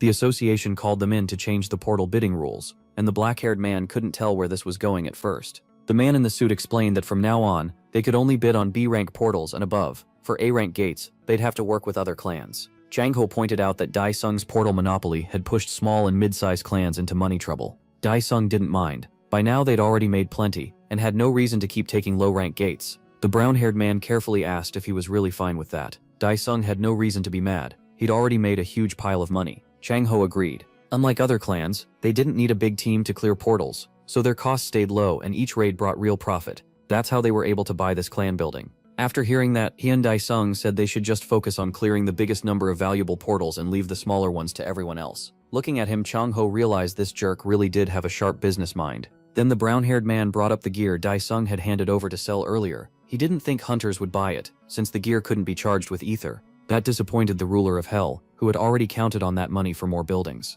Still, Chang-ho said not to give up yet. There was a professor named Park Dong-hak, who might be able to modify the equipment so it could be sold. Hearing that, the ruler of Hell repeated the name. Chang-ho quickly explained that this professor was a top expert in aura weapons, and also a friend of the Seoul clan leader. But he added that they couldn't set up a meeting through Hwang Jung-hyun, since the Seoul clan leader had been arrested. Even so, Chang-ho already had someone else in mind who might know where the professor was. After listening to that whole explanation, the emotionless Han Dae-sung tried to show at least a little surprise. Late that night, rain poured down, and a reflection in a puddle vanished under the falling water. It was a mysterious black-haired woman, walking on calmly through the storm. Her blue eyes were steady and sure. She was ready to do anything to return to the hunters. Then she kept walking. Meanwhile, inside a C-rank portal, the Unshackable Spirit clan was in the middle of a raid, and one heavy fighter used a stun skill on a monster. But the creature grabbed him, and the hunter called for his leader, who was about to finish it off. A tense Ohiri, Su charged the ogre, and in the next instant, sharp blades sliced it apart. The shredded body dropped to the ground. Hirisu turned back and saw his squad already celebrating their win in the C-rank portal. Then something suddenly caught his attention. A group of strangers was coming toward them through the desert fog. Soon Zhang Jinchul stepped forward, mocking the weaklings who had crossed his path, though he had no plan to let them off. A second later he gave the order. A horde of humanoid mutants rushed out from behind the blonde man. The squad froze in confusion, because these weren't hunters, they were monsters. Looking at the twisted faces of the charging creatures, the worried leader of Unshakable Spirit ordered his men to get ready to fight, fear slipping into his voice. The desert turned into a killing field, but the battle ended fast. Soon the defeated leader of Unshakable Spirit was touched by Zhang Jinchul with 2 fingers, and in the next moment, he used his transformation power. Right away his face began to warp. When he opened his golden eyes, Zhang Jinchul had taken on a new form. He had become the new Ophiuchus, and now ruining this rotten world would be even easier. Meanwhile, the news reported a serious issue. Missing person cases were rising fast. It was already the 12th case this month, and the strangest part was that 10 people had vanished at once. Han Daisung's family watched the report with interest. Han Jiso was shocked. What kind of place were they living in, if 10 people could disappear at once? She even joked that maybe it was aliens. Their mother wasn't laughing and told her not to leave the house for now. Then their mother turned to her son and asked if he was hungry. When Han Jeswo looked around, she jumped and scolded her brother for sneaking up so quietly. A moment later, their mother asked what he wanted to eat, and the embarrassed ruler of hell asked for lots of meat. After that, he looked back at the TV and fell into thought. At the same time, a figure in a white robe approached a strange altar. A dozen hearts had been placed in a vessel meant for sacrifice. Then Elder Hans began chanting, starting the ritual. Soon, the hands he held tight began to glow brighter. The torn hearts lit up too and started to tremble. After that, the man in white stepped away from the altar and faced his followers. At once, the people in red robes dropped to their knees to greet their great god. A man named Roman said they were lucky, because in Cannes there was someone tied to Han Daisong. Because of that, the elder chose to pass on the Lord's will to the blonde man and ordered him to kill Han Daisong. That cultist was Zhang Zhenchul, and he was thrilled by the mission. Now he could finally take his revenge with his new powers. At that time, a soccer ball rolled to the seashore, and a black-haired boy ran after it. But the moment he bent down to pick it up, a strange light shined across his face. The boy looked toward it in surprise and lit up with joy at the sight of a beautiful flower. The adults nearby didn't share his excitement and turned to see what was happening in the water. Out in the sea, a scarlet portal opened and twisted the space around it. Soon, a girl with glasses reported the news to her boss, saying the sea portal was thought to be A rank and that police and the military had already been sent to protect civilians. Straightening his tie, the man replied that a water portal like this could be close to S rank, which made the situation far more serious. Entering the observation room, the chief asked if requests for raid support had been sent to every clan. The woman answered that the top 5 were already taking part in the bidding. That shocked him, and he asked again, what were the hunters thinking, competing over an A-rank portal like this? Adjusting her glasses, the girl simply said the rules were the same for everyone. That only confused him more, and sweat formed on his forehead. At that time, in the main building of the Han Daisun clan, the clan leader was baffled, wondering why someone this important had come to see them. Clearly, this was not his day. Sitting across from him was Devalniso Donkal. He formally greeted the clan leader and said he didn't like wasting time, so he would get straight to the point. After hearing that, Shamho said he was fine with it. Smiling with his arms crossed, the red-eyed hunter Pridlajal working together with his Vorinth clan to clear the new portal. The brown-haired man, already overwhelmed, brought his hands to his face and was just about to turn him down politely, when the office door suddenly burst open. Standing there before Sodonkol was his old friend in a white jacket, Lee Changshik. Now Jang Ho was completely losing it, because another man ranked first in Korea had just walked into his office. Lee Changshik was glad to see his friend too, but he had one question. What was the man in front of him doing here? So Donkol had said he would sit this one out and let the others handle the portal while he played with the kids, so why had he shown up now? The blonde man didn't waste time arguing with his shameless friend, and instead turned politely to leader Chang Ho, inviting him to join the Shosan clan for the water portal raid. The situation kept getting worse, because this hunter wanted the same thing as his comrade. Soon, in the Ocean Clan meeting room, a girl named Baekhae Rin announced that she would do everything she could to help Hunter Han Dae-song, in thanks for saving her life. She openly declared that the Ocean Clan planned to fully support Hunter Han Dae-song in the coming water portal raid. Everyone there was stunned. A huge story had just been born. The new S-rank hunter saving the famous Baekhae-rin would blow up social media, and today's announcement could mark the start of a Han Dae-song and Baekhae-rin team-up. The vice leader of the Marble Clan, and Cho Han-okun's brother, turned to the younger man and said that at his request, they had announced their readiness to provide the Daesong clan with a newly developed S-rank aura weapon. Cho Han-okun couldn't understand why his brother wanted to raid the portal with Han Daesong, but he was here anyway. While the other leaders kept buzzing around, the masked man simply said he wanted to see for himself. The black-haired man asked what exactly he meant. Clenching his fist, the Marble Clan leader said he wanted to witness a power that went beyond S-rank. At the same time, Han Daesong picked up a golden pendant and a watch. Then he ordered the summoned demons to enter those items and guard his family. The shadows accepted at once and swore they'd give their lives if that was what their king wanted. A red portal opened in the middle of an empty park. Soon, Han Daesong stepped out. A half-dressed girl leaned in and quickly asked if that portal was the source of his power. He ignored the question and asked what kind of little pest was standing in front of him. Putting up with that attitude, the girl introduced herself. They hadn't met yet, but her name was Ryu Soon, and she belonged to the Fortress clan. After hearing that, he asked how this Fortress brat even found him. She snapped back that she wasn't a brat. Her name was Ryu Soon. Then she suddenly moved closer, catching the Lord of Hell off guard. He glared at her and asked what she thought she was doing. Looking straight into his eyes, Ryun Sheng said they were alike, and that she really needed Han Daesong's help. Without wasting a second, he shoved her away and told her to leave him alone. Then she vanished, which actually startled even the great demon lord. In her place was a small knitted doll. Staring at it, he wondered if the girl was some kind of ninja. Then he felt demonic energy coming from the doll. Meanwhile, people gathered at the pier by the sea. A white flag with the Fortress clan symbol waved nearby. The clan members were waiting for the operation to begin. Then something huge flashed across the sky, and everyone thought it was a dragon. They were right. It really was a dragon, and on its back sat the monster called Han Daesong. The crowd split apart, making a path for the new legend. But Daesong ignored the excited looks and walked right past them, then suddenly stopped. Ryun Sheng was sitting in front of him, furious enough to tear apart everyone on the pier. Then she felt someone watching and snapped back to herself. At last, the noise in her mind went quiet again. Daesong didn't care much about her mood. He just asked if she was from hell too.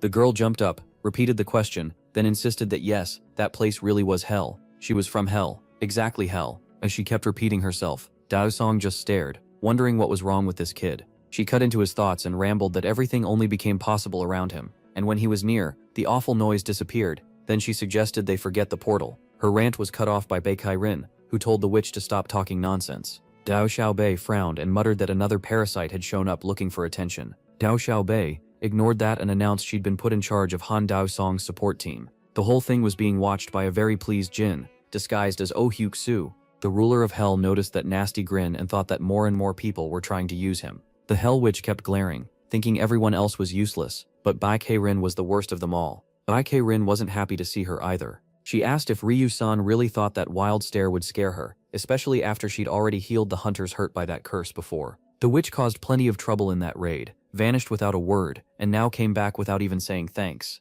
As the Lord of Hell walked off, the two girls practically started a war behind him. He glanced back and asked if they were done fighting yet. The crazy woman lit up, thinking he was on her side. He wasn't, and she was shocked he noticed without even turning around. Soon Daesong got onto the lead boat with Ryu-san. Then the hunting team moved out. Standing on the boat, the ruler of hell wondered what sin got him stuck with this. Meanwhile, the Inferno Witch enjoyed every second because the voices were finally gone. But she wasn't the only problem Han Daesong had to deal with. He still didn't know Jin was watching him. Before long, the boats reached their destination. One after another, they entered the portal. Inside the red portal, everything was completely dark. Baekhae-rin knew that invisibility this bad, they were wide open to a surprise attack. So she used one of her light-based detection skills. A glowing orb rose into the air and lit up the area. The hunters were amazed by the universal S-rank huntress's skill, but Baekhae-rin ignored the praise. Something else worried her. Other than the boat engines and the sound of water, there was nothing. The sea was dead silent. Then she warned everyone that something was coming, and told them to get ready. At that same moment, the hunters loaded their cores and prepared to fight. But when they looked into the water, they were confused. The creatures there looked harmless, almost cute. The tense hunters relaxed a little. It almost felt wrong to kill something that adorable. When suddenly one of the boats was launched into the air. The cause was Queen Geiger, a dangerous first-rank species. Baekhae-rin was shocked. It was her first time seeing a free monster like this. And she wasn't the only one. The other hunters had no idea how to fight it either. Then those cute little creatures started pouring out of the monster's mouth. The moment one of them struck a young hunter, everyone realized how badly they'd misjudged the situation. Still, no one died. When the careless hunters got trapped, a flying dagger instantly cut the bindings. The blade soon curved back like a boomerang into its owner's hand. It was Han Dae-song. Seeing him step in, the hunters smiled. He might get them home faster than expected. Then the monster dove under the water, ruining the ruler of Hell's hopes. Annoyed, he turned to the brat and said that if she helped him, he'd solve her problem. The girl could barely believe it and kept asking if he really meant it. He told her he stood by his words, so she needed to stop bouncing around and drag that bastard out from under the water. Ri Yun-sheng happily agreed. At the same time, Bae-Rin struggled to keep her balance on the boat. Then the ruler of Hell spoke over the radio. He told the hunters to handle the fast ones already closing in. She didn't understand at first, so she looked up and her eyes widened as cold sweat ran down her skin. A swarm of vicious insects was heading straight for them. While the hunters fought the hellish creatures with everything they had, the blonde man stood there calmly watching.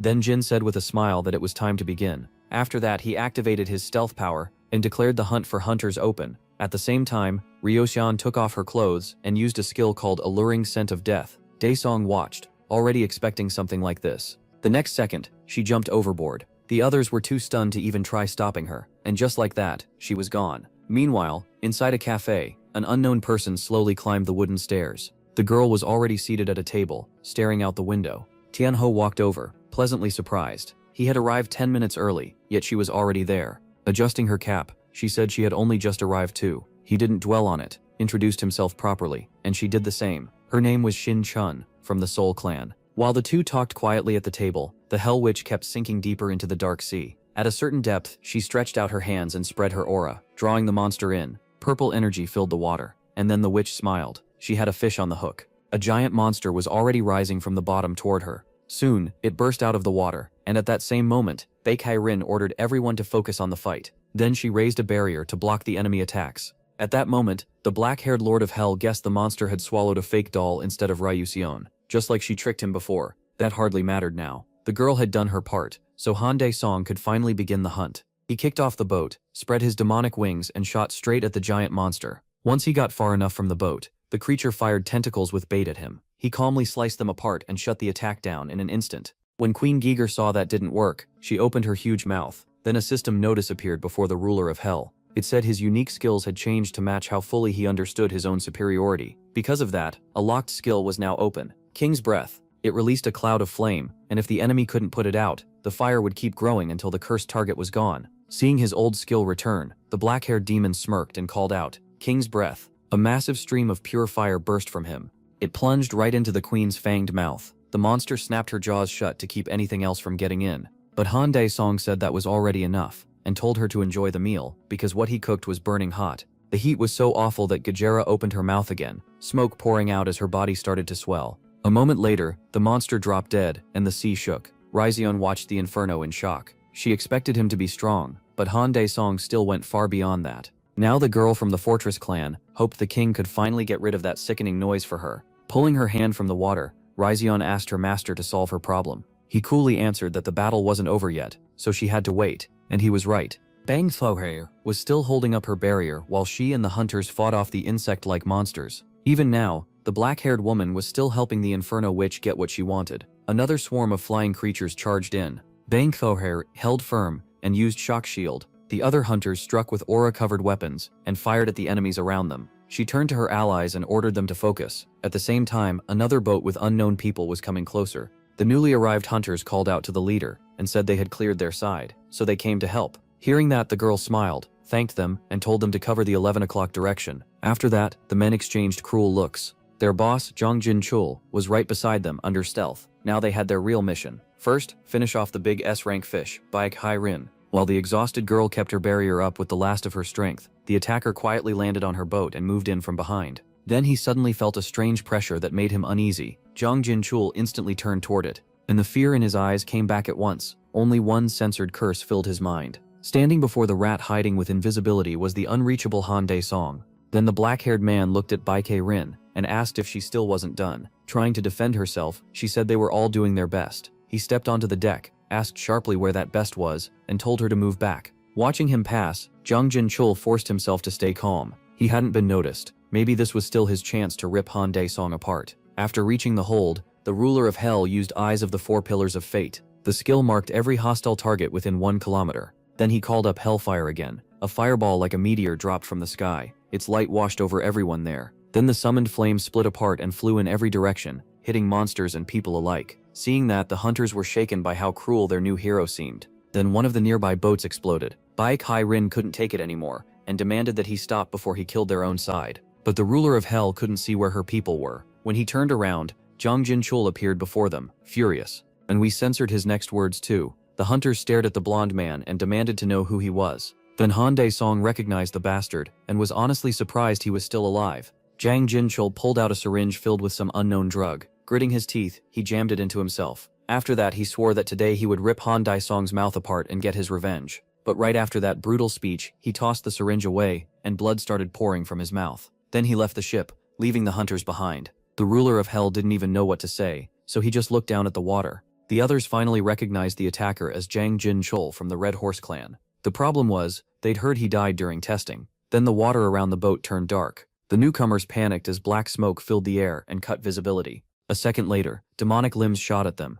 One hunter was pierced through almost at once. Another attack went straight for defenseless Bai Kai Rin. She tried to raise a barrier in time, but it looked like she was a second too late, when a bare hand grabbed the demonic limb right in front of her face. The Lord of Hell had saved the S-rank huntress again. Now he was ready to beat that annoying bastard down. A creature no one had seen before rose from the water. With one casual motion, it overturned the allied boats. The new S-rank King Geiger stood before the hunters, hungry for revenge. The mutant attacked at once, aiming to destroy the one who hurt him. Dozens of tentacles shot toward the man floating in the air. The ruler of hell didn't rush. He only watched the incoming attack with clear annoyance. Meanwhile, the talks continued. Jang Ho said that if the girl helped them, they would back her fully and spend whatever it took to free her mentor and the leader of the Seoul Hwangjeon clan. Shang Chon sat quietly, studying the business card the man in the suit had handed her. Then she looked up and asked how she could help. Jang Ho said they wanted to know where Professor Park Dong-Hao was. The girl looked out the window for a moment and flatly said that any information about Professor Park Dong-Hao was top secret. Before sharing it, she would need to speak with the clan leader. Back at sea, the hunters whose boat had been destroyed were now in the water, and all of them were in serious danger. The black-haired man was furious, because if he used that skill now, everyone nearby would die. Several attacks slammed into Han Dae-song at once. They sent him flying kilometers away from King Daijera. Even so, he stayed on his feet, and more demonic tentacles rushed at him. Soon the ruler of hell was wrapped in sticky limbs. Now the crazed Zhang Jinchul planned to tear the helpless man apart, and wished him a quick death. 3 sharp-tipped tentacles lunged in, ready to pierce his body. Then an explosion tore across the water, and the rising spray blocked the view. The hunters watching the fight waited for Bai Kai Rin to give orders, but she couldn't believe what she'd just seen. Then Han Dae-song's voice came from behind the desperate hunters. When she turned, the girl couldn't even tell when the black-haired man had gotten there. But there was no time to think about that. The ruler of hell told his allies that if they wanted to live, they needed to leave right away. Another boat came in to rescue the hunters in the water, while the black-haired man kept his eyes on King Daegu. Then he launched forward on his wings. Another one of his skills was Extreme Rage. It blasted out powerful magical flame and set fire to everything in its path. Han Dae-song used it that very second. At the same time, the crazed human-like creature looked around, wondering where Han Dae-song had gone. But the moment the monster looked up, another thought hit him. Why was this one man so absurdly strong? Then a crushing blow erased the monster's body completely. As he broke apart into nothing, Zhang Jinchul cursed his enemy and swore he'd keep cursing him even in death. But the ruler of hell stood at a distance, watching the remains burn. He didn't hear a word that bastard said, while everyone else stood frozen in shock. Ryu Xian praised her new master. Then another system notice appeared. It said the power of Han's essence, the operator of measurements, had spread through his body, and Han Dae-song gained 2 new skills, stealth and transformation. The ruler of hell kept floating above the water, staring at his hand. At the same time, the system announced that he could now use ethereal aura. But that wasn't what interested the black-haired man most. He was more curious about the unknown entity from Han. The Samik clan had arrived. Several boats moved toward the red portal. The Samik clan's top carriers came with their leader, Anderson. On the deck with him was the famous streamer Yen Gil, who already had 1 million followers. This time, he planned to film a special stream about sea portal transport, something only Anderson could make happen. Then a 100,000 won donation popped up, and even more viewers flooded in since he was the first to cover shipping like this. Back at the Fortress Clan's Thorn Center, Ryu-san was still fighting her demonic energy with everything she had. Then Han Dae-song flicked a bit of magic straight at her forehead. She got mad, saying she asked him to get rid of the annoying ghost, not hit her. Han Dae-song told her the real problem wasn't a ghost, it was the magic stuck in her head. Now that he had suppressed it, it wouldn't bother her anymore. Holding her forehead, she tearfully asked what he meant by magic. He gave a short answer. It was something like ether, but he had no idea where she got that power. Smiling, she guessed it probably happened when she entered the awakening portal. That instantly caught his attention, and he wanted to hear more. The witch called her master over, wanting to whisper it to him. When he leaned in, Ryu-san said this was top secret information, but she was willing to share it with her master. She explained that sometimes a special portal appears inside monster portals, one that can awaken hidden abilities. Ryun-sheng had wanted that power so badly that she entered it despite the risk. Hearing that, Han Dae-song realized a portal like that might even open into hell. Then a system alert appeared. A celestial being had entered the king's domain, and an emergency pandemonium quest had started. Seeing the notice, the demon lord just scratched his head, already sick of these system problems. Without wasting time, he turned and said he was leaving. Ryun-sheng almost stopped him, but only watched him go. Then an idea hit her. A sly grin spread across her face. Elsewhere, in a special prison for hunters, an officer knocked on a locked cell and told prisoner 108 that he had a visitor. Inside the dark room, a black-haired man sat on the wooden floor. He was Huang Zhonye, the former head of the Soul clan. Soon, an officer opened the meeting room door, and a man in prison clothes walked in. The short-haired Shun Choyong greeted her leader warmly. The gloomy big man brightened right away, happy to see his student safe. Later, Shun Choyong left the prison, walking slowly as she thought over their talk. He had told her Park Dong-haek might know how to restore her broken aura reservoir, but since the Red Horse was tied to it too, she needed to think carefully first. Once again, the cursed Red Horse clan was making her life worse. After entering Pandemonium, the Lord of Hell got an alert saying the king had arrived with his servant, but he didn't remember ever earning that title. Then Ryushan popped out from behind him, looking around the strange place with excitement. Startled, Han Dae-song spun around and asked how she got in here. She pressed a finger to her lips and sweetly asked him to teach her how to control magic too. Another alert appeared, this time about his servant, Ryushan. Now he could see all her abilities. One skill especially stood out, instant death. It gave her a small chance to kill an enemy in one hit, though if the caster died, just like that, Han Dae-song had one more burden to carry. And for the first time someone was calling him teacher. Watching her cheerful face, he guessed that when he put a magic mark on her, he had accidentally registered her as his servant. He scratched his neck, unsure what to do, then remembered there was a bigger problem right now. Suddenly he grabbed Ryushan's hand and pulled her along while ordering the system to load the Ghost King's domain. At the king's command, Pandemonium began loading data about the celestial being's invasion of that domain. The world around them started to break apart and shift. Clinging to his hand, Ryushan asked what was happening, but he didn't explain. A bright light swallowed them both, and then Han Dae-song opened his eyes. One look around, and he was completely thrown off. A new alert told Han Dae-song he was trapped in an underground prison where magic was sealed. The quest target was the Ghost Collector, and the reward was 100,000 merit points plus 1 servant skill point.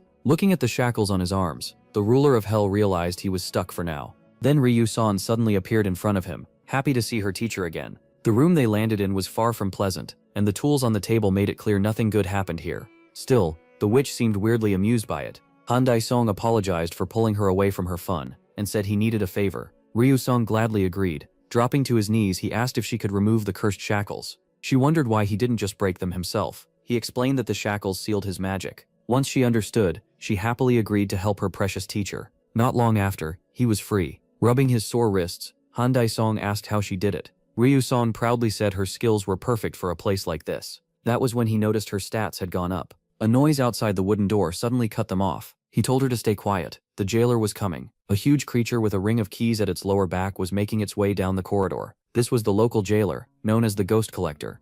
Ryun-shing immediately wanted to kill it. That made Da-song glance at her in surprise. At the parking lot of Yan'an Market, a white car pulled in and parked. Chang-ho stepped out, and someone from the next car called to him. The man in the suit looked around calmly and walked over. Shin-chan was behind the wheel of the second car. She told the head of the Han Da-song clan to get in because she was taking him to Professor Park Dong-haek's research lab. After Chang-ho got inside, they started the car and drove out of the lot. Meanwhile, in the laboratory, Elder Han stood in a robe, reading a report. He was a little annoyed that the trash who gained power from the monster ampule died so pathetically. Still, it didn't bother him much. He had already made enough samples, and a new creature was growing in the incubator. Then an alarm rang through the lab, announcing that new test subjects had arrived at the entrance. Glancing at the monitor, the mad scientist grinned. He had almost forgotten they were coming. Chang-ho and Shan-chan pulled up to the building with the lab. Elder Han had no plan to waste this chance. Besides the ruined A-rank hunter, the leader of the Da-song clan had shown up too, and both could become excellent material. A handmade voodoo doll rose into the air, and Ryun-sheng formed aura tongs from her demonic power. She launched 2 needles, one for weakness, one for paralysis. The moment the aura tongs pierced the doll, the Ghost Collector froze in place. Then more needles followed, bringing exhaustion, unconsciousness, and sleep. The curses weighed the monster down so badly that only its sword kept it from collapsing. Then a weapon filled with aura stabbed through the jailer's chest. As the blade was pulled free, the helpless monster dropped dead. The jailer, who should have been a major obstacle, went down far too easily. A system window appeared, congratulating Hang Da-song for defeating the ghost collector. He got the promised 100,000 merit points and 1 servant skill point. The quest was now 33% complete. Ri Yunqing was pleased. Her guess was right. In this place she really was getting stronger. Hang Da-song didn't comment on that. Instead he told her to hide more dolls ahead, because the path only got more dangerous from here. Ri Yunqing was shocked. She had never told him about that skill, so she asked how he knew. Without stopping, he said he had simply checked her status window. After hearing that, she hurried after him. Soon, the forest path led them into a strange maze. A new message pops up. The second area is the garden maze tomb. The goal is simple: escape the maze. But there's a catch. The death energy in this place drains their life, and the only way to get that strength back is by taking down the nature keepers inside. Han pauses and says he's cleared this path before, so getting out won't be hard. Still, something feels off. After thinking for a moment, he turns to Ri Yunqing and asks for one of her dolls. She doesn't get why, and asks him to explain. Taking the doll, Han says he'll go ahead first and give her a sign when it's safe to move. Ri Yunqing is touched, thinking he's protecting her by going alone. In truth, Han just wants a moment away from her whining. He explains that the line about the keeper restoring vitality is a trick. Fighting it only wastes time, and that means their life force drains even faster. After a brief pause, Han focuses and lets out a slow breath. Then he bursts forward into the maze. Moving at full speed, he tears straight through the hedge walls. That's how he enters the death tomb. Suddenly, several thorny vines shoot out behind him, trying to skewer the intruder. It doesn't work. They're too slow to catch Han. He already knows touching those thorns slows him down even more, so fighting them is pointless. Running is the only answer. But when he looks at his hands, he realizes he's aging faster than expected. Then another problem appears. A giant monster in a dark cap blocks his path. The creature spots him and raises its tool to strike, as if Han needed this huge brute in his way too. A second later, the monster swings with crushing force. But the old man drops to his knees and slides under the blow, dodging it cleanly. He gets back up at once and keeps running. Now the exit to the cursed maze is right in front of him. Han speeds up and dashes for the way out. But just then, another cap-wearing guard drops in above him, ready to finish him. His sword crashes against the shovel, throwing off sparks. Han manages to block the sneak attack, but he's almost out of time. From the corner of his eye, he spots thorn branches closing in. That's when he realizes he's completely screwed. Moments later, the plant wraps around the helpless old man. Meanwhile, the others park the car and head deeper inside. As they walk through the hidden underground passage, Shangbao points out that this place is really hard to find. Shinchan says she's only been here once herself. After a few short words, they keep moving. Soon they stop in front of a massive elevator. Changbao asks why a place like this needs such a huge lift. The girl in the cap admits she has no idea, and says it definitely wasn't like this before. A moment later, the metal doors begin to open. An unfamiliar person in a white coat stands before them. He introduces himself as Professor Park Donghaek's assistant, and tells them to call him Java. At the same time, Ryu Xian is crouched down, making little animal shapes out of her aura. Then she hears Han's voice, and the little creations pop apart. Han is annoyed that she didn't answer sooner. He orders her to turn into a doll, and she gets to work right away. Lowering her hands, the witch gathers her power. In the next instant, she vanishes. After transforming, she quickly looks around. Then she feels something huge and insanely powerful behind her. The sudden pressure shocks her. Panicking, Ryu Sing rushes toward the doll to save herself. But the being behind her doesn't attack. It speaks. It's Han. Staring at him, she can't understand what happened to him. Han has no interest in explaining and tells her to follow. Then he slams a massive paw against the ground. A small burst of his aura pours out. The force splits the ground down the middle of the maze. Soon, a dark tunnel opens in front of them, leading into the unknown. But Han didn't create it. A violent rumble shakes the huge underground chamber. Then a horned skull starts rising from below. A few seconds later, the hellish monster fully emerges. At the same time, Han gets a new mission: defeat the Ghost King, infected with a celestial particle. The two of them watch the crazed monster from cover. Han quickly says they're already too late. The demon is being tortured by an unseen voice, ordering it to repent and listen to the doctrine of the highest heavens. Unable to endure it, the monster loses its mind and starts smashing its own head against the floor. Seeing that, Han, still in his guard form, says the Ghost King has already become a full puppet of those heavenly bastards. Killing the body and taking the soul back will be a pain. Then he turns his eyes to his student with clear interest. Without hesitating, he calls up the servant skill list. One skill catches his eye: instant death. It uses 99% of vitality and magic for a small chance to kill the target, but if it fails, the caster dies on the spot. That's exactly what Han wants. He immediately puts 2 points into instant death. A surge of power wraps around the half-dressed witch, and she has no clue what's happening. A notice appears before her. Instant death has leveled up. Its success rate is higher now, and the worst failure no longer means death, just losing consciousness.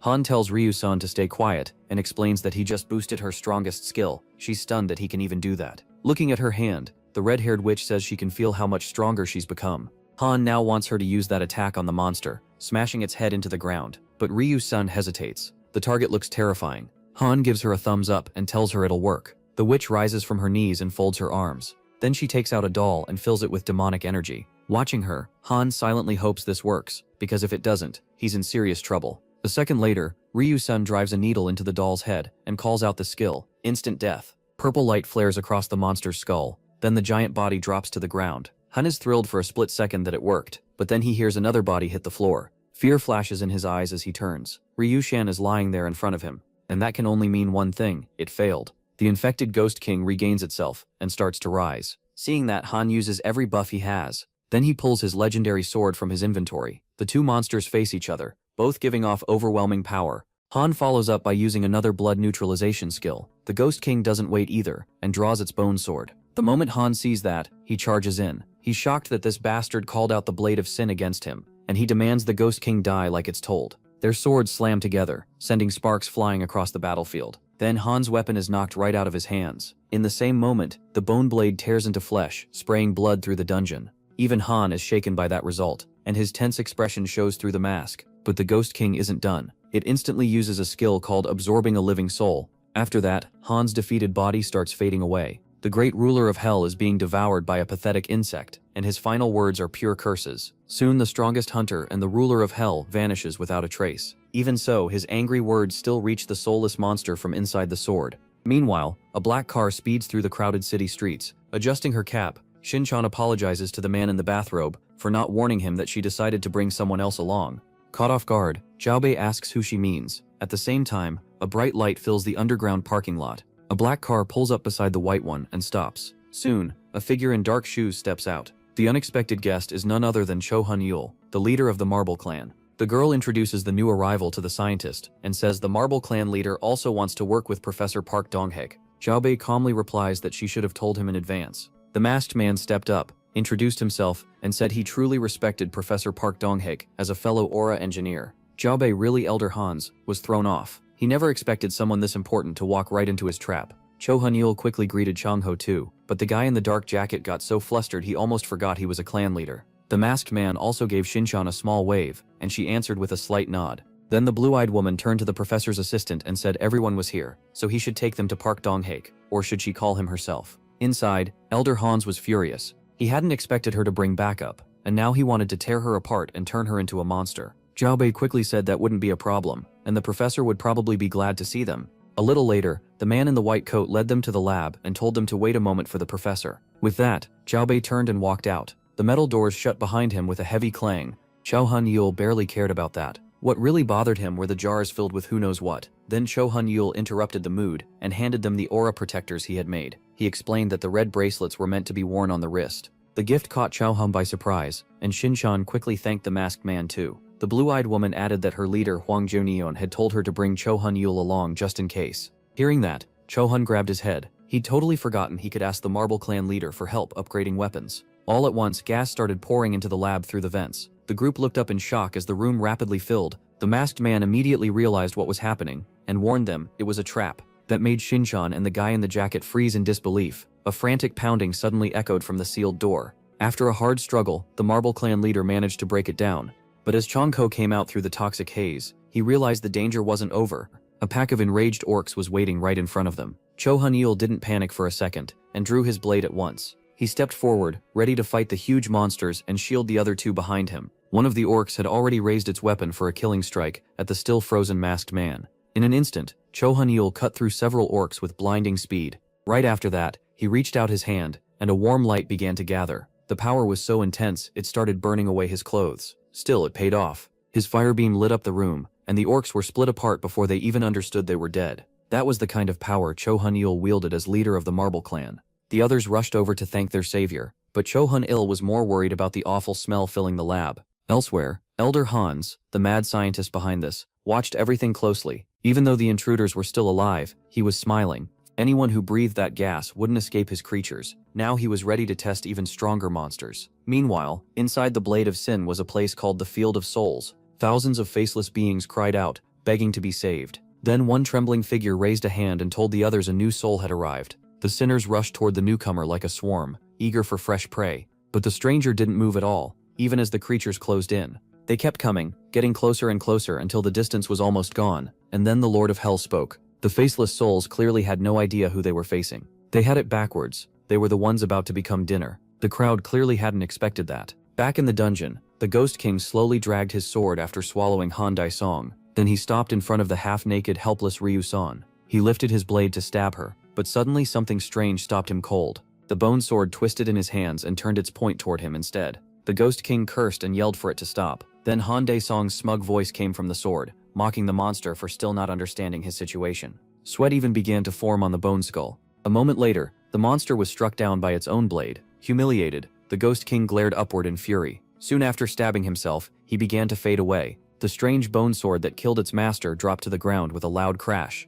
Fade Seni Array. Then a system window appeared before the Lord of Hell, saying the area was cleared. He earned 100,000 merit points, and one more servant skill point. After leaving the Field of Souls, the black-haired man scratched his head and grumbled that every quest like this had to come with some stupid headache. But no sooner had he said that than a strange yellow energy started leaking out below the blade. Seeing it, the Lord of Hell realized with annoyance that the trial still wasn't over. A female figure appeared and demanded to know who this black-haired nobody was. Another notice popped up for Han Dae-song, telling him to settle the law of causality by defeating the heavenly being.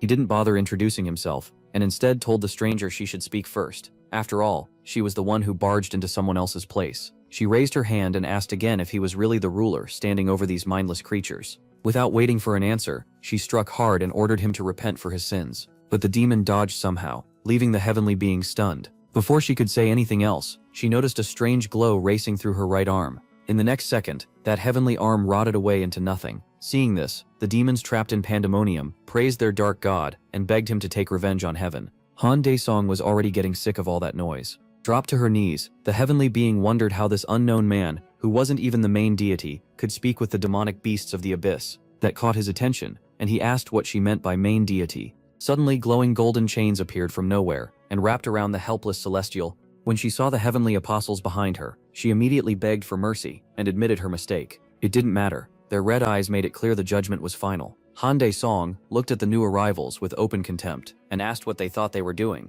The apostles ignored him and announced to the woman that she would be erased for breaking the law. Being brushed off like that made the Lord of Hell angry, and he tightened his grip on his blade. Then he charged the apostles on demonic wings. The heavenly beings barely had time to react in horror to the attack before their severed parts started dropping to the ground. Bound in golden chains, the heavenly woman could only watch that terrifying power from the side. The only way she could explain it was by telling herself the apostles must have been weak. Their defeated bodies, glowing with warm light, slowly dissolved into the air, and once they were gone, the heavenly maiden's wound split open, and blood burst out in a heavy stream. She cried out in pain. Another system notice appeared, congratulating the Lord of Hell on finishing the task. It said the Ghost King's domain was now at 100%, the heavenly beings were gone, and the Ghost King with all his forces now served Han Dae-song. Dim and bleeding, the young woman stayed on her knees, staring upward. The light around her faded fast, and she couldn't believe the main deity had rejected her and cast her out of heaven. In the next moment, her power drained away so fast that she twisted in pain and began to sob. Soon, where the celestial had been, there was only a helpless little child. The black-haired man watched in total confusion, unable to understand what the hell had just happened. And then it got even stranger. In front of Han Dae-song, the crying child turned into an egg. After seeing that, he gave up trying to question any of this. The only problem now was figuring out what to do with the egg. His first idea was simple, just smash it. But a notification appeared, congratulating him on obtaining a heavenly egg, and saying it could be turned into a demonic beast that would obey him. So the black-haired man immediately chose to begin the demonic transformation. The egg in Han Dae-song's hand started glowing wildly. A system panel soon appeared above the burning shell, showing the transformation process. All he could do now was wait and try to figure things out once it was done. Meanwhile, a rusty radiation warning sign hung on one iron door, and then that metal door slammed shut with a violent bang. All of this happened right in front of the people under the Marble Clan leader's protection. Shunho straightened up, angry and confused about what any of this meant. At the same time, Jesso answered with the obvious. Professor Park was in trouble. Then Lee slowly lifted his left hand, getting his allies' attention. He looked up and the masked man spotted a two-headed monster above them on the upper platform. One black-haired head hung out of the creature's body, drooling as it got excited over fresh hunters. A giant ogre with a huge iron club stood in front of them, but this wasn't a normal ogre. There was a human head growing from its body. Chunho and Jisoo stared at it, completely unable to figure out what they were seeing. The masked man, clearly shaken, said it was an experiment that fused a human with a monster. The insane black-haired head noticed the girl in the group and said she'd look perfect as another head beside him. Jisoo didn't take that well and pulled out her pistol. A storm of bullets slammed into the chimera. It did nothing. The monster barely reacted and mocked the attack like it was just a little sting. At the same time, Lee vanished from sight. The Marble Clan leader rushed the disgusting chimera. After blocking the hit, the monster complained about getting attacked without warning.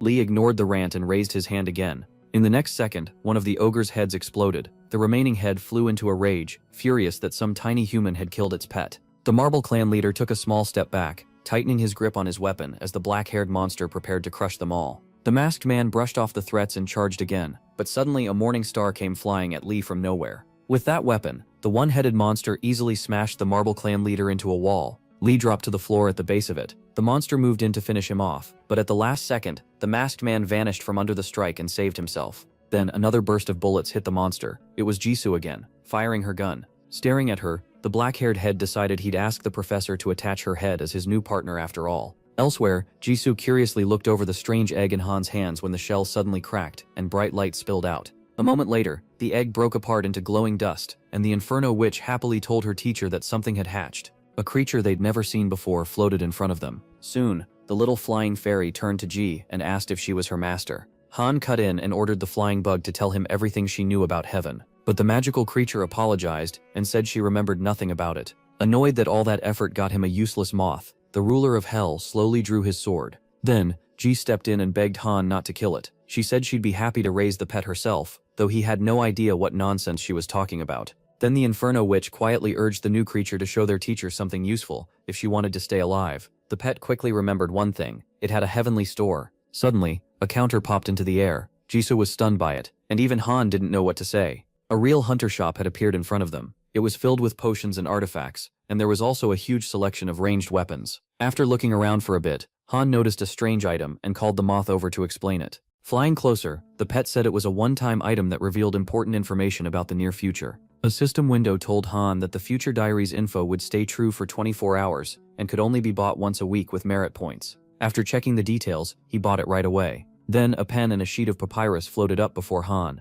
and a few moments later, several names appeared on it. Changho, Jisoo, and Lee. Seeing those familiar names jolted him awake, and whatever was written next made him tense up for real. Meanwhile, outside the Hunters Association building, a strange scarlet portal opened, and Han stepped out of it with his new student. Han immediately tried to send Jubei away, but she refused to leave because she was his student now. She called out to Han again, but he wasn't in the mood and made it clear he wouldn't repeat himself. After that, the Inferno Witch decided not to push him any further today. Back in the lab, Lee lay defeated on the ground, smoke rising from his body. Then steam started pouring out of the man in the suit. The monster watching him had no idea what was going on, but the answer was simple. The Marble Clan leader was releasing all that smoke because most of his body was mechanical. Now Lee got serious. He suddenly lunged at his enemy and drove a heavy punch into its jaw. The massive monster actually staggered from the hit. Still, it wasn't ready to go down. Even after taking the blow, the twisted creature said that still wasn't enough. Then Lee's hand came up in front of his face. Already set for the next strike, the Marble Clan leader unleashed his aura quantum cannon, and in the next instant the man-made monster was blown apart at the molecular level. Its bloody remains dropped to the floor in front of the mechanical fighter. But Lee wasn't in good shape either. He had burned through too much aura. Seeing that, Jubei-su worried about the Marble Clan leader's condition. Meanwhile, Chan-ho could barely believe Lee had really packed his body with aura weapons. Turning to them, the black-haired man said his body needed time to recharge its ether core. But he also had a bad feeling, like they were all still playing into that bastard's plan. As the hunters stood over the fallen monster, the real mastermind watched them through the security cameras. Han hadn't expected to use his secret weapon this soon. The mad scientist pressed a button, saying he'd rather capture them mostly intact, but he had no choice now. At that moment, Lee sat on the floor with his legs crossed, trying to recover his lost energy. Watching him, Xiaobei couldn't help wondering what his own odds of surviving beside an S-rank hunter really were. Suddenly, one of the metal doors started to rise, and a new enemy waited for the already battered hunters. A dark figure stood behind the half-open door. Once the light hit it, they realized it was another nightmare monster. Watching his creation enter, Han decided he should at least recover some bodies before they got torn apart and eaten. The hunters now faced a new creature named Goldman. After one look at it, Jaizu drew her aura blade and said the thing was monster class. Lee disagreed. Judging by its presence, he said the creature was probably S-rank. That stunned everyone there. The monster kept moving toward them, dragging a butcher's blade across the metal floor with one paw. But the Marble Clan leader had no plan to sit back and get pushed around by some horned beast. The puffed-up creature clearly hadn't expected that kind of nerve from a mere human. Lee's fist shot toward Goldman's face, but the red-eyed monster dodged with ease and instantly went on the counter. Goldman suddenly grabbed the Terminator's arm, and in that moment, the black-haired man realized he was slower than this thing. Blood splashed across the lab again. The Marble Clan leader's hand flew off, torn clean from his body. Chanhomo, shocked by the brutal fight, shouted no. Jabesu rushed in to help her comrade, without hesitation, and cursed the monster in fury. She slashed at it, but the test subject suddenly disappeared. A second later, the bloodthirsty Goldman was behind the unguarded Jisoo. Its strike sent the black-haired girl crashing into the wall. She survived only because of the protector she'd been given earlier. By then, Lee had already charged his mechanical arm for a devastating hit. Noticing that, the red-eyed creature moved at terrifying speed. Before he could react, the Marble Clan leader lost his second hand too. Then the masked man took a blow to the head so fast he never saw it coming, and he blacked out. Goldman slammed the S-rank hunter's head into the metal, and got ready to finish the helpless Lee. But Chanho couldn't watch anymore, and shouted for the monster to stop. His voice pulled the bloodthirsty demon's attention away. Goldman's silhouette began to fade into the air. In the next second, the red-eyed monster was right in front of Jang Ho. Even with death staring him in the face, the man in the suit stayed calm. Goatman smirked at the nerve of such a tiny human. Jang Ho smiled and said he knew someone way scarier, and that Goatman would die today. That set the monster off. He raised his hand to finish Jang Ho. Terrified, Jang Ho shut his eyes and waited for the end. But the blade never landed. Black shadows shot in and stopped it.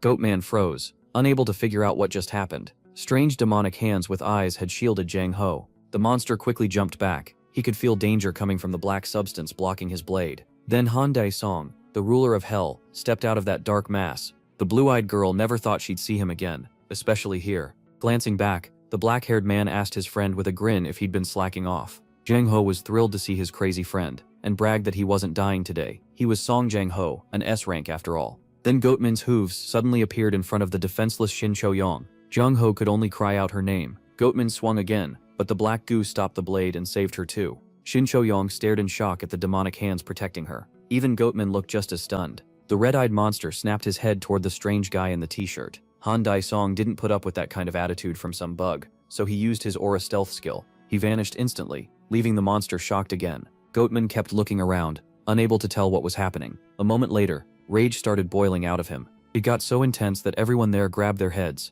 Jang Ho thought his eardrums were about to burst. After a brief pause, the red-eyed monster looked around carefully and slashed straight into empty space. It wasn't a miss. Han Dae-song had blocked it. He was even a little impressed that the monster tracked him by sound. Meanwhile, the mad scientist kept watching through the cameras. Elder Hans recognized Han Dae-song at once as the biggest threat to Eastern headquarters. Without wasting time, Jiaobei decided to release the chimeras he'd been saving. He pressed the red button marked with a skull. The system announced that deadly poisonous chimeras were being released, and self-destruction would start in 3 minutes. The villains got up and headed for the exit, saying that even Han Dae-song wouldn't leave alive. An alarm then rang through the lab, saying 30 minutes remained until self-destruction. The others had no idea what was going on. Chan Song wasn't happy either. He was already sick of one problem after another. Before he could think more about it, several sealed doors started opening. Soon, crowds of chimeras stood before the ruler of hell. Goatman was with them as their leader. Looking at Yuto, Chom Ho was horrified by how many people this bastard must have experimented on. Shin Chan agreed and said this wasn't a lab anymore. It was a monster factory. Cho Hunwol, still against the wall, quietly explained that these monsters were made with awakening ampules. One look at the masked man told Chom Ho that the Marble Clan leader couldn't help, so the brown-haired man turned to Han Dae-song and said he'd have to handle this alone. The ruler of hell thought that if it were up to him, he'd burn this whole place down with the ultimate stage of the volcano, but with his allies nearby, he couldn't do that. Instead, Han Dae-song chose to use a territory shift, the Ghost King's possession. A huge wave of power burst out from him, impossible to ignore. The chimeras panicked the moment they sensed it. Cho Hunwol snapped fully awake when that massive pressure hit him. Chom Ho and the black-haired girl had never seen anything like this before. Thick smoke slowly swallowed the laboratory, and when it cleared, the lab was gone. Everyone had been moved somewhere else. Even Han Dae-song's friend didn't know he could do that. Shen Chongyong could barely believe it, and thought it was real teleportation. But the Marble Clan leader understood the truth. This wasn't teleportation. Han Dae-song had changed the entire area itself, and that was terrifying. Then the Lord of Hell summoned an undead army. The furious chimeras screamed, ready for a bloodbath, when soldiers of the dead began rising from the cracked ground. Before long, the Lord of Hell's army was assembled, waiting only for his command. Then the black-haired man gave a single order: kill them all. At once the undead charged forward. The crazed chimeras rushed to meet them. Soon this dry land would be soaked with the blood of the ruler of Hell's enemies. Han Dae-song then told the others they were safe here. After that, he vanished without another word, leaving them frustrated and confused. Meanwhile, Elder Hans was escaping in an elevator when the whole cabin suddenly started shaking hard. A warning popped up on the screen, saying the elevator had stopped in an emergency. But Java cared less about the message than the real problem, why the cabin had slowed down and why there was now a hole in it. Han Dae-song was peeking in through that hole. The moment he saw him, sweat rolled down the mad scientist's face. Han Dae-song didn't stop there. He climbed into the elevator and walked straight toward him. As he got closer, the black-haired man mocked him for ordering the hunt and then trying to run away. A bit shaken, Hans admitted Han Dae-song had gone far beyond his expectations. Spreading his arms, he said Han Dae-song had won and that he was ready to die by his hand. But the ruler of hell didn't rush to kill him and grabbed him by the shirt instead. Han Dae-song could tell the man was planning something. He just didn't know what yet. Hearing that suspicion, the tattooed man started to worry. Then a cruel smile spread across Han Dae-song's face as he remembered a useful power he'd gained in the Ghost King's domain. A system window appeared, saying Han Dae-song had temporarily received the Ghost King's unique ability. Leaning in, he used that temporary skill on Han's ghost eyes. With it, Han Dae-song looked deep into hidden memories. He saw Hans lying on the ground, helpless and gasping for air, when an all-seeing eye suddenly appeared before him. He also learned where Lee Soga came from, and how he got the mutagen ampule. The ruler of hell saw the horrible experiments the man had carried out, and how he brought Jinsel back to life. But among all those crimes, Han Dae-song noticed something important. Hans had poured out liters of blood. For that, the Lord of the East, Elhim, rewarded him with a special body. After enough sacrifices, even if his body died, he'd revive in a new one. Hans had been thrilled by that gift. That joy didn't last long. Han Dae-song slammed the man in the robe into the corner. He was disgusted that someone like Hans could gain an unclean, long-lasting body through so many sacrifices. Now that he knew the truth, Han Dae-song smiled and told him he wouldn't get an easy death, no matter how much he begged. Meanwhile, only 1 minute remained before the lab self-destructed, when the doors to the control room suddenly opened. Another goat in a long robe stood there. The monster put a key into the lock and turned it. Right away, a voice announced that self-destruction had been cancelled. Hearing that, Goatman let out a relieved breath. Then the red-eyed monster wondered what the hell was even happening anymore. Suddenly, the doors to the observation room were blown open, and the one behind it was Han Dae-song. Without missing a beat, the black-haired man blurted out his surprise at seeing another goat. The red-eyed monster was also shocked and asked who this young man was. Han Dae-song didn't answer. Instead, he asked the goat in the robe the same thing. The monster then introduced himself as Park Dong-haek, director of this research institute. Han Dae-song didn't see that coming. Soon after, he pulled his friends out of the other dimension and brought them into the observation room.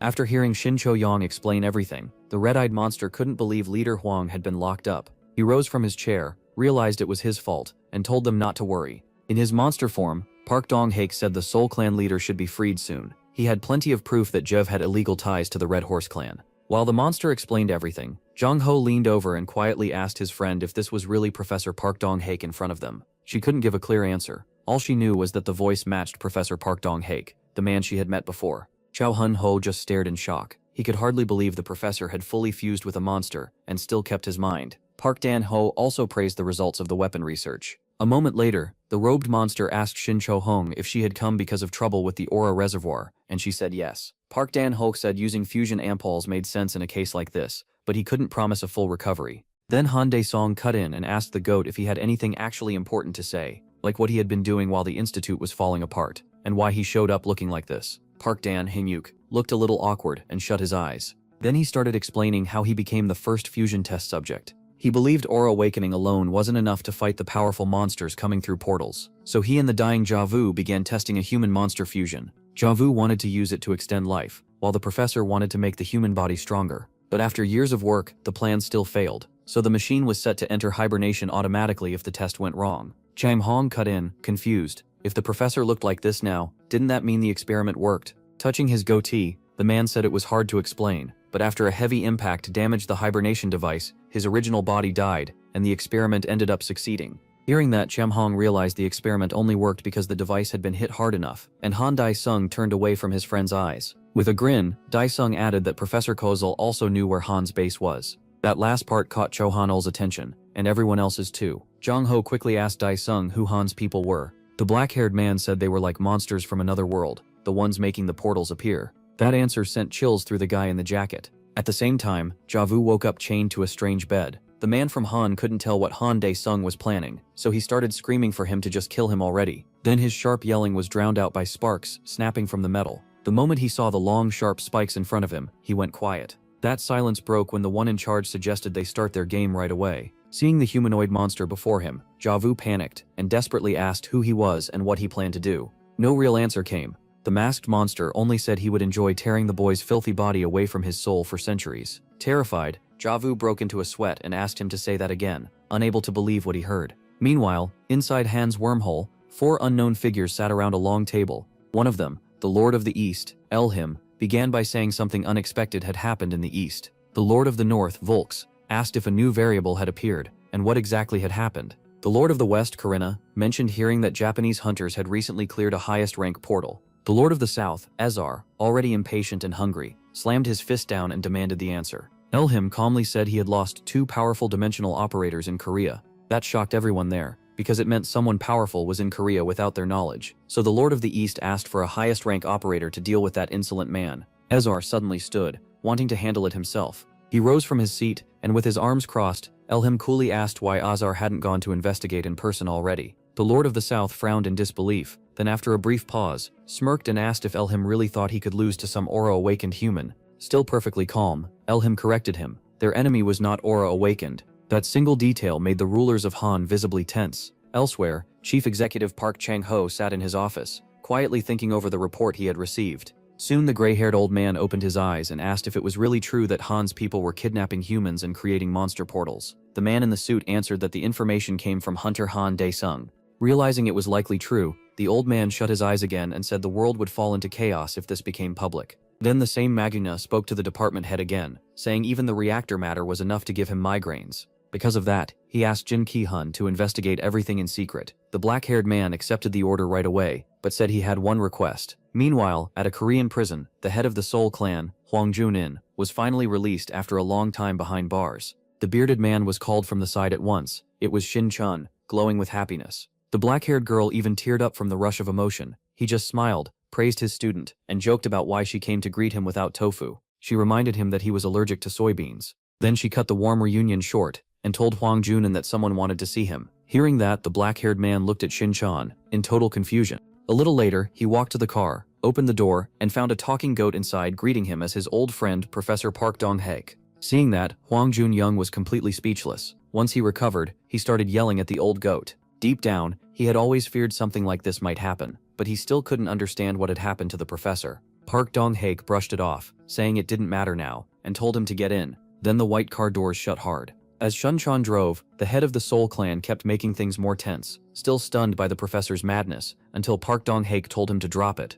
But the black-haired man kept going, saying he never imagined he'd one day be talking to a goat. Grinning, the professor shot back that being a goat was still better than being an ex-prisoner. Soon night covered the streets of Korea. Late that night, a girl walked along the sidewalk, nervously checking around her. Suddenly, a creepy voice sounded behind her. She turned and saw an unknown figure standing there, with a twisted smile. Her voice shaking, she asked who he was and what he wanted. But instead of answering, the man only asked who he was. Then, a knife flashed past the maniac's throat. Low-rank hunter Ho Chung had stepped in to protect the girl. Blade in hand, the young hunter said he was glad to finally meet this killer kidnapper. Without taking his eyes off the enemy, he told Mrs. Mijin to call Captain Jin for help. After sending a quick signal, the girl ran off, and the maniac seemed amused that the whole thing had been a trap. Ho Chung couldn't understand why the bastard still looked so relaxed even now, so he focused fully on defense. Then the stranger stuck out his tongue and mockingly asked if this hunter was the one who stabbed his boss by hand inside the Red Horse building. If so, the boy should be thanked for taking revenge for them.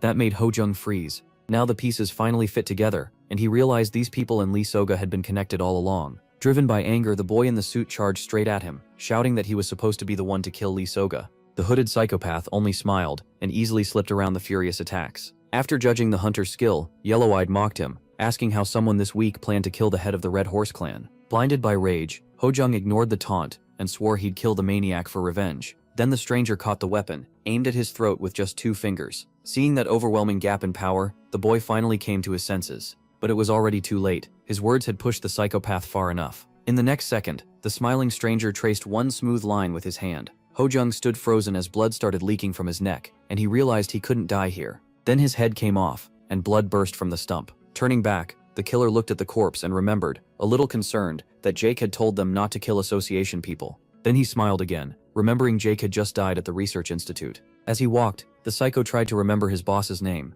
It wasn't Jake, it was Javu. Still, One thing was clear, that man was gone now. Leaving the body behind, he wondered how far the woman could have gotten. The department head watched the video they got of the killer. He shut the laptop hard and said Ho-jung had bravely recorded the murderer right before dying. Jimut stood there in silence, with nothing to add. Then the chief turned to him and asked if they had identified the killer. Jin answered right away. It was Cho Chun-sik, a D-rank awakened one who had been active 3 years earlier. He added that, based on Jung Jin-chul's attacks, the Red Horse survivors targeting hunters at the sea portal, and this latest case, Hans had probably pulled a lot of hunters into its group. Hearing that, the department head thought of Zhou Wu from the portal search team. Jun said Zhou Wu had likely entered the association with a fake status, and Chan Ho had also reported that Zhou Wu died at the research institute. Straightening his red tie, the department head told him to inform the other S-rank hunters about Hans. He also ordered the whole association to move. Those freaks killing civilians had to be hunted down and ended for good. Elsewhere, a loud slam hit a desk in one office. An S-rank hunter looked at the worn-out Chan Ho and said he hated wasting time, so he'd get straight to it.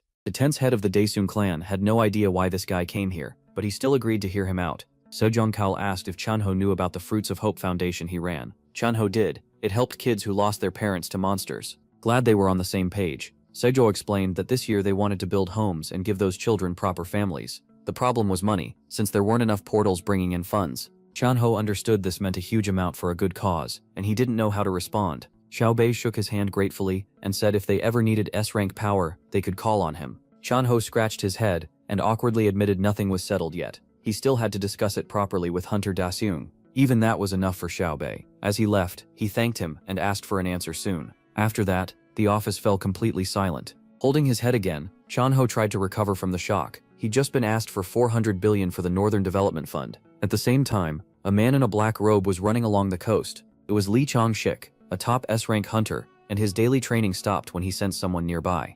A huge muscular man in sunglasses stood before him. The blonde hunter cautiously asked who he was and why he was here. The man ignored the question and attacked at once. Lee Chang-shik easily dodged the sloppy hit. As he slipped behind him, a shockwave tore past, showing just how strong this enemy was. Even so, the blue-eyed hunter said slow attacks like that wouldn't touch him. Then Lee Chang-shik fired back, but the man in sunglasses blocked it. The dreadlocked fighter stretched out his thick arm and praised him in English. Then he pointed downward and used a skill called neodymium. Right after that, he charged again. Lee Chang-shik tried to dodge with speed like before, but suddenly his legs wouldn't move. The foreigner bragged that he was the coolest. Realizing he couldn't evade, Lee Chang-shik had no choice but to block. An explosion went off right where he stood. Meanwhile, at the orphanage called Nadejda, Seo told the nun the good news. In the first half of the year, they expected support from the Daesung clan to build homes where children and caregivers could live safely. She was happy, but couldn't believe the MC clan would really spend that much on them. The S-rank hunter in the tracksuit explained that clearing S-rank portals brings in crazy money, so funding shouldn't be a problem. Suddenly, Seo looked away, sensing danger. Turning, he spotted an unknown figure outside the window. He jumped up and ordered his sister to take the children and volunteers to the monster bunker right away. Caught off guard, she froze and asked what was happening. He didn't explain, just told them again to run now. Meanwhile, an unknown man in a colorful shirt rushed toward the children's shelter. The man slowly opened his eyes as the threat drew closer. In the next second, Xiao burst around the corner with a baseball bat. He swung at the stranger with all his strength. Then the tracksuit-clad hunter jumped back from the blast of power. He skidded to a stop in his sneakers. Xiao tensed, feeling like his blow had been blocked. And he was right. The monster in front of him was completely unharmed. Annoyed, Seo said he'd only wanted a quiet day, but it looked like he'd have to work up a sweat. The stranger pulled his right hand from his pocket and aimed at him. A shot of aura burst from 2 fingers. Seo knocked the attack away with ease. After that, he checked the leftover energy. That's when he realized his enemy was far stronger than he first thought. At the same time, another unknown figure approached House 210. Inside, Raixiong looked very pleased. She was thrilled that she'd finished making a doll of Daishiong using his hair. It looked just like him, even carrying the same proud aura. The huntress known as the Hell Witch couldn't handle how adorable it was, and hugged the tiny version of her master. Far away in hell, he was picking his ear over piles of defeated enemies, and couldn't shake a bad feeling. Outside the house, a red-eyed woman gathered power into her fist, hoping to finish her mission fast. Soon, black smoke swallowed the whole villa. Inside, Rai Yushang suddenly yawned and wondered why she felt so sleepy. A moment later, the Hell Witch passed out. Soon she was snoring on the floor, still holding her beloved doll. The doll, however, wasn't sleepy at all. It was the finest version of Damisong. By then the front door was already unlocked, and the intruder stepped inside. A strange object formed in the woman's hand out of nowhere. Lifting the staff, the red-eyed girl declared this place would become an altar of death. She calmly looked around the living room, when something small on the floor caught her eye. It was the tiny Daesung doll. One look at it gave her goosebumps. She'd never seen such an ugly, nightmare-like doll. The black-haired doll had no clue what this crazy woman was talking about, or who she was calling ugly. Unable to stand it, the caster remembered that if she burned the medium, the doll would vanish too.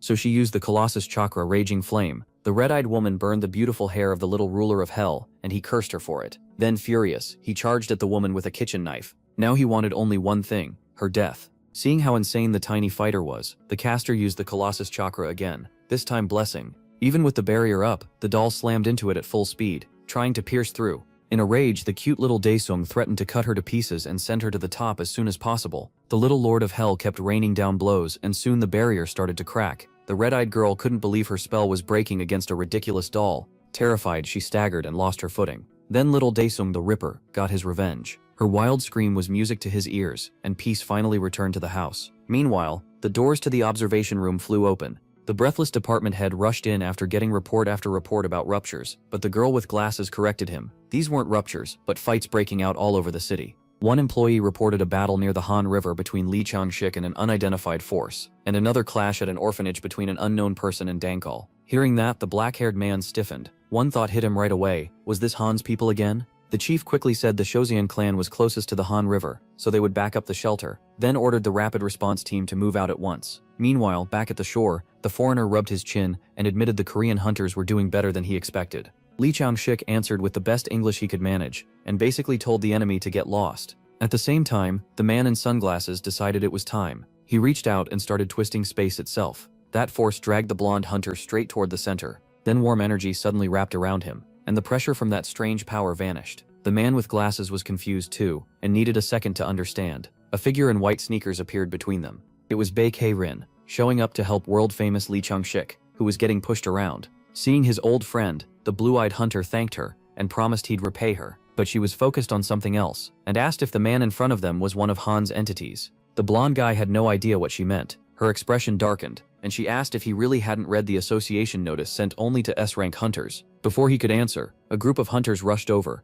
deeply worried about their leader. The foreigner wasn't happy that the distance ruined his fun, and his anger flared. He fired off a magnetic strike. Seeing the attack coming, the S-class hunter used an aura skill, Shield of Light. Bae K-rin blocked it with ease. Even so, the lower-ranked hunters could barely endure that kind of power. At the same time, Li Changshik suddenly told a subordinate to bring him his weapon. The hunter immediately handed over a shield sword. Drawing the blade, Li Changshik told his enemy that now he was dead. But the foreigner, hand at his chin, realized he'd already used too much energy without even catching the real target. So he decided that was enough for today, and left. Li Changshik didn't chase him. He just said he was exhausted like a bee. Then the blue-eyed man suddenly passed out. Everyone was shocked and his subordinates rushed to get him medical help. Meanwhile, in the shelter's underground bunker, the nuns stayed there with the children and volunteers, just as the S-rank hunter told them. Some kids worried about the director, so the women tried to calm them by asking if they remembered Dankal's catchphrase. A boy in a red shirt jumped out and shouted, "I'm the #1 hunter in Korea." That got laughs and helped everyone relax. Meanwhile, their hero kept desperately holding off the non-stop shots. The hunter couldn't find even one opening to strike back.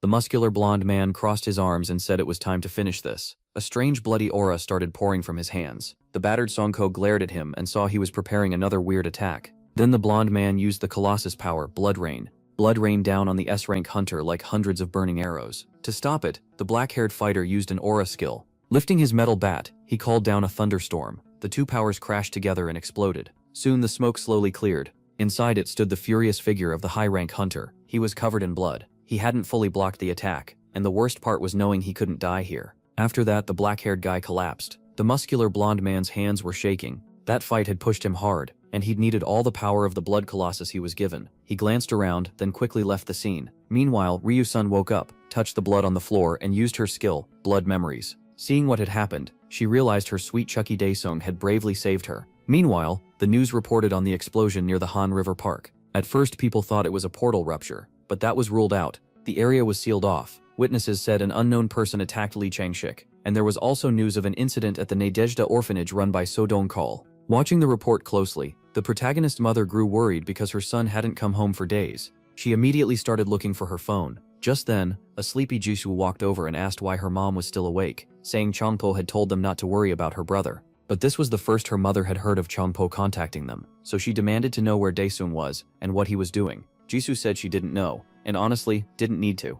That answer set off a fight in the luxury apartment, with the mother scolding her for acting ungrateful to the brother who'd done so much for them. Xiaobei quickly begged her to calm down. Meanwhile, another sinister figure was on that same skyscraper. It was none other than the maniac Cho Chun-sik. Drooling, he planned to kill one victim and take the other hostage. The apartment's residents were fast asleep when a creepy shape appeared outside the window. It was that same wanted psycho who made sacrifices. He covered his hands with aura and tried to slip inside quietly. But the second he touched the glass, a force blasted his hand back. A faint light began glowing from the sleeping black-haired woman from the pendant her beloved son Daesung had given her. The killer never expected MC to place a protective barrier over the apartment. Then a bright beam suddenly pierced Cho Chun-sik through. Caught completely off guard, he coughed up blood in shock. The helpless maniac had been skewered like meat on a stick. The shadow guard told the miserable human that its mistress was asleep, and if he wanted an easy death he should bite his tongue. Cho Chun-sik was stunned. The summon had activated even without Daesung nearby. Shaken, he tried to tell the shadow it was all a misunderstanding, but the guardian refused to listen and said the Lord would question him personally. Meanwhile, over the sea, the water suddenly grew violent. A demonic dragon rose from the sea, carrying a figure on its head. Then a notification appeared. The quest Sea of the Demonic Dragon was complete, and the full power of the ruler of Hell's body had been released. Standing atop the blue dragon was Han Daesung himself. The true Lord of Hell had returned. A guardian approached the red-eyed man and reported that a rat had been caught trying to harm his lady. Soon, in the Lord of Hell's kingdom, a chained prisoner sat before a massive staircase. It was Cho Chun-sik, who had no idea where he was. Then slow footsteps sounded behind him, getting closer and louder. Han Daesung walked through the hall while hundreds of messages from abyss beasts praised their god, though he still didn't get why these freaks were so obsessed with worshipping him. Stopping near the prisoner, the ruler of Hell said he would pull his prisoners out of the abyss when the time was right. Then he turned to the changed Cho Chun-sik. The furious white-haired Lord of Hell wanted to know who this mutt belonged to. Meanwhile, in the southern altar of Hans, two captives stood before Elhim. He asked them about the assigned targets. The blonde man said he had taken care of Dankal's second S rank, but the muscular one couldn't say the same. He tried to excuse his failure, saying unknown hunters interfered, and without them, Li Changshek would have definitely died. Elhim cut them off and announced that Guzman was dead, and Saget was missing. That shocked them, because Guzman had been sent after the weakest target. Then a snow-white monster approached, and said it would grant them the power of an apostle. In return, it wanted only one thing: Han Daesung dead as soon as possible. Meanwhile, in a Korean hospital, two guards in dark suits stood outside a room. Suddenly, the Tian rank hunter woke up. The black-haired man turned to the girl and ordered her to call a doctor right away and notify Mr. Head. From the hospital bed, the white-haired man demanded to know where he was. The girl beside him quickly explained that he was in a hospital because severe aura exhaustion had knocked him out. He tried to say it was embarrassing, but she cut him off and told him not to move yet. After that, Li Changshik asked where Heirin was, and someone answered that she was with Seo Dongkul. The black-haired man quickly snapped at him, asking why he said that. Then, the blue-eyed hunter changed his tone and asked what happened to Dongkul. The men in suits hesitated to answer. Soon, they admitted that unknown attackers suddenly struck, leaving Seo Dongkul in critical condition, and Heirin rushed to help him. That hit Li Changshik hard. An S-rank like Dongkul wasn't supposed to go down so easily. Hearing that, the white-haired hunter forced himself out of bed and demanded to know where Dongkul was, but his subordinate begged him to calm down because his body still hadn't recovered. He only got angrier and repeated the question. Meanwhile, one phrase kept echoing through another room: rapid regeneration. Inside, Jin said it should be enough now, since the outside and inside wounds had closed. But Baek Heirin kept pouring everything she had into healing him. She refused to let him die. Then the ward door flew open. Li Changshik rushed in. He saw Dongkul lying there, unconscious and completely drained. Terrified, he told them not to say Dongkul was dead, but Jin explained that he was in a coma. Medically, only his brain had stopped functioning. That answer made him furious, and he asked if the bastards from Hans were behind this too. The black-haired man confirmed it, and said the association was already doing everything it could to find them. Then Jin's phone rang. After picking up, he got shocking news from the department chief. A new S-rank portal had opened. The top hunters in the room were stunned. Then the whole room went silent. Meanwhile, a massive scarlet S-rank portal hung over the city. The higher-ups watched it closely from the surveillance room. Everyone there was shaken by how dangerous it looked. Still, the department chief tried to stay calm. Li Changshik was down from aura shock. Dongkul was unconscious, and Baek Heirin with the others were support types, not frontline power. So the black-haired chief declared a red alert, and ordered every registered hunter in the association to mobilize. After that, the Hunters Association exploded into action. Even so, the chief knew they really had only one hope left. Meanwhile, in the castle of the Lord of Hell, Han Daesung used ghost eyes to pull the truth he wanted from the fake killer. Staring straight into the man's eyes, he ordered him to reveal all his memories. Han Daesung then saw the past, how the man got his power and turned into a madman. Once he was done, he shut the skill off. Now he understood one thing clearly. the Popeye monster was probably the real boss. Elsewhere, people near the highway outside Seoul were being warned about the crisis. The news said residents were trying to stay away from the giant portal over the city, and many were fleeing the central districts. That evacuation was causing huge traffic jams.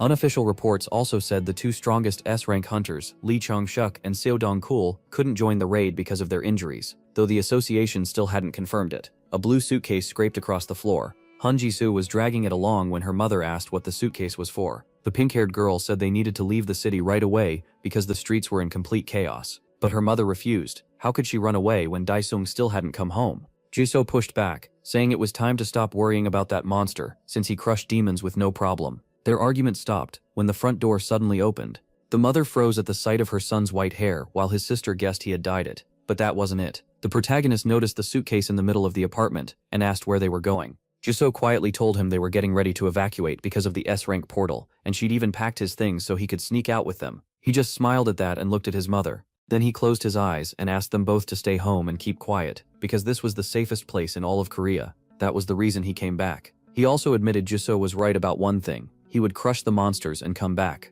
Their mother agreed to wait for her son, but the pink-haired girl clearly wanted no part of this. After that, the ruler of Hell turned and went to deal with the problem. At the same time, huge tanks rolled through the city. And not just one. Hundreds of heavy vehicles were moving into place for a military operation. All because of the giant scarlet portal threatening every normal resident. Soon, a dark figure appeared on a rooftop. It was Han Dae-sung. The moment he looked at the portal, he realized they were trying to draw him inside. At that same time, association staff stared at the portal and waited. Then the silence broke with a loud slap on a desk. The department chief was stunned that the bastards from Hans had managed to create an S-rank portal too. Right then, a girl with glasses checked her phone and said the Dae-sung clan had applied to clear the S-rank portal on its own. Hearing that, the chief shouted in excitement and drew everyone's attention. He straightened his tie and quickly apologized for losing control. Then he announced that the clan to handle the portal had been decided. Everyone else was to prepare for containment, and he ordered that message sent to every hunter team. The girl accepted the order at once. Meanwhile, people rushed to get the defense ready, while trained staff assigned hunter groups and gave them the best plan they could.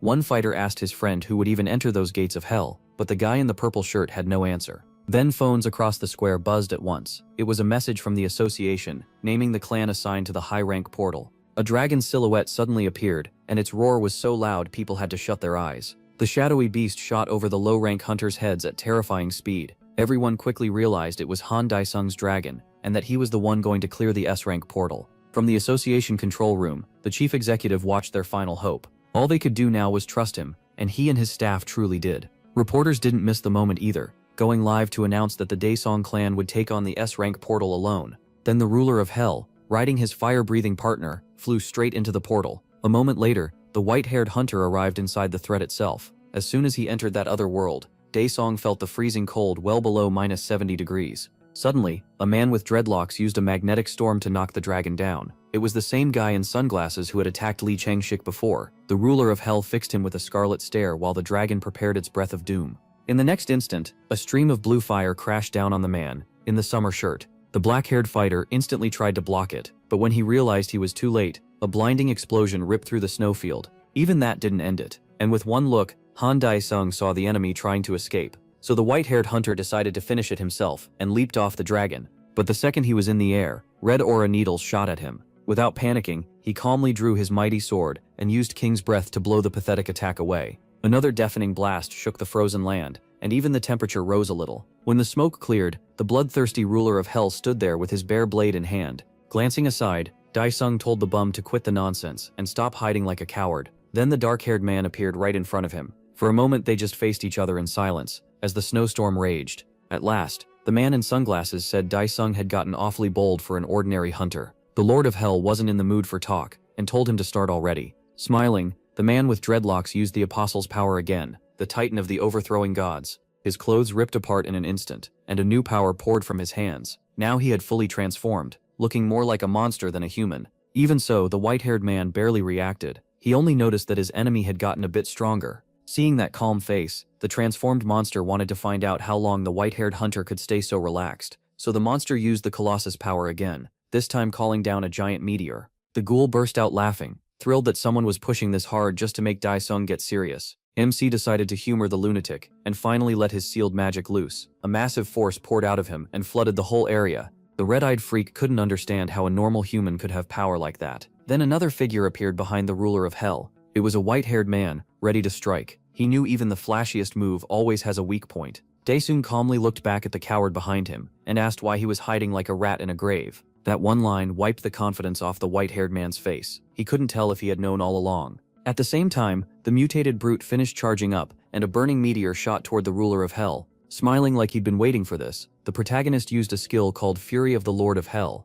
In the next second, he swung his sword and the slash tore through everything in its path for thousands of kilometers. The mutant didn't even get time to react. Before dying, all he managed to say was, "Fuck." Daesung stayed where he was, completely calm. Behind Han Daesung, the meteor dropped in 2 pieces. Seeing that, the other man froze. Power on this level was beyond even him, and with shaking hands he tried to say the skill's name, but then the Lord of Hell grabbed him by the throat. Han Daesung lifted the helpless man by the neck and said every skill leaves its user open. Annoyed, he then asked where Popeye was hiding. Right then, a strange eye opened in the rift nearby. And it wasn't alone. More eyes appeared with it. This was exactly what the pleased ruler of hell had been waiting for. The next moment, he flicked his hand and tossed the muscular man aside. A creepy voice from the eyes said this power didn't come from an awakening, and Popeye wanted to test it himself. Suddenly, the yellow-eyed enemy used Hecaton's power, petrification. But it did nothing to the ruler of hell. Instead, the muscular blonde man started turning to stone. Before he could even beg them to stop, he became a statue. After that, unknown red beams shot at the still Han Daesung. They couldn't hurt him. Raising his sword again, the white-haired man said it was his turn now. At once, the ruler of hell used the ultimate bullet of fire and a blazing fireball formed in front of him. Then Han Daesung told Popeye to come out and fight. As soon as he said it, hellfire blasted every eye in sight, including the petrified man. The stone body broke into tiny pieces. When it was over, only glowing snow remained around the ruler of hell. Even so, the white-haired demon knew Popeye was still alive, so he politely told him to come out. Another eye appeared and asked where this strange power came from, saying it clearly wasn't born on this star. Han Daesung didn't get why the creature cared so much, so he offered a trade. Answer his question first, and he'd answer too. The eye lit up with interest, but Daesung wanted a clear answer. Was Popeye agreeing or not? Then the red eye happily said it loved making deals. In truth, the monster planned to steal the bastard's soul the moment he let his guard down. After hearing yes from his enemy, the ruler of hell asked his question. At that same moment, he opened his scarlet eyes and used ghost eyes. The monster had no idea what that was, and never expected to get tricked so easily. Han Daesung said he never trusted trash like this, so he ordered Popeye to show all his memories. Popeye tried to fight back, but it was useless. Then the ruler of hell saw the Titan's planet, Hecker. A huge war was raging there between monsters and winged angels. The weaker race couldn't stand against them, and their people were wiped out. Not just the race, but the whole planet too. Still, some of them managed to escape in a spaceship. Soon the survivors reached Han's Nebula. There they met an ally, who was shocked that the countless descendants of Hecker were gone, and only these few were left. Those survivors were the Lords of Hans and the kid Popeye. Their group chose to open the space of a living star to revive the Colossus. To do that, they only needed to place a portal cube on the star and flood Earth with ethereal energy. A few years later, during a meeting of world leaders on the shadow side, powerful people gathered to talk about negotiating with aliens, who had sent them a giant mass of energy and promised immortality. Then, a cane tapped through the hall. An alien greeted Earth's leaders and announced that the time had come to grant them immortality. Then the owner of the memories tore out his own eye. Even so, Popeye still figured out where Han Daesung's power came from. He guessed the white-haired man was the lord of the trash universe called the Nebula of Demonic Beasts. Back in the frozen biome, the Lord of Hell was surprised that a creature carrying thousands of years of memories had broken free of ghost eyes. Still, Daesung guessed the final boss was the alien he saw at the end. Even so, the Colossus revival and this race's 1,000-year history were way too much to take in at once. Touching his neck, the ruler of hell remembered he was still inside the S-rank portal, but he hadn't seen a single monster or gotten anything from this trip. Then something strange caught Han Daesung's blue eyes. A weird smoking object lay buried in the snow.